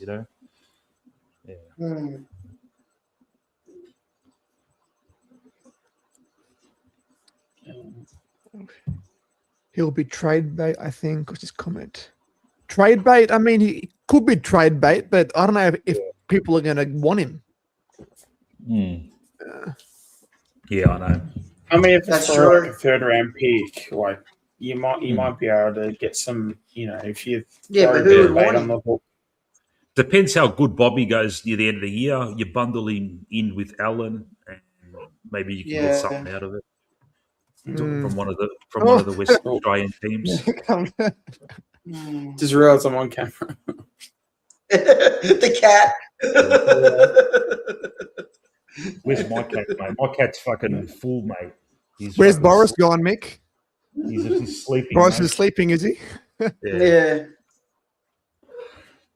So I was going to say hi to the cat, and then I just realised, like, I've actually got my camera on. That would have got really awkward real quick, so I probably would have used my cat voice and all that stuff. Yeah. As I was saying before, as I was saying earlier, after the game, I bumped into Rocco and Mars and Seba. It's just great to finally meet him, man. Gracious in defeat, and they were just laughing. Yeah, and I'm like, why are you laughing? And they're like, mate, what do you want? What can we do, mate? You can only laugh. And, they were cool. Well, it's Carlton. What do you expect? Yeah. They've proved they can't hold leads. They did it against Melbourne. They did it against North. Now they've done it against us. They keep I just joking. thought, every fucking game's gone exactly the same for them, huh? They've had, apart from the Adelaide game where they didn't have a big lead, but they were neck and neck with them. But every other game, even the Richmond one where they should have lost, they coughed up a massive lead. Melbourne, North, and now us. Yeah. Fuck me, man. It's like What the fuck's wrong with him, mate? Mm.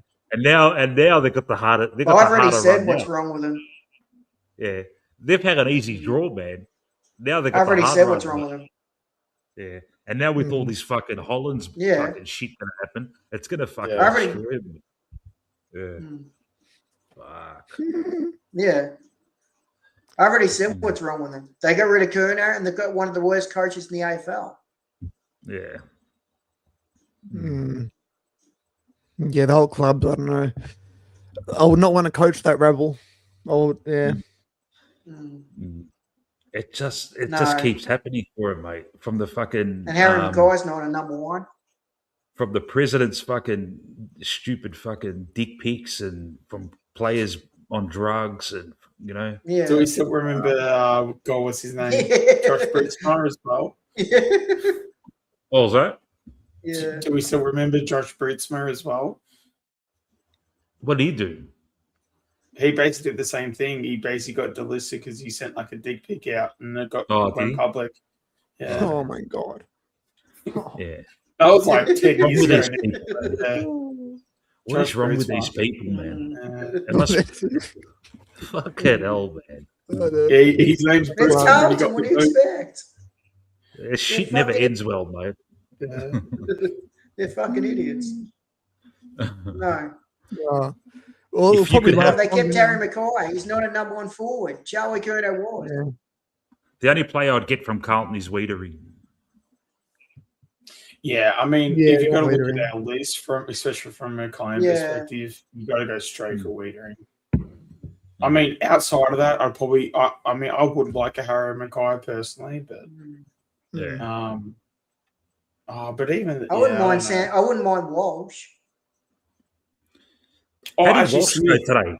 I actually really like Smith because he would actually be good for the future, and at least that would be someone that would pair well with Dacos as well.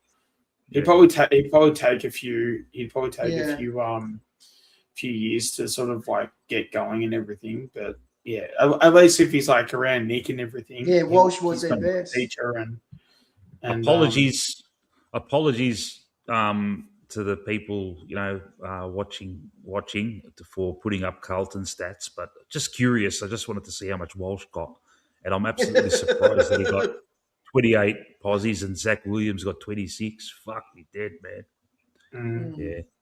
Fuck Chera. No, Chera's but Walsh dropped off was their hard, hasn't best. he? I watched it all night. Yeah. He was their best. Chera's fucking shit now, huh? Fuck, I thought he was That's good. the thing though with Walsh. I Yeah, feel I like agree Walsh, I feel like he'll turn up for someone like us, but for Yeah. an overall season, I feel like he Yeah. won't do that much. Yeah. Fucking the new Dacos, fucking Jagger Smith got 20. Yeah. Didn't see much of him. Mm. Yeah. I Will think that's Hayward Did you was see much was of a Brooks? bit of a problem Did you for say- us, I think. Yeah. We let fucking Francis Evans kick a Mm. goal, man. Fuck me dead. I Oh, would actually, yeah. I'd take Harry Dean as well. Yeah, he looks all right. The kid. Yeah. Yeah. This Yeah, I is enough. agree. I can't look at their team anymore. I'm taking it off. I can't. Shit.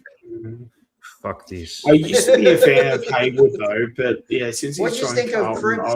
I've definitely jumped off that bandwagon. Yeah. Because when What do he you was think a of free Cripps and agent, Jagger last Smith, year though? when he was a free agent, he was one I wanted us to go after. But yeah, since he's been at Carlton, Jesus, it's been terrible. No, he was a free agent the year before, I think. Yeah, because he got traded to Carlton. That's right. Yeah.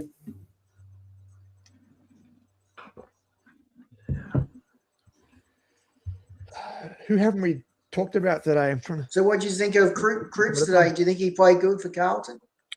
Yeah, he was thereabouts, but he didn't kill us, man. I don't know. Like as Rocco came on last night, he said, "Mate, Cripps doesn't hurt you, mate, anymore. Yeah. He's finished, mate. He's an inside player, gets the ball out, but he can't kick. He's not fast enough to be, he hasn't got the fast hands to get involved in their handball chains. Yeah. He's done, man. He's done. They got to move on from that Cripps Messiah complex, mate. Yeah.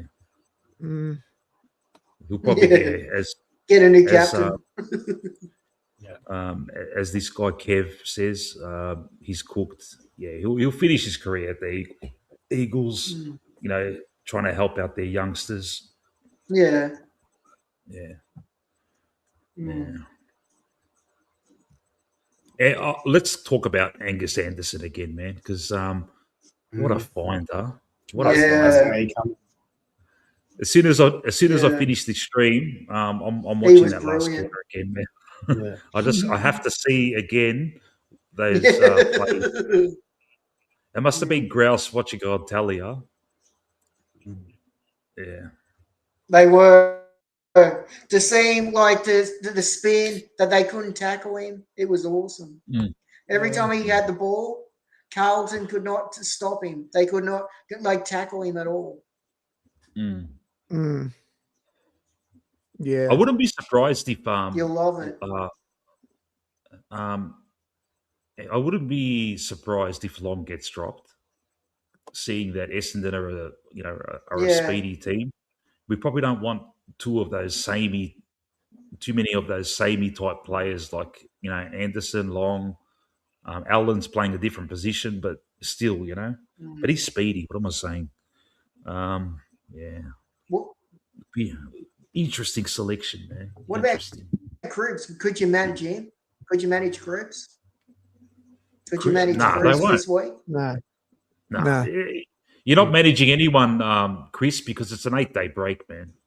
They've got enough time to fucking... His streak as well, the whole streak thing. I guarantee you that's played a part as well.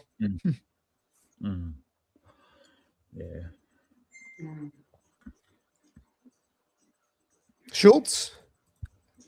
How was he today? All right, yeah? Yeah, he's all right. He wasn't bad. He's doing his hard tackling. Doing his stuff. I feel sorry for him sometimes because he'll go on a lead and he'll have someone on his back and they'll still honour the lead. It's like, mate, it's the wrong option, man. And he looks bad, He's getting spoiled. And it's like, mate, you've chosen to go for fucking the Schultz lead. And that's my criticism. Like everyone's saying, McStay's kicking 2 goals a game. What else do you want? And Membry's kicking 2 goals a game. Yeah, I know they are. But there's moments when they're just flat-footed when we've got the ball. When someone's got the ball outside 50 and he's looking for options, why is it JB and Shooter running fucking into the pockets and creating and there's space in front of these guys, mate. Do a fucking one of yous do a dummy lead and the other one fucking work something out, man. Because fuck, man, other teams do it. Why can't we do it? Fuck. Yeah, because I feel like with Schultz, I feel like he probably had like a bit of a pass mark, but don't think he did anything more than that. Yeah. Who else we got here, mate? I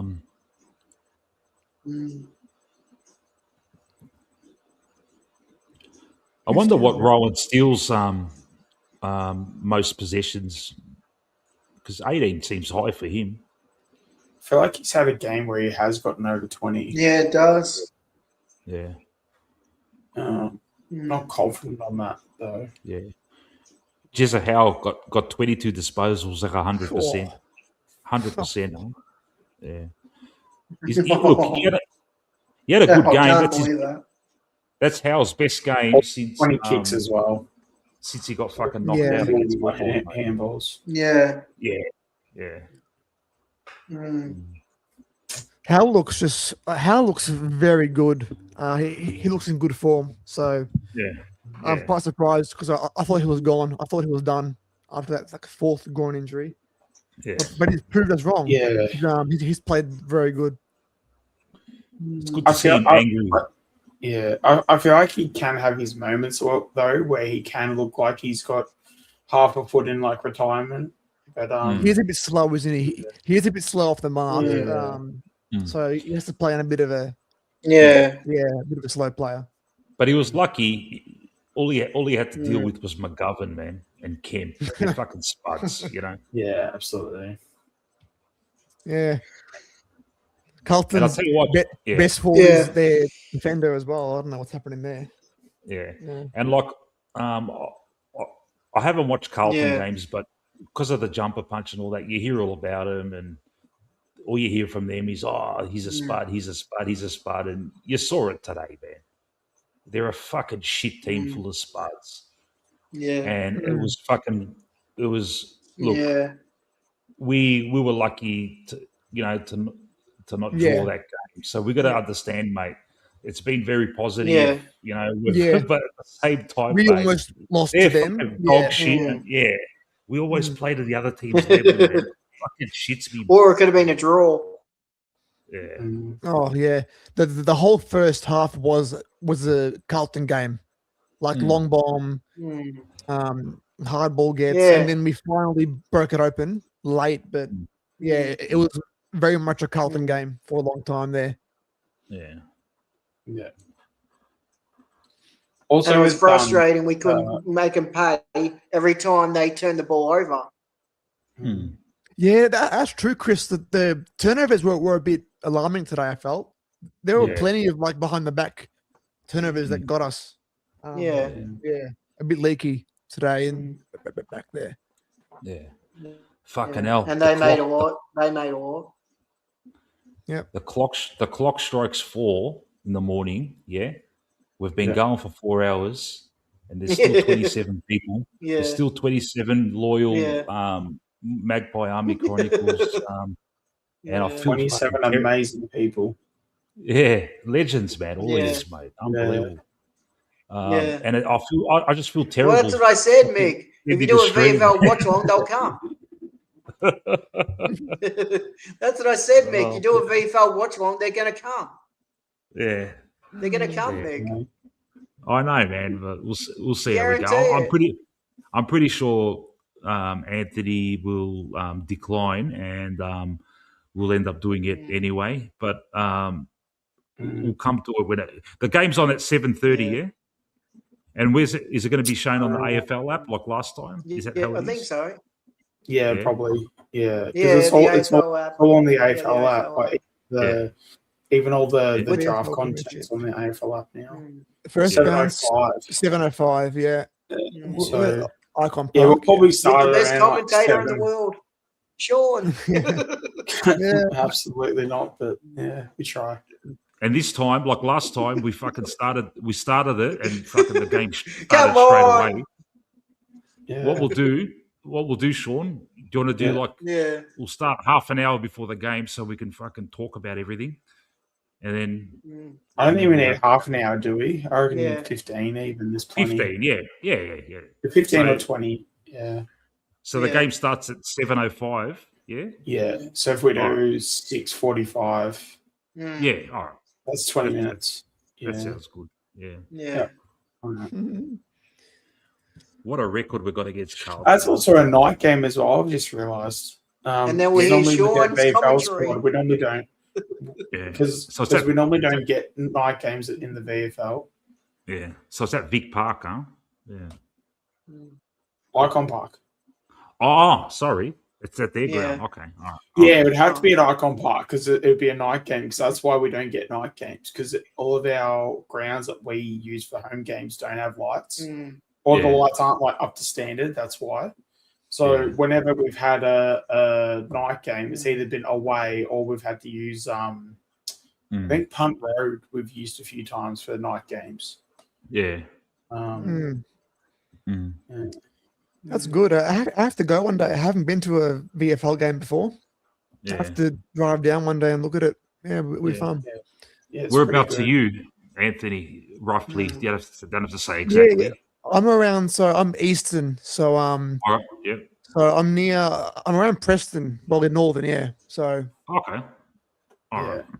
Yeah. So, it's kind of a cool atmosphere too, because it's like you kind of, because it's like sort of, it does have that feel of like sort of like local football, but then you look at the football and you're like, well, that's not local football standard. It's obviously a higher standard, but it's got that really like just sort of local football feel to it.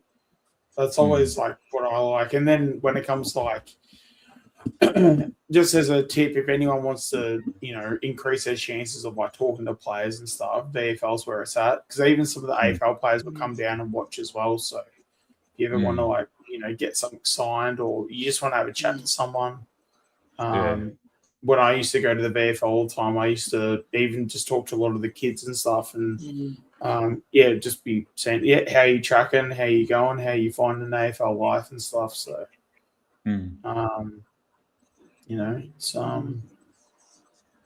VFL is where it's at when you want to like say talk to the fans and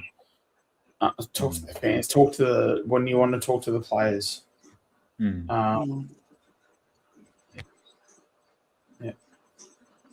I know. I have to do it. It's great. I'd love to go to one. Yeah, and also Mick, I have to see you. Well, I'll see you one week as well at the G.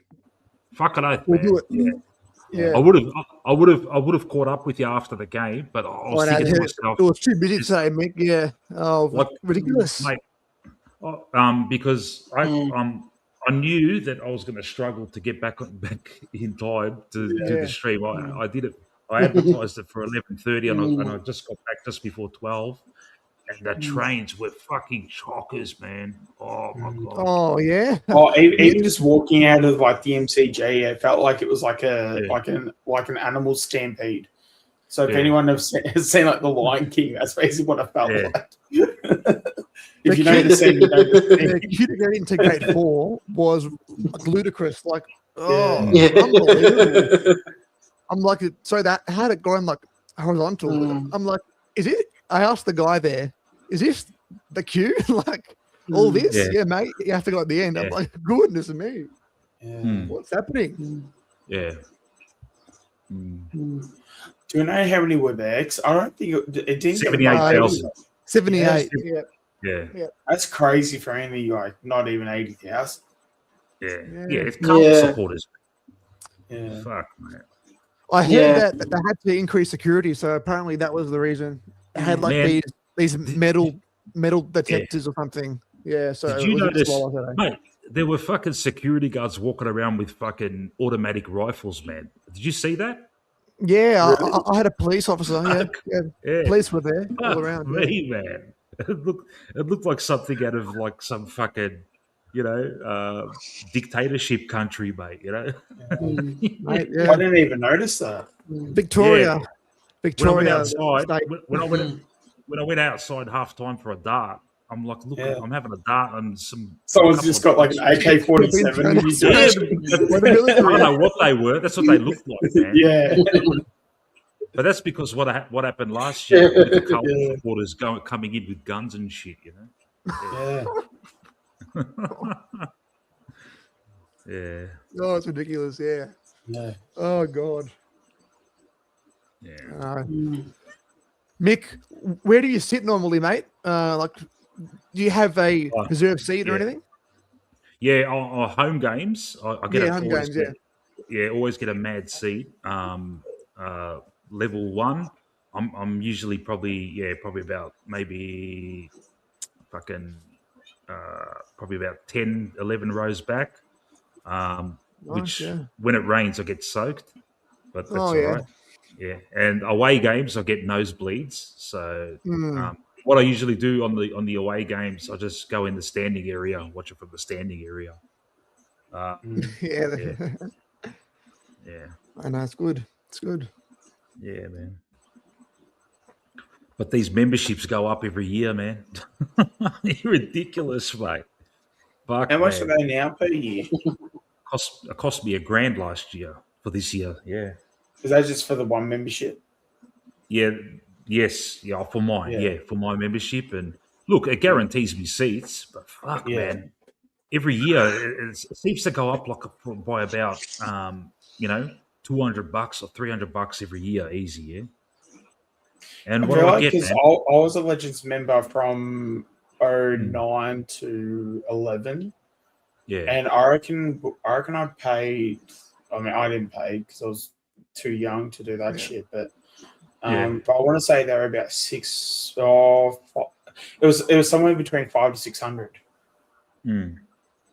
Yeah. But that's crazy as 1,000 now. I know I have to upgrade because I'm on like some weird flexi thing. I don't know. Like I have to upgrade my seat every week. Yeah, And that itself is a whole scam because these games are not sold out. Like there's room for GA seats in that. But And basically all Yeah, that started. it's a scam. All that started was when they had COVID and shit. Yeah. Like Ticket Tech and all that went weird when COVID started because they basically knew they could manipulate this shit so much, but they're also manipulating it in like the dumbest ways possible because like you know how they'll like because especially back in COVID they used to allocate like 20% of like the stadium or whatever, you know, for every like, you know, little bit, but then they won't tell you when the next 20% is going to be available. I know. So I don't know. Like I have to buy more every week, even though I've already bought the membership.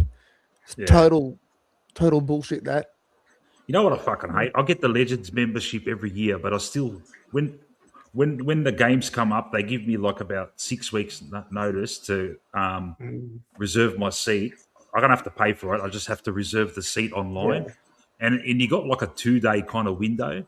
And like over the years, I always forget, and I fucking. I mean, that's what happened with this Carlton game. I fucking totally forgot to reserve. That's why I had to make that big call on the stream saying I need a ticket, and lucky Benny Zero looked after us.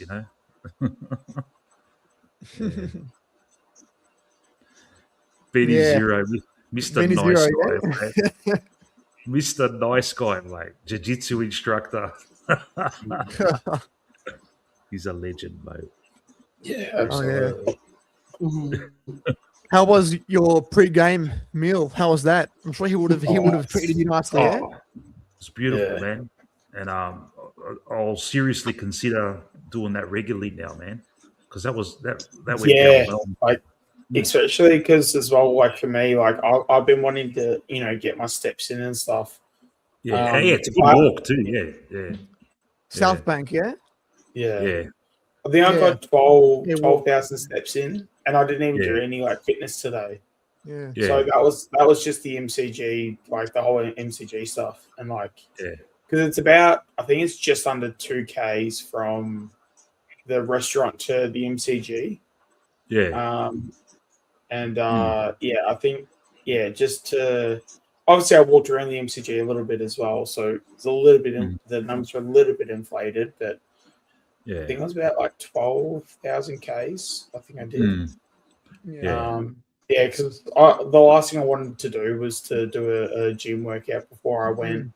Because I can tell you now, the walk on the way back, even though I only did just a walk to the restaurant to the MCG, I was struggling to walk back. Mind you, I'm still pretty big, but like, I'd like to hope and think that, if I do it enough times, then it'll get easier. But But Jesus, I probably, like, not gonna even lie, if I did this pre-October, I would have backed out. Like I probably wouldn't have gone to because I wouldn't have done it. I wouldn't have been able to walk 2K. That's how bad I was, like weight-wise. Yeah, mate. On the streams, you come across as a nice, sensible, placid guy. Mate, at the footy, you're an absolute fucking feral, man. Oh no! What's this? I was about to say, like, what are you exposing here? Jesus! Fucking hell, mate! Screaming, mate. Oh fuck! And that's the thing. I'm actually like that on the footy field too. Like, God, I get the angry pills. Yeah. I'm pretty subdued at the footy, but watching it at home on TV, forget about it, mate. I'm fucking nuts. Actually, a good comparison, it would, for me on a football field, if you think Matthew Richardson was bad, that's you're telling off all the other players.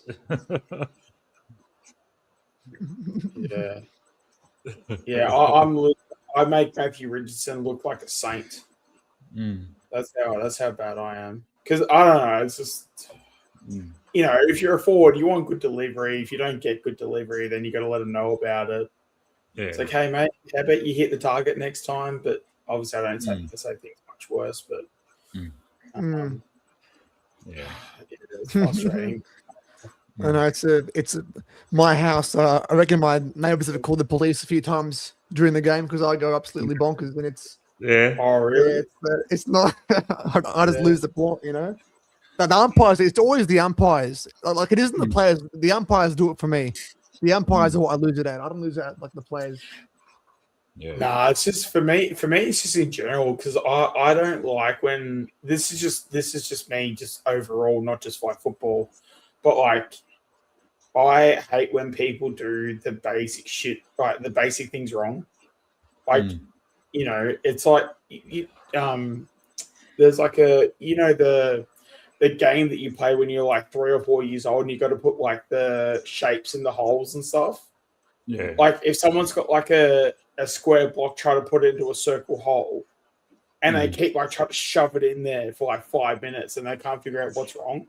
That does my head in. Like, you know, it's a pretty simple thing to achieve, right? And I don't know, when people like struggle to do it, like it just drives me nuts. Yeah. It's like it's a cube, put it in the cube hole. Like it's not complicated, you know. Anyway, I'm kind of getting annoyed even thinking about it. Hey Anthony, can I ask you a question? Yeah. I'm not going to reveal your surname. I know what it is, but I know a father and 2 sons with your surname that are one-eyed Carlton supporters. Do you know them? Carlton supporters. Oh. No, there's no one. It could be. You could be unrelated. You could be unrelated to them, but yeah, a father and 2 sons. No. My family's all Collingwood. My family's Collingwood. Because I don't know if I don't want to say their names on streams. my dad has friends who are Carlton, but I don't know. Probably unrelated. I don't think there's. Yeah. All right. No. Just I asking. don't know any Carlton fans, but maybe I don't know. Yeah. Maybe distant relatives. You never know. You know what? Just do it by Discord, and I can have a look if you want. You can always just send me a message there. Yeah.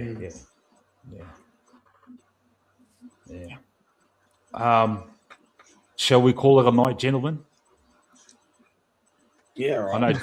Yeah, full power. Yeah. Unless you just want to go all the way through to the watch log, Sean. Yeah, isn't this a pre-stream for the VFL game? We'll get the teams up. Go through each player. Yeah. All I have to say. Go, Chris. All I have to say is, Mick, when me and Matt were watching this on TV, Manny and Manny and Matt were losing it on the TV tonight. Watching it on Matt's stream, we were all losing it. We were fucking going off our nuts until the last quarter. Matt's stream, like Manny was pissed off as hell. Matt was pissed off as hell. Yeah, I have to watch it. They were all. I was pissed off. Yeah. We were blaming Lipinski. We were blaming Fly. Why didn't you put Steen in the fucking ruck? That was Matt was going off his net about Steen not playing in the ruck.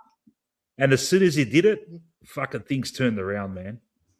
Fucking hell, mate. Like I hate being an arrogant and pumping my tires, but everything I said last night on my little Mick Tells Fly, he did everything in the last quarter. We fucking won, mate. Yeah. I'm gonna be fucking going.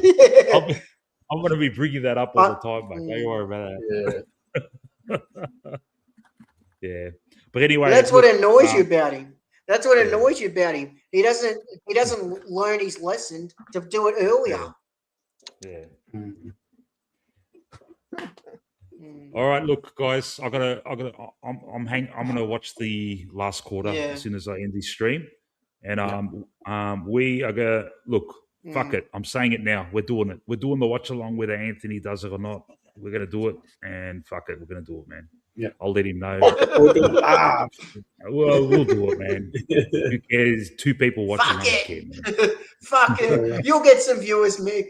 You'll get some viewers. I'll send you the clip of the meme I was trying to reference to. Because it's like a news reporter. He's like, "Fuck it, we'll just do it live. Just do it live." Fuck it, man. We'll just do it, man. Let's fucking do it now.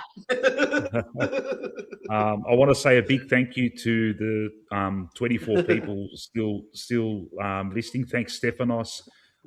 Thanks, Kevin, Jen Loglau. Thank you to Travel Earth AD.